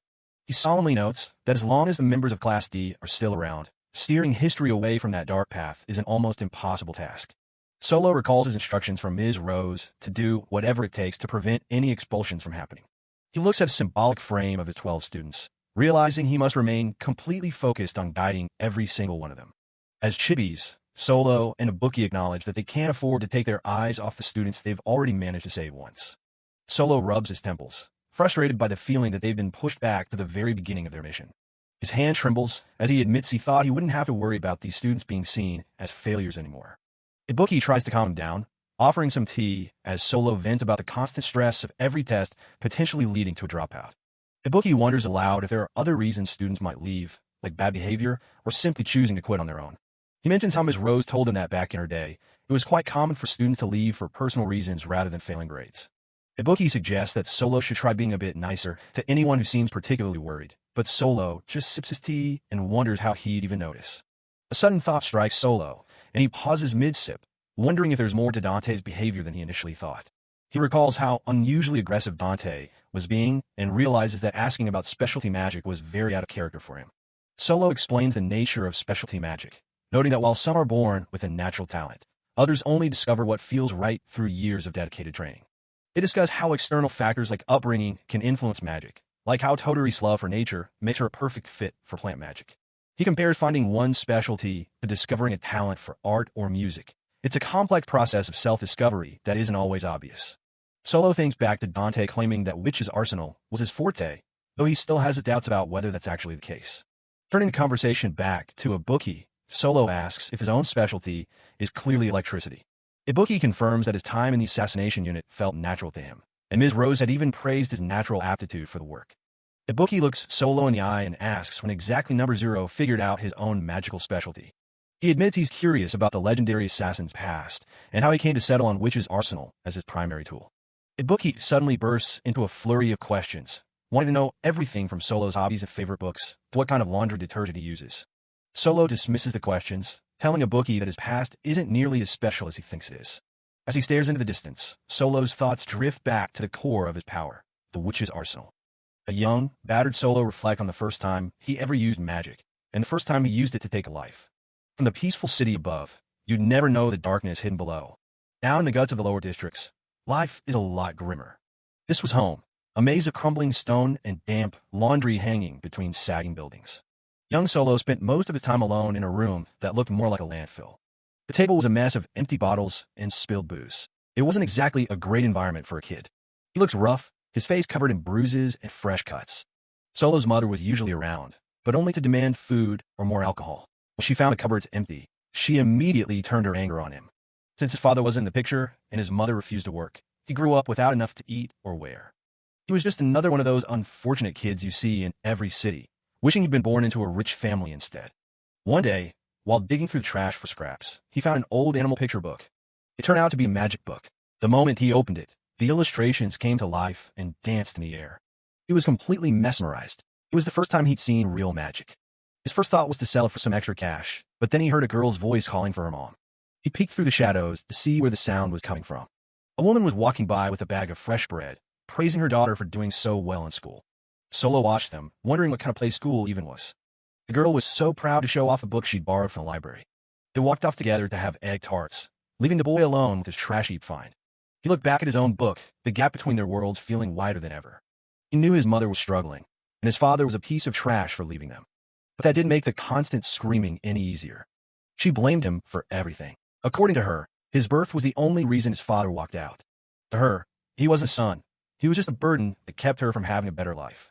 She screamed that he never should have been born, calling his very existence a sin. As she grabbed the one thing that made him happy, the picture book, and smashed it to pieces. The abuse was constant. Back then, he was always just waiting for those days to finally end. He held on to a tiny hope that maybe one day, she'd listen to him like the mothers he saw in the street.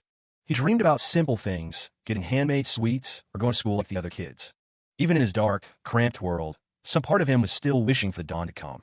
But instead of dawn, he heard a heavy clank. She didn't want him wandering off. She chained him by the ankle like a dog. One day, the door opened, and his mother stood there with a couple of shady-looking guys. Solo looked up, confused by the strangers in their house. For the first and last time in his life, his mother actually said she was sorry.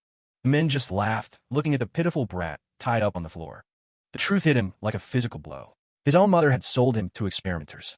He managed to break loose and sprinted into the snowy streets, his hands still bound together. Gagged and gasping for air, the realization that he'd been abandoned and sold made his heart sink. But he didn't get far. The men caught up and started beating him into submission. They didn't care if they hurt him. As long as he was alive for the experiments, he was still valuable. In his mind, Solo screamed for anyone to save him as a blinding light began to swell from within. A blinding, radiant light erupts from the boy, the true form of the unbreaking dawn, magic awakening within him. His pupils shift, taking on a star-like shape as the power surges through his veins. The force of the explosion is massive, tearing through the alleyway and blasting his captor's back. Young Solo is left gasping for air, his eyes still shimmering with leftover magical energy. Reaching out, he realizes the daybreak he always wished for has finally arrived, but it's brought a lot of destruction with it. When the light finally fades, the men who were just beating him are dead, scattered across the snowy ground. He's completely drained, his body trembling from a sudden surge of power. One of the thugs stares back with lifeless eyes, his face frozen in a final moment of pure terror. Solo looks around at the bodies, his mind racing. He can't quite grasp that they're actually gone. He stares at his own hands, wondering if he's the one who caused all this. Out of the swirling snow, a mysterious figure appears, accompanied by a strange, wide-eyed owl. This was the moment his life changed forever, the day he met the man he'd come to call the boss. The boss mentions he'd heard rumors of a shady deal in town tonight, but he didn't expect to find this. He takes in carnage while his owl notes that the dead man belonged to a dangerous organization. He turns his attention to the small, bruised boy and asks if he's the one responsible for this. The owl is stunned. It's rare for a child of 5 or 6 to awaken magic this powerful. Solo is terrified, wondering if having this power makes him a monster.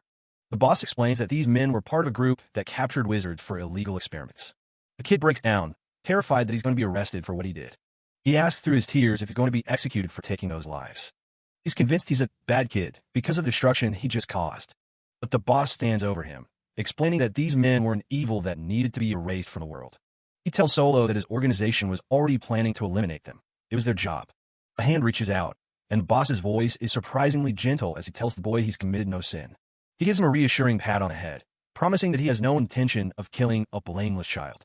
His face remains hidden in the shadows as he explains that killing children isn't what he does. For the first time, the boy looks up with something other than fear in his eyes. He remembers his mother's voice screaming that he was a sin and should never have been born. But the boss's words are the exact opposite. He tells the boy he did a good job ridding the world of evil. Solo had always wanted to be reborn into a better life, just to escape his own misery. The stranger's kindness is overwhelming as he tells the boy that if he stays a good kid, things will change. He cries freely now, the weight of his mother's hatred finally being countered by a stranger's acceptance. The boss decides they'll handle the cleanup and leave the boy with the Department of Magic since he's now an orphan. He starts to walk away, assuming their encounter is over. But the boy shouts for him to wait, desperate not to let go of the first person who ever treated him like a human being. With a sudden fire in his eyes, he begs the boss to take him along and teach him how to do that work. The boss and his owl are caught off guard. He warns the kid that their work is nothing to be proud of. Solo doesn't care. The boss explains that his guild, Kronos, exists solely to eliminate those who abuse magic. He looks the boy in the eye and asks if he really has the resolve to take lives under his command. Without a hint of hesitation, Solo tells him he can kill and that he's not afraid of evil people anymore. The boss warns him that the organization isn't lenient. They have no use for anyone who is useless or disobedient. He reaches out his hand, officially welcoming the boy into the guild as number 0. Young Solo is finally smiling, a glimmer of hope returning to his eyes as he joins the guild, Kronos. Transitioning back to the present, Solo explains that he dedicated himself to the study of magic from that day forward. He was given a home and books, but it wasn't an orphanage. He had to work hard and prove his worth to stay. The occasional words of acknowledgement from the boss were the only doting he ever received, and they became his main motivation. After years of rigorous training and countless missions, he eventually rose to become the guild's top operative. Ibuki is completely starstruck, his eyes practically sparkling with genuine admiration for his hero's past. He's vibrating with excitement, feeling incredibly honored to have heard the origin story of the legendary number 0. Solo is a bit overwhelmed by the enthusiasm, especially when Ibuki starts grilling him about his study habits. Ibuki settles down for a moment and asks Solo why he chose such a dangerous and lonely profession. Solo looks back, a little surprised by the personal question as he continues to pour more tea. Ibuki reveals that his own past is remarkably similar. He too was sold by his parents to be a test subject for experiments. He explains how he was eventually taken in by the Department of Magic and chose to become a useful tool for the country. Because Ms. Rose saved him, he feels a deep sense of loyalty and follows her every order without question. Solo reflects on the sheer coincidence of their meeting. It seems we had pretty similar circumstances, huh? Ibuki gives a small, genuine smile, hoping that their paths crossing was more like destiny than chance. Solo looks away, perhaps a bit uncomfortable with such a heavy sentiment, and tries to steer the conversation back to magic. Suddenly, a frantic knocking at the door breaks the late-night silence, startling them both. They're on high alert, wondering who could possibly be visiting at 2 in the morning. Solo quickly poofs into his black cat disguise, telling Ibuki to make sure no one sees his true form. Ibuki watches the small cat hop away, asking to hear more of Solo's stories the next time they're alone. He's still buzzing with a million questions, but Solo just grumbles and tells him only if he feels like it. As he leaves, Solo reflects on the boss's words about not killing blameless children, a mantra that has stayed with him. He worries about the future of Class D. From the guild's perspective, they're just targets that need to be eliminated. He looks back at Ibuki, thinking it's the first time he's ever seen the boy make such a relaxed expression. Solo vanishes into the night, saddened that a child raised as an assassin has to carry such a heavy burden. The knocking on the door continues, louder than before. Ah, geez. Who's at this hour? It's Noel Campbell, laughing maniacally about an invitation to a blood-dark night. Ibuki is completely bewildered as Noel continues his bizarre, sleepwalking monologue. Nanato Mikazuki is right behind him, panicking and trying to lead the sleepwalking Noel back to bed. Nanato apologizes for the noise, explaining that Noel just started roaming the halls and is asleep again. Ibuki watches them go, his thoughts drifting back to Solo. He realizes with a bit of sadness that Solo didn't recognize him. Elsewhere, Nagisa, Snow, sits on his bed, silently going over some papers as the night draws to a close. He looks exhausted, the weight of the upcoming competition clearly taking its toll on the student. Finally, the sun begins to rise over the academy. The long-awaited morning of the Fairy Cup has arrived. Teacher Chami is practically vibrating with energy. She's already claiming the win for Class C before the Fairy Cup even starts. The other teachers are just as competitive, but Solo's just standing there with a goofy grin on his face. It's finally the big day, but the stakes are high. If Class D ends up in last place, one of them is getting expelled as a warning to the rest. Solo ignores Teacher Chami shouting and tries to head out, but the Class B teacher, Bib, stops him. Bib gets right in Solo's face, glaring through his glasses. He's already accusing Class D of cheating, just like he thinks they did on the midterms. He calls them a bunch of leftovers and tells Solo they should just accept their place at the bottom. Solo doesn't even look bothered. Head teacher, Julie, steps in to break it up, telling Bib to quit picking on Class D. Solo watches him walk off, thinking about how Bib only acts like a tough guy at work because his family runs him over at home. Julius gives Solo a friendly smile. He suggests that if his students actually perform well today, maybe people like Bib will finally show them some respect. With that, Julius calls all the second-year teachers to order. It's time to head out and give the fairy guests a show. Solo locks in, determined to make sure all his hard work with the class finally pays off. The students are all geared up, trading their usual clothes for official ceremonial capes and Class D armbands.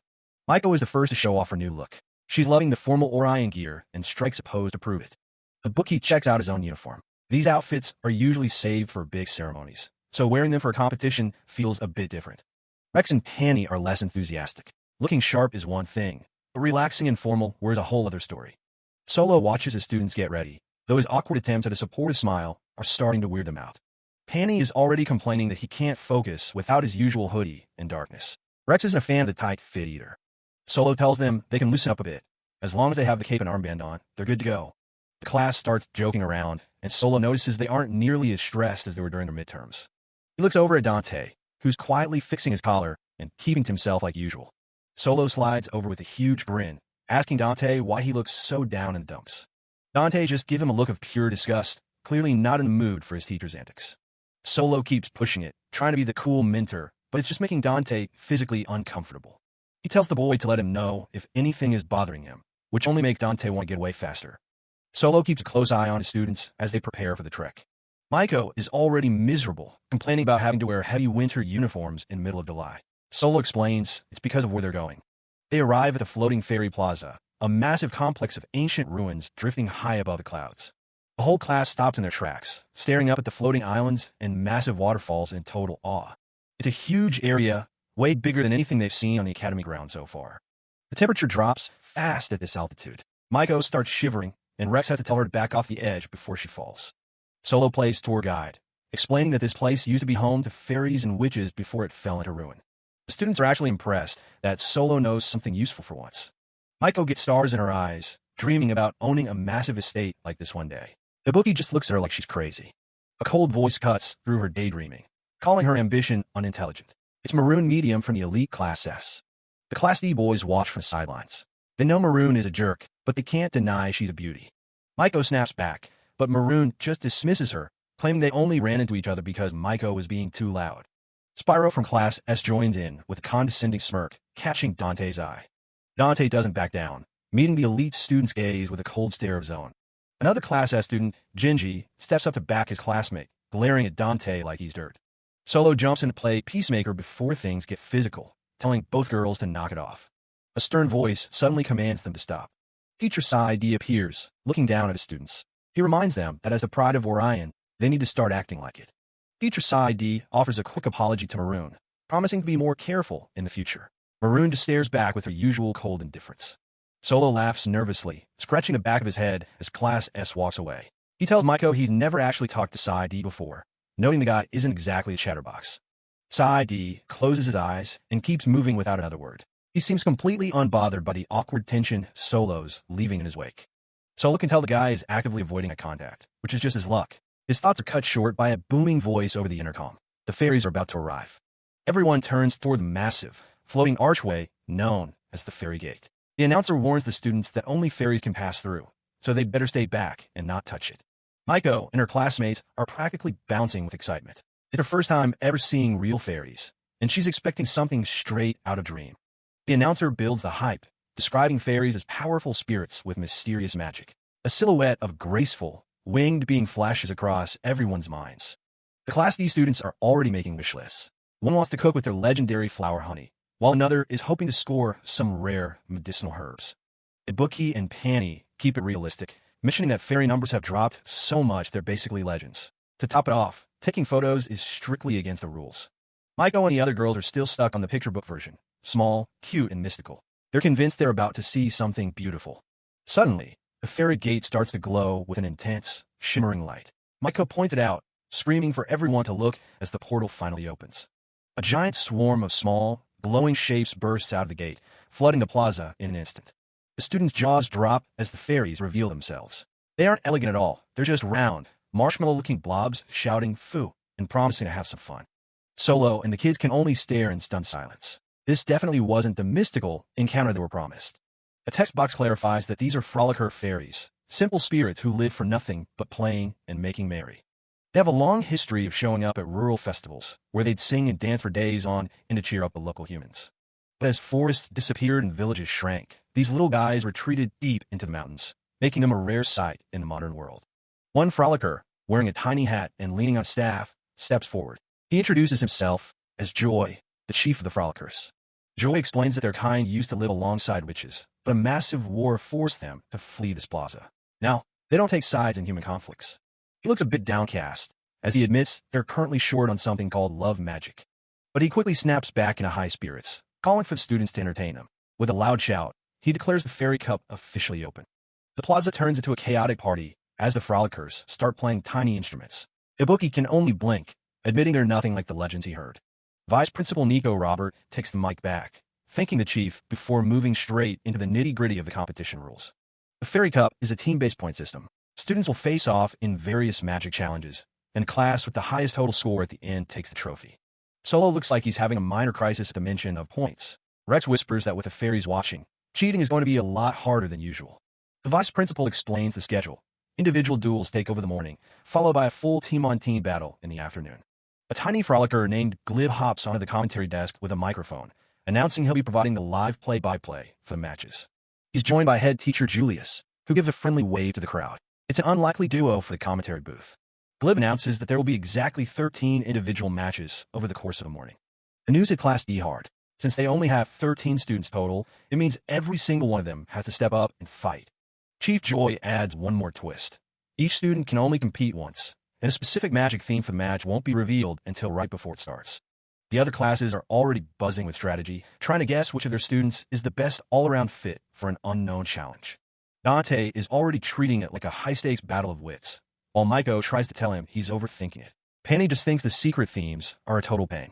Glib wastes no time and kicks things off by announcing the first theme, Transformation Magic. Maiko's eyes go wide. This is her area of expertise. The pressure of being the first one up is clearly starting to sink in. She tries to act tough, but she's shaking like a leaf. She's the only one in the class with a specialty in transformation, so there's no backing out now. Azu tries to jump in, claiming she's actually better at it than Maiko, but the class isn't exactly convinced. The mood gets even heavier when they see Maroon Medium stepping up as the representative for Class S. Maiko looks like she's about to faint. Rex cracks a smirk, trying to lighten the mood. He's ready to get things moving and tells everyone to lock in. The class decides they need a group cheer to boost their spirits, though some of them find the whole idea pretty embarrassing. Rex calls everyone into a circle, and the students reluctantly gather around to start their pre-game ritual. They look around for someone to lead the cheer, and all eyes land on Dante. Rex insists that since he's their leader, he's the only one for the job. Rex Red is totally pumped, asking everyone if they have their wands ready. Behind him, Dante and the bookie are just going along with the high energy. The entire class D huddles up, thrusting their wands toward the center in a massive show of unity. They let out a deafening roar of, "It's destruction time."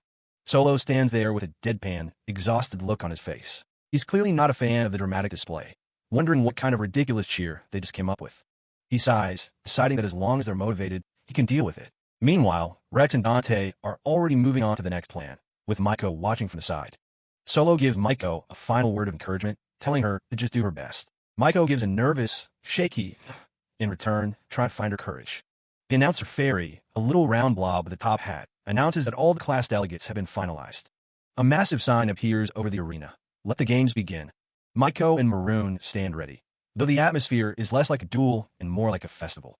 Maroon looks bored out of her mind, while Maiko is focused and tense. Students from Class B and C watch from the side, eager to see how the elites perform. Rex and Solo are still trying to wrap their heads around the rules. They're wondering exactly what the fairies are going to use to judge these matches. Solo looks out at the arena, pondering how students are actually supposed to compete once they've transformed. The big reveal drops. The theme for the Transformation Magic match is an Ideal Man contest, complete with images of buff, rose-carrying fairy blobs. The Class D students are collectively stunned into silence. The judges are a panel of excited fairies shouting for nice men to take the stage. The arena erupts in chaos. Students from all the classes are losing it, screaming that this has to be some kind of messed up prank.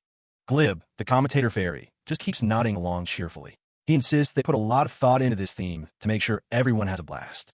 Solo, Rex, and the others stare in disbelief. Rex grumbles that they should have just stuck to a classic magical duel. That would have been way more fun. The rules are finalized. The fairies' subjective scores are the only thing that matters, and the announcer won't even explain criteria for points. A point chart is displayed on the screen, showing how each ranking in the contest will translate into class points. Chief Joy floats over a crowd of cheering frolickers, declaring that in the Fairy Cup, the class that entertains them the most is the ultimate winner. Solo watches the absurd scene unfold from the bleachers, calling the whole thing vulgar. Rex, surprisingly, thinks it looks like a good time. Solo adjusts his glasses, realizing with a heavy heart that their grades and skills mean nothing. This competition is purely at the mercy of the fairies' whims. Maroon looks at her wand with narrowed eyes, thinking the whole Ideal Man theme is incredibly boring.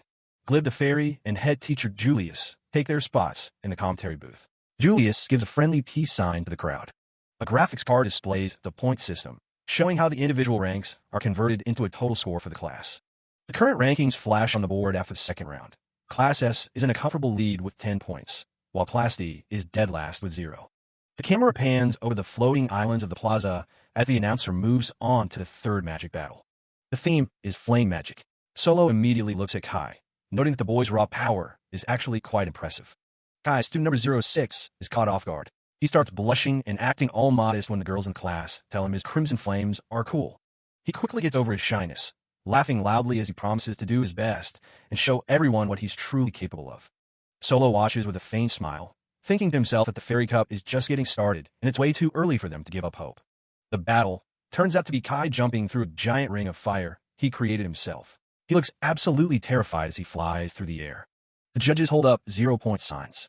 You're supposed to be competing for style points, the announcer shouts as Kai crashes. Solo and Rex watch with blank expressions, wondering what on earth jumping through hoops has to do with actual flame magic. Next up is Nagisa Snow for an ice magic battle. Instead of a grand sculpture, he just sits there next to a tiny, simple snowman. In a fifth match, Panny represents Class D in a water magic duel. He's literally surfing on a giant wave, trying to make the heart dance. Even the fairies are getting in on the action, surfing alongside Panny and complimenting his nice waves. The scoreboard updates. Class S has jumped to 21 points, while Class D remains stuck at 0. They're officially blazing a path to last place. Solo looks completely drained. They've been sending out students based on their magical specialties, but nothing they do seems to satisfy the fairies. The sixth round is announced, a broom battle. The announcer Fairy shouts brooms as a group of students prepare to take flight. Rex stands up and crosses his arms, decisively telling the group that he'll be the one to take this match. The class tries to strategize, looking at Dante and Ibuki as potential fast flyers, but Rex is already locked in. Michael looks at him with concern, reminding him that he isn't exactly a pro at broom riding, and even mention it makes him feel sick. Rex doesn't back down. He explains that since his specialty is support magic, it's better for him to handle a match like this, so their heavier hitters can save their strength. The classmates are genuinely touched by Rex Red's dedication, with Maiko and the others impressed that he would consider the class's success so deeply. Rex just looks slightly embarrassed by all the praise. Solo Pastry watches the scene with a thoughtful expression, surprised that Rex would say something so selfless. Behind him, Panny and Rex keep bickering over silly nicknames, keeping the mood light. The broom race begins, and as predicted, Rex Red struggles immensely. He screams in terror as he trails far behind the other students, eventually coming in dead last. The fairies and other students watching the race are unimpressed by the poor performance, comparing the lagging racers to old men at a racetrack. The scoreboard updates yet again, showing Class S firmly in the lead with 26 points, while Class D remains pathetically stuck at 0 points. Maiko and her classmates can only stare in shock. Laughter and whispers ripple through the crowd of elite students as they mock Class D for failing to earn a single point even after 7 rounds of competition. At the commentary booth, head teacher Julius and fairies try to maintain a solemn and professional atmosphere, though the chaos of the event makes it difficult. Solo Pastry watches his dejected students, knowing they haven't given up yet. He realizes that if they don't do something to change the flow of the game soon, they'll lose everything. The announcer fairy declares that the theme for the 7th match will be a complete surprise. It's a battle of chance where anything could happen. As the class discusses who is left to compete, Noel Campbell suddenly steps forward with a determined pose, shouting that he'll be the one to go next. Noel Campbell is having a bit of a meltdown, sobbing about how he's got no special magic to be proud of. He offers himself up as a pawn just to be useful. Dante steps up with a confident smirk, deciding it's his turn to handle things. The rest of the group can only watch as he takes the lead. Miko and the others are panicking, shouting that they should save their secret weapon for when they're guaranteed to win. Dante doesn't care about the plan. He's just tired of sitting on the sidelines and waiting for his moment. He looks out over the floating ruins, asking if all he has to do is snag first place. Ibuki watches him with a cold stare while Solo Pastry considers the situation. Solo knows that without Dante, Class D is pretty much done for in this competition. He looks the kid in the eye and tells him he's counting on his class president to pull through. Dante just gives him a cocky grin, asking if that was actually in order. Up on the stage, the Fairy Chief Joy announces the 7th match of the day. A swarm of little white blobs called frolickers flood the area, and the goal is simple: catch as many as you can. One of the fairies presents a bag, telling the students to pack their captures in nice and tight. They warn everyone that these little guys are delicate, but will definitely try to make a run for it if they aren't careful. Some of the elite students are already getting annoyed by how many rules there are for a simple game. It turns out 5 of the fairies are special winners, worth a massive 20 points each. Since no one knows which ones are special until the end, it's basically just a huge game of luck. Miko thinks the point gap is insane, but the guys realize that using any kind of magic is fair game here. As Dante gets ready to start, the crowd begins to whisper, recognizing him as the legendary Xiao Shahar. Word spreads fast that this was the kid who was ranked number 1 in the entire school during their first year. Not everyone is impressed, though, with some people mocking him for falling all the way down to Class D. The 3-minute timer starts, and the plaza descends into pure chaos as everyone lunges for the fairies. One student uses magic to turn her hair into a web, snatching up multiple frolickers at once. Others get creative, summoning thorn bushes or opening up magical pitfalls to trap the little blobs. For a moment, it looks like the other classes are going to sweep the board while Class D just stands there. But catching them is the easy part. The fairies start slipping right out of the magic bags. Dante still hasn't moved a muscle, making people wonder if he's even taking this seriously. Miko starts to worry, but Solo explains that his specialty wind magic is perfect for a wide area sweep. He points out that Dante is at a massive advantage if he plays his cards right. Ibuki realizes the plan isn't just to catch fairies, but to vacuum up everything the other classes have already grabbed. He watches closely as Dante finally gets into his stance. Dante is definitely the type of guy who absolutely hates losing. He starts to chant, and the air around him begins to churn. A massive tornado called the Sylph Whirlwind erupts, tearing across the entire plaza. The other students can only watch in horror as their hard-earned catches get sucked right out of their hands. The gale is so strong, it starts tossing the competitors around like ragdolls. People in the audience start screaming as the magic begins to spill over into the stands. Every single fairy in the area is pulled into the center of the storm. The elite students are getting sucked in too, complaining about their hair being ruined while they're literally flying through the air. Solo watches the massive vortex, realizing he might have told Dante to go a little too hard. In an instant, the capture bag is stuffed to the brim with all 100 fairies. Dante stands in the middle of the wreckage with his haul, while everyone else is left flat on their backs. He lets out a huge laugh, celebrating the fact that Class D is officially in first place. Mr. Bibb is throwing a massive fit, claiming that Class D's reckless display of magic was way too dangerous for the spectators and should be an instant disqualification. Another official or teacher is nodding along, agreeing that Class D's performance was completely over the line and shouldn't be allowed. Solo Pastry stays perfectly calm, pointing out that he made sure no one was actually in danger of falling from the islands. Dante, the guy everyone knows as Xiao Shahar, just shrugs it off with a smile, mentioning that wind magic is his specialty and it was all just for fun. He even leans in and asks the crowd if they actually enjoyed catching a ride on a breeze. The little marshmallow fairies seem to agree, finding the whole thing much more entertaining than a boring contest. Despite all the complaints, the fairy chief Joy announces that Class D officially takes the top spot for the 7th round. The other teachers are still fuming, calling the move a direct attack on defenseless students and a disgrace to the academy.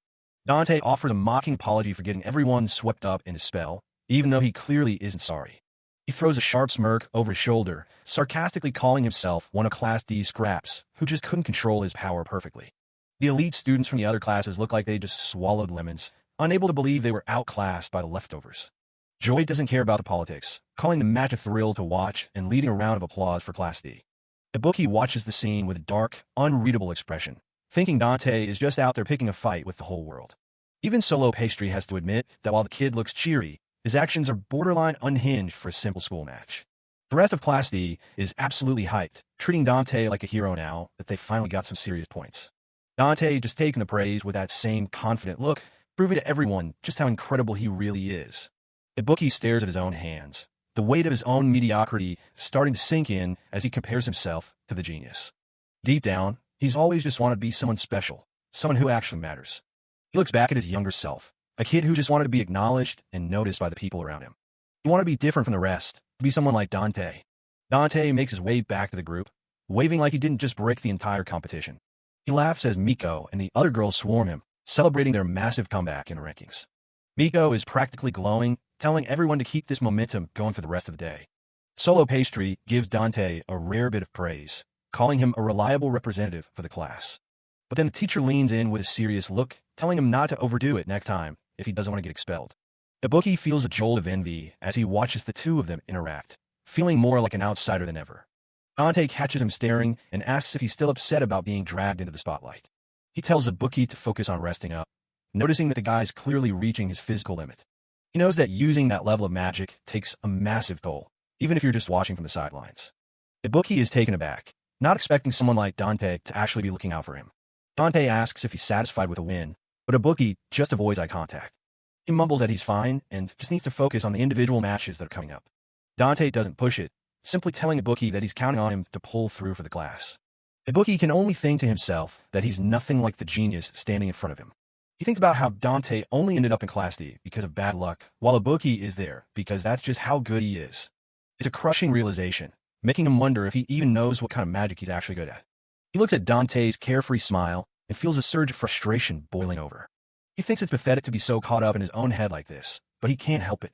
This complex he has over Dante has been eating at him for a long time, and it's only getting worse. It all started a few weeks back when he got a letter from his old hometown that stirred up old memories. His home was just a boring, ordinary town. Nothing special about it all, just like him. Back when he was 10, he was already bored out of his mind, looking for something that would make him feel special. Back then, Dante was already a natural leader. While he was eating, his friend noted that he'd been saying the same things quite a bit lately. Suddenly, someone shouted for Dante to come quickly because some kids from the west side had arrived for a showdown. Even at a young age, he was the one everyone relied on. Growing up faster than those around him, Dante was the biggest and strongest among his peers. That strength was his value, the thing that made him stand out. The other kids cheered, calling him their Northside leader. They knew they could always count on him whenever they were in trouble. In that ordinary town, Dante felt like he was something special. He wasn't just another face in the crowd. He was someone with a purpose. His friends were in awe, asking if he really had the talent to be a wizard. Dante just gave a confident, soaking in the admiration. He explained that his parents had confirmed it, and people even said he probably inherited his magic from his grandfather, who was a wizard. Dante spoke about the magic crystallite, a stone that reacts to magical power. It was the simplest way to see if someone had the spark or not. He talked about the witch's revelation, the moment an access incantation from magic just pops into your head. Without that, you can't truly use magic. Most people get their revelation between the ages of 12 and 15, though the truly talented ones might experience it even earlier. Dante figured he still had about 2 years to go, and his friends were already excited for his eventual awakening. With his goal set, Dante planned to enroll in a magic school, train hard, and become an amazing wizard that everyone would look up to. His friends were already jealous, wondering just what kind of incredible magic he would end up specializing in. They discussed the different paths a wizard could take, from tool craftsmen to those who put on shows in magic theaters. But Dante's eyes were on a higher prize, becoming a wizard knight, one of the heroes who protects citizens from monsters and evil wizards. Only the strongest wizards could hope to reach that rank, but his friends were certain that Dante could do it. After all, he was already the strongest one to fight. Dante pumped his fist, declaring that he would join the wizard knights for sure. His ambition was as clear as the day. The other kids joked about how they'd be able to say they were friends with a hero. They told him not to get ahead of himself, but the pride in him was obvious. One girl mentioned she was only good at drawing pictures, while another friend admitted he just liked eating. They all had their own small talents. The girl dreamed of having a magic theater company one day, imagining her friends as backup dancers for her concerts. Everyone was starting to dream big. A boy was shocked to hear Dante wanted to be a wizard knight, thinking of them as combat specialists who were awfully frightening. As they all ate together, they encouraged each other to hold on to their big dreams, no matter how daunting they might seem. A girl asked what kind of job Dante's grandfather actually had. It turned out he was in charge of maintaining magic charms on the town walls, which Dante found a bit boring. Dante thought a wizard knight's work would be much safer and more exciting than just doing inspections all day. His grandfather, however, had liked his quiet work. His mother smiled, telling him that it's best for children to do what they like and are good at. She promised they would all be cheering him on. Dante started to wonder about his own identity, what he was truly good at, what he liked, and what he really wanted to do with his life. He looked out at the scenery, pondering how everyone else seemed to figure those things out so easily. It was a question that had stuck with him since he was little. He'd always wanted to be someone special, to be noticed and acknowledged by those around him. He wanted to be different from everyone else. Looking back now, he realized that those feelings came from a place of having nothing of his own. He was searching for something to define him. Finally, at 15, the moment he'd been waiting for arrived. He received his witch's revelation. His journey was finally beginning. Dante didn't hate his hometown or his friends, but he felt a desperate need to get away and find his own path. He chose to attend a boarding school far from home. At the train station, everyone came to see him off, shouting their support and telling him to do his best and stay healthy. They expected him to become a leader at the academy too. As the train pulled away, Dante looked out the window with determination. It didn't matter what kind of place the magic school was. He was going to become someone special there. He arrived at the Grand Academy, where the orientation for new students was already underway. It was a place where geniuses from all over gathered to prove themselves. That's when he first saw him. A boy with an eye patch stood at the front, introducing himself as Xiao Shahar and declaring his dream to become a wizard knight. Seeing Xiao Shahar's effortless confidence was a shock. In that moment, Dante realized the difference between a true genius and a boring, ordinary person like himself. Match 8 kicks off, and it's all about illusion magic. The challenge is to create the perfect room for a bunch of spirits called frolickers.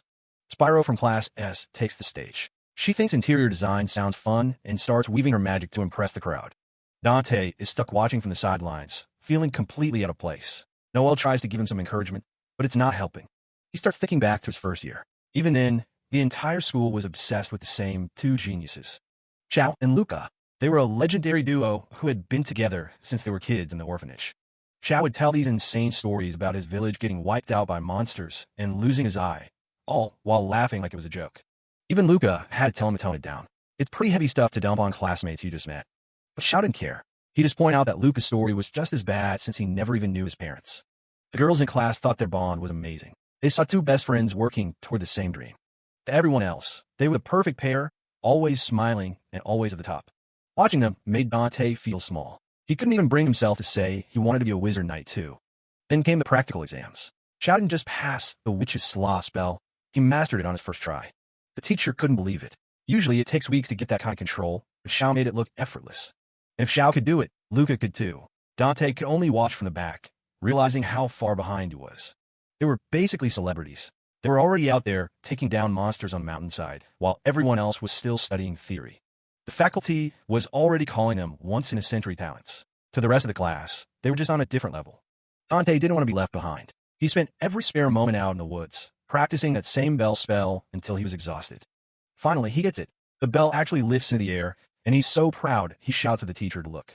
But then he sees what the geniuses are doing. They've summoned massive stone statues while he's struggling with a tiny bell. Just like that, all his hard work feels like a waste of time. Even the regular school moments felt like a loss. Dante drops a letter, and a cute girl brings it back to him. For a split second, his heart skips a beat, but she walks right past him to confess her feelings to Xiao. Xiao turns her down in the most polite, cool way possible, which only makes Dante more frustrated. He was starting to eat at him. He was spending all his time in the library, trying to close the gap, but the anger was building up.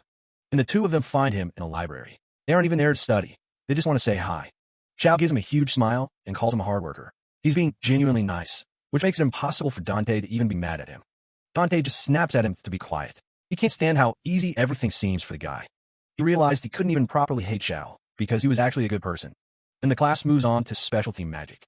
This is the big one, the magic that defines a wizard's career.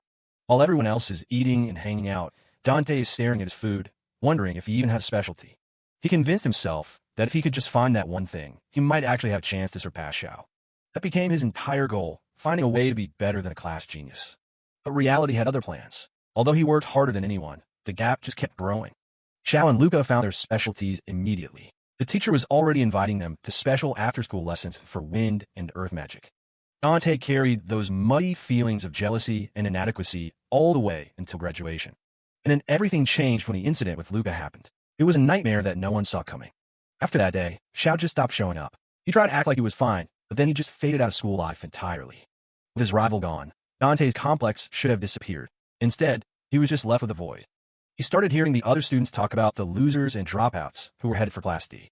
As the season shifted, everyone was worried about moving up, but Dante was just falling further behind. He had to listen to people say that being in Class D is proof that you're less than ordinary.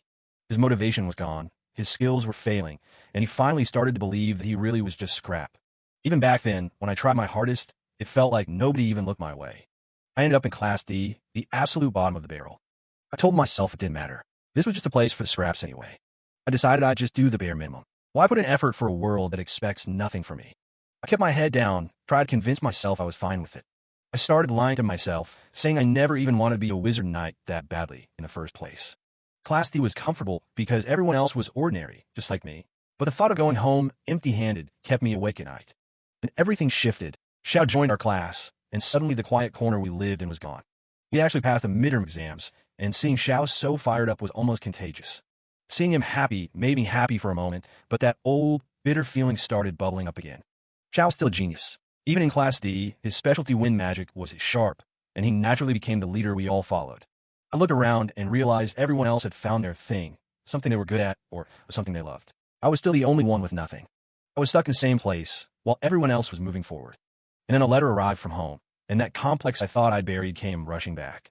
It was just a regular letter from my mom, asking how I was eating and telling me about a friend who'd won our competition. She sounded so proud of everyone else. And she asked the one question I couldn't answer. What was my specialty magic? She told me only truly outstanding people can become wizard knights. She was subtly telling me that maybe this wasn't for me. Don't push yourself, she wrote. You can always come back home. She meant to be kind, but those words felt like a death sentence to my dreams. She even asked to see my specialty magic during the summer visit. To me, those kind words were just her way of saying she knew I wasn't special. I couldn't accept that. I didn't want to go home and be a nobody. I was desperate. I wanted a specialty magic so badly. Something, anything that could give me a win against Xiao. Back in the present, Miko Cecilia snaps me out of it. It's time for my individual battle. The rest of the class had actually been doing pretty well, picking up points in the middle matches. But even with their effort, Class D is still sitting dead last. The next match is the Witch's Arsenal Showdown. The pressure is on. Miko and Xiao are already looking ahead to the final rounds, counting on us to close the gap. Everyone thinks this is my specialty. They're all cheering for me to finally show what I can do. I just force a smile and play along. I can't let them know I'm still just guessing. Match 12. This is it. It's a simple ring-out battle. The last one standing in the plaza wins it for their class. Solo watches from a booth, probably wondering what my plan is. He's noticed I've been acting strangely lately, and he looks genuinely concerned.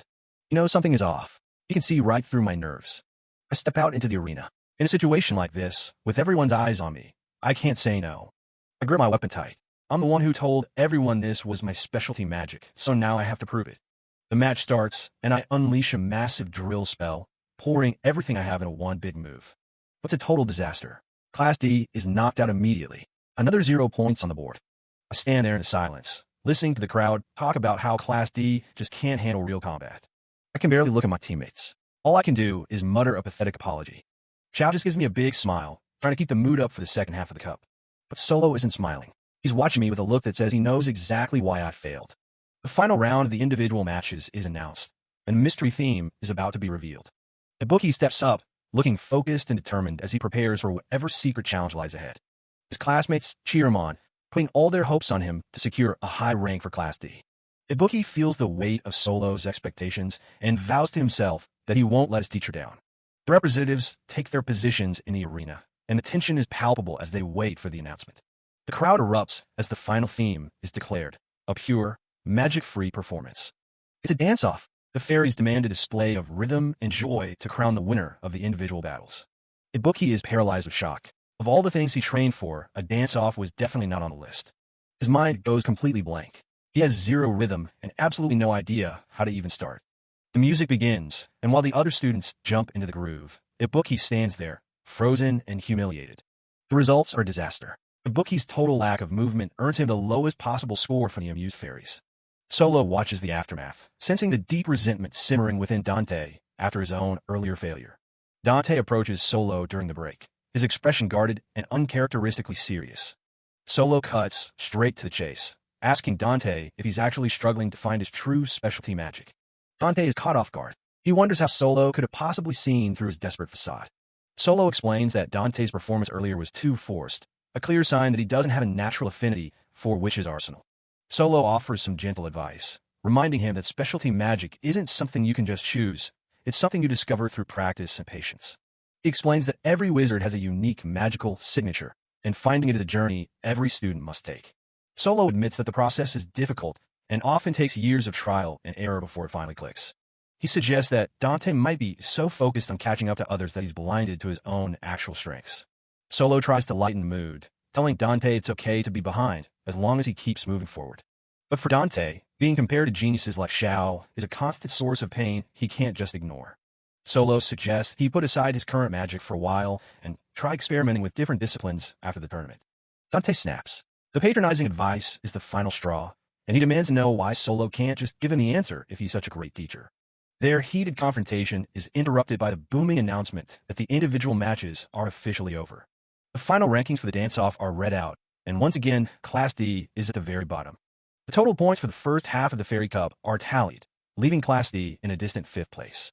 Class S celebrates their dominant lead, while the other classes prepare to fight for whatever scrap of points remain. The fairies thank the participants for the joy they provided and announce a short break for lunch. Elaborate lunchboxes are distributed to all the students, a small comfort after a morning of grueling competition. Dante immediately walks away from Solo, his jaw set in a hard line of refusal. Solo can only watch him go, stunned by the sudden outburst. Solo is left standing alone, questioning if he handled the situation all wrong. Was he being too blunt? Across the plaza, the atmosphere is festive as everyone digs into their food and discusses the morning's events. The student body is abuzz with excitement, mostly mocking the terrible performances from Class D. High up in the VIP booth, the school officials discuss the second half of the tournament and the clear superiority of Class S.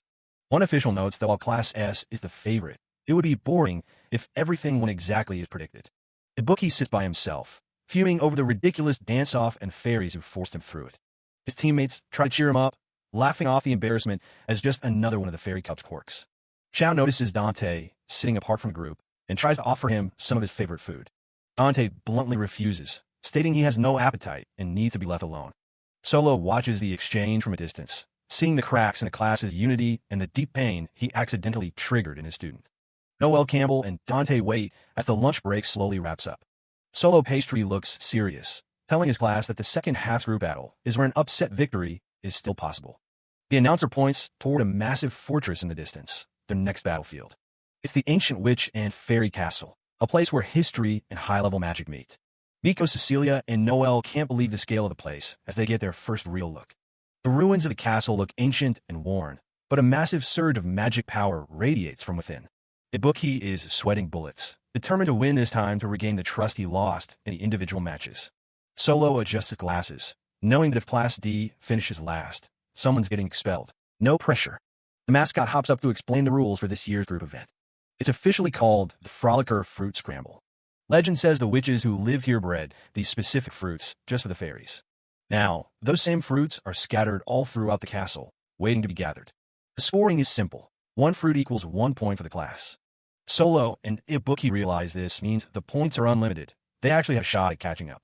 Naturally, combat is totally fine, meaning teams can steal fruits from each other until the very end. But there are a few more rules to keep things interesting. Everyone will operate in groups of 3, starting from random locations inside the ruins. Each trio will have a designated leader who has to wear a specific headband as a marker. Here's the catch. You can steal those headbands, and losing one means the whole team is out of the game. When a team gets knocked out, all the gathered fruit goes straight to the one who stole the headband. The students are in shock. One mistake by a leader, and everything they worked for is gone. To make it even tougher, only a leader can steal a headband from another leader. The kids start debating strategy. Stronger leaders should hunt, while the weaker ones focus on gathering. Nanato Mikazuki points out that Class D needs way more fruit than everyone else just to survive. Miko's brain is basically fried, trying to keep track of all the different rules. Panny and his teammate try to simplify it. Just get the fruit and don't let anyone touch the headbands. The mascot snaps its fingers, finishing the explanation as the students start to get it. Apparently, these mysterious plants are a fairy delicacy and can only be grown in this specific castle. This is the only time of year that can be harvested, and the fairies are hungry. Above the crowd, the fairies are already chanting for their food, turning the whole cup into a giant harvest festival. Solo realizes the massive responsibility he has in choosing which students to send into that chaos. With the rules set, it's finally time for a short period of class strategizing. Over in the Class S camp, Teacher Sai D finishes organizing his elite teams. His students stand tall, looking like they already own the place. He tells them flat out, never look back and never let anyone else take the summit. The Class S squad responds with a unified shout, fully locked in for victory. Class A teacher Anari gives her students a sweet smile, praising their hard work so far. And her eyes go cold as she asks if they're actually working hard enough since they're losing to Class B. The sweet act vanishes, leaving her students shaking in their boots as they promise to try harder. Meanwhile, Bib is laughing it up with Class B, looking as jolly as ever. His class is hyped, aiming for a total victory and looking forward to seeing Class S cry. They're ready to completely crush Class D in the second half, fueled by pure confidence. Ms. Chammy, the Class C teacher, holds up the team rosters with a huge grin. She's hyping her students up to turn the tables in the second half. Her students are a bit skeptical since they're currently in 4th place, but Chammy isn't having any of it. She tells them the win depends entirely on their performance. While her students head off to compete, Chammy stays behind to watch over them, which mostly means eating all the leftover lunches. What a free spirit. Over with Class D, Solo Pastry is sweating as he looks over a massive relationship diagram he drew. He's trying to figure out the best way to group his students. Miko and the others are starting to get annoyed at how long he's taking. Solo tells them to just wait a little longer. He's got a lot to consider besides just magical talent. Solo's chart is surprisingly detailed, mapping out who gets along with who talks too much, and who's a lone wolf. He's taking social dynamics very seriously. Since Class D has 13 students, Solo realizes he'll have to make one team of 4. He thinks it's only fair to put the lowest-ranked students together in that group. He hits a snag when he gets to Nagisa's snow. The kid is always sleeping, making it nearly impossible to figure out who he can actually cooperate with. Solo also notes that Ibuki hasn't exactly made many friends yet, so it probably doesn't matter who he's paired with for the time being. He keeps overthinking the pairings, wondering if he should prioritize compatibility or just general affinity between students. It's a lot to weigh. As Solo groans over his chart, Miko Cecilia jumps in with a suggestion of her own. She's already got a plan. She wants to be teamed up with the heavy hitters, Xiao Shahar and Ibuki. Solo is caught off guard by her sudden enthusiasm. The boys are just as confused, but Miko explains her reasoning. She knows they're going to have to face the best of Class S. Specifically, she's worried about Maroon's team. She's certain Maroon will be grouped with Spyro and Jinji, the school's top-tier students. Miko breaks down why they're so dangerous. Maroon comes from an elite family, and Spyro and Jinji are always by her side as her supporters. They're basically a powerhouse trio. She argues that the only way for Class D to stand a chance is for their strongest students to stick together. She strikes a pose to seal the deal. Ibuki is a bit offended at being called an underling, but Xiao just laughs it off. Ibuki tries to argue that they can't just form teams based on Miko's personal grudges. Xiao doesn't mind plan at all. He thinks a showdown with Maroon's group sounds like fun. He gives a confident grin that's honestly a bit terrifying. Zhao's enthusiasm completely wins Miko over, leaving Ibuki as the only one still trying to be sensible about the whole thing. Solo looks over his notes, realizing that while it's not perfectly balanced, having one powerhouse team might be their only shot at a significant upset. If Class D can take out the Class S top team early, it would change the entire momentum of the match. Miko is already celebrating, and Solo gives Ibuki a little bribe to make sure he cooperates. It's a fancy piece of chocolate. Solo knows exactly what Ibuki likes, and it's enough to get the boy on board, even if he's still a bit grumbly about it. Ibuki tries to deny he has a sweet tooth, but Miko and Xiao aren't falling for it. They've seen him picking out the chocolate desserts in the dining hall plenty of times. Xiao and Miko tease him about it, and Ibuki is left red-faced as they recount his previous dessert choices. It seems like the team is finally coming together. Solo finally wraps up the rosters while the students continue to chatter in the background. Ibuki is still denying everything, but the paperwork is done. Here it is, the official team structure for Class D. It's a mix of specialists, powerhouses, and whatever the team of 4 is supposed to be. Solo looks satisfied. The announcements go out, and some students aren't exactly thrilled. Nanato is freaking out about being separated from Noel, and Toturi is just confused as usual. Noel tries to be supportive, telling Toturi to do his best even though they're on different teams. Nanato is still in the background, having a small crisis. Panny is actually looking forward to working with Dante, even if Dante looks like he'd rather be anywhere else. Miko and Azu are just hoping they can gather enough fruit to win. Miko tries to be optimistic about their chances, but Dante is already in a dark mood. He thinks winning is basically impossible at this point. Solo notices the tension and tries to intervene, but Dante just walks away. He tells the others not to bring down the mood when they're about to head into a fight. As Dante walks off, Miko watches him with a worried expression. She can tell he hasn't been in good spirits all day, which isn't like him at all. Xiao agrees. He noticed Dante seemed absent-minded even before his individual match started. It's a bad sign for the upcoming group battle. The students start to worry that Dante's poor performance in the first half is really weighing on him. Solo just listens, his expression unreadable behind his glasses. Xiao turns to Solo, asking if he talked to Dante earlier. He's trying to figure out what's really going on with their classmate. Solo remembers his conversation with Dante. The boy was furious, demanding that Solo prove himself as a teacher by identifying what his specialty magic was actually supposed to be. Solo is surprised the others noticed something was off. He wonders if there's any way he can erase this worry for them before the match starts. He looks over at Dante's retreating figure. He wants the students to be able to focus on the team battle without being held back by their own doubts. Miko and Xiao are still discussing it, but Solo admits he doesn't have a single clue how to fix it yet. He's as stumped as they are. Solo explains that he did talk to Dante, but he mostly just pointed out the boy's weak point from his individual match. Ibuki thinks that getting your faults pointed out after coming in last place is just depressing. Solo defends himself, saying it was necessary advice for growth. But his students are already feeling the pressure, and Ibuki is worried they'll get made fun of again. Solo tells them they don't have the luxury of worrying about other people's opinions. He knows that Dante is struggling with his own identity as a wizard, and that's the real problem. Ibuki ponders Solo's words, wondering why the teacher didn't just share this insight with the rest of the class to make things easier.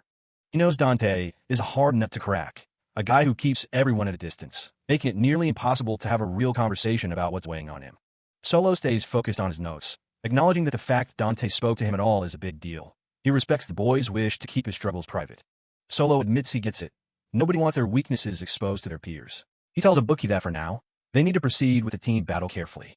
The scene shifts as the announcement for the second half of the Fairy Cup rings out. A massive transportation circle is prepared to take everyone to the castle. Students scramble to put on their eeny-meeny-miny headbands and grab bag for the frolicker fruits they're about to hunt for. The atmosphere is thick with nervous energy. A mascot like Proctor explains that once transported, the headbands will only remain on the designated team leaders, making them clear targets. The instruction is simple. Hold hands and stick together. If a team isn't united when the clock runs out, they're disqualified, and all their hard-earned fruit is void. Just as the teleportation begins, the Proctor casually mentions the castle is filled with traps. The students awfully late to mention that. Echoes as they vanish into the light. Solo stands back as the students are whisked away, offering a final, encouraging, "Do your best, everyone," as they vanish. He stares at the distant castle, his thoughts lingering on Class D's uphill battle. "Go for it," he whispers. In a blink of an eye, the teleportation is complete, and the students are scattered throughout the sprawling castle. Team Eco finds themselves in a crumbling hallway. Xiao Shahar notes the castle looks pretty worn down, likely because it's used as a magical battlefield every single year. Miko Cecilia is shocked to find her headband is still firmly on her head. "Huh? Then I'm the leader," she yells, realizing the responsibility on her shoulders. Ibuki isn't exactly thrilled about Miko being in charge, leading to some immediate bickering about who should really be calling the shots. Ibuki eventually settles down, reminding the team of Solo's actual instructions. Their team is supposed to be the aggressive attackers, focusing on high-risk, high-reward plays. Xiao Shahar's grin turns absolutely predatory. He's more than happy to collect any fruits and headbands from any other teams they run across. Ibuki tries to keep the peace, telling Miko not to overdo it and to just focus on the primary goal of gathering fruit, knowing her tendency to go overboard. Miko isn't listening. She's already fixated on taking down Arun. Ibuki can't believe she's being so transparent about her personal grudges during a school event. Xiao steps in, slinging his arms around both of them. He tells them as long as they work together, everything will be fine. "We're a team, aren't we?" he says with a smile. Ibuki sighs, conceding that they'll be okay if they don't lose. Xiao adds with a wink that if they happen to run into Maroon's team, they'll just have to win. That's exactly what Miko wanted to hear. She's fired up and ready to go. Xiao laughs, signaling the start of their exploration. Miko is back in her element, striking a leader pose and demanding her two underlings back her up as they set off deeper into the castle. Ibuki wonders why Xiao goes along with her whims so easily. Xiao just smiles mysteriously, leaving Ibuki to worry about Miko's personal crusade against Maroon. Ibuki's thoughts turn serious. He remembers how much Miko helped him when he was shut in, and he feels a deep sense of debt toward her. He recalls the effort she and Solo spent trying to get him back to school, even when he was at his lowest point. He wants to show his gratitude today. Xiao notices the sentimental look on Ibuki's face and teases him about being more thankful. Miko suddenly spots something ahead and cuts the conversation short. She points excitedly to a cluster of frolicker fruits growing right there in the open. It looks like their luck is changing. They found the fruits incredibly fast. Miko starts harvesting them, noting how strange they look growing inside the castle ruins. She counts 8 fruits. That's 8 easy points. She's confident that gathering the most fruit is the key to winning the whole thing. But the trap the announcer mentioned suddenly reveals itself. A monstrous creature lunges out of painting on the wall, roaring "Invader!" at the group. Xiao and Miko are stunned. The traps the announcer mentioned are much more literal and terrifying than they expected. The monster wastes no time, launching a powerful attack. Ibuki realizes this isn't just a simple trial. It's a dangerous obstacle designed to weed out the weak. A massive explosion of ink and magic forces Ibuki to shield his face. He's shocked by the sheer power behind the castle's defenses. As the dust clears, they aren't alone. Maroon appears with her elite team, looking down at them with her signature cold expression. "What a nuisance," she says. "We are your opponents here." Miko's eyes widen in a mix of fear and excitement. The showdown she wanted is finally here. "Maroon," she screams, as the rival classes clash in the dark hallways.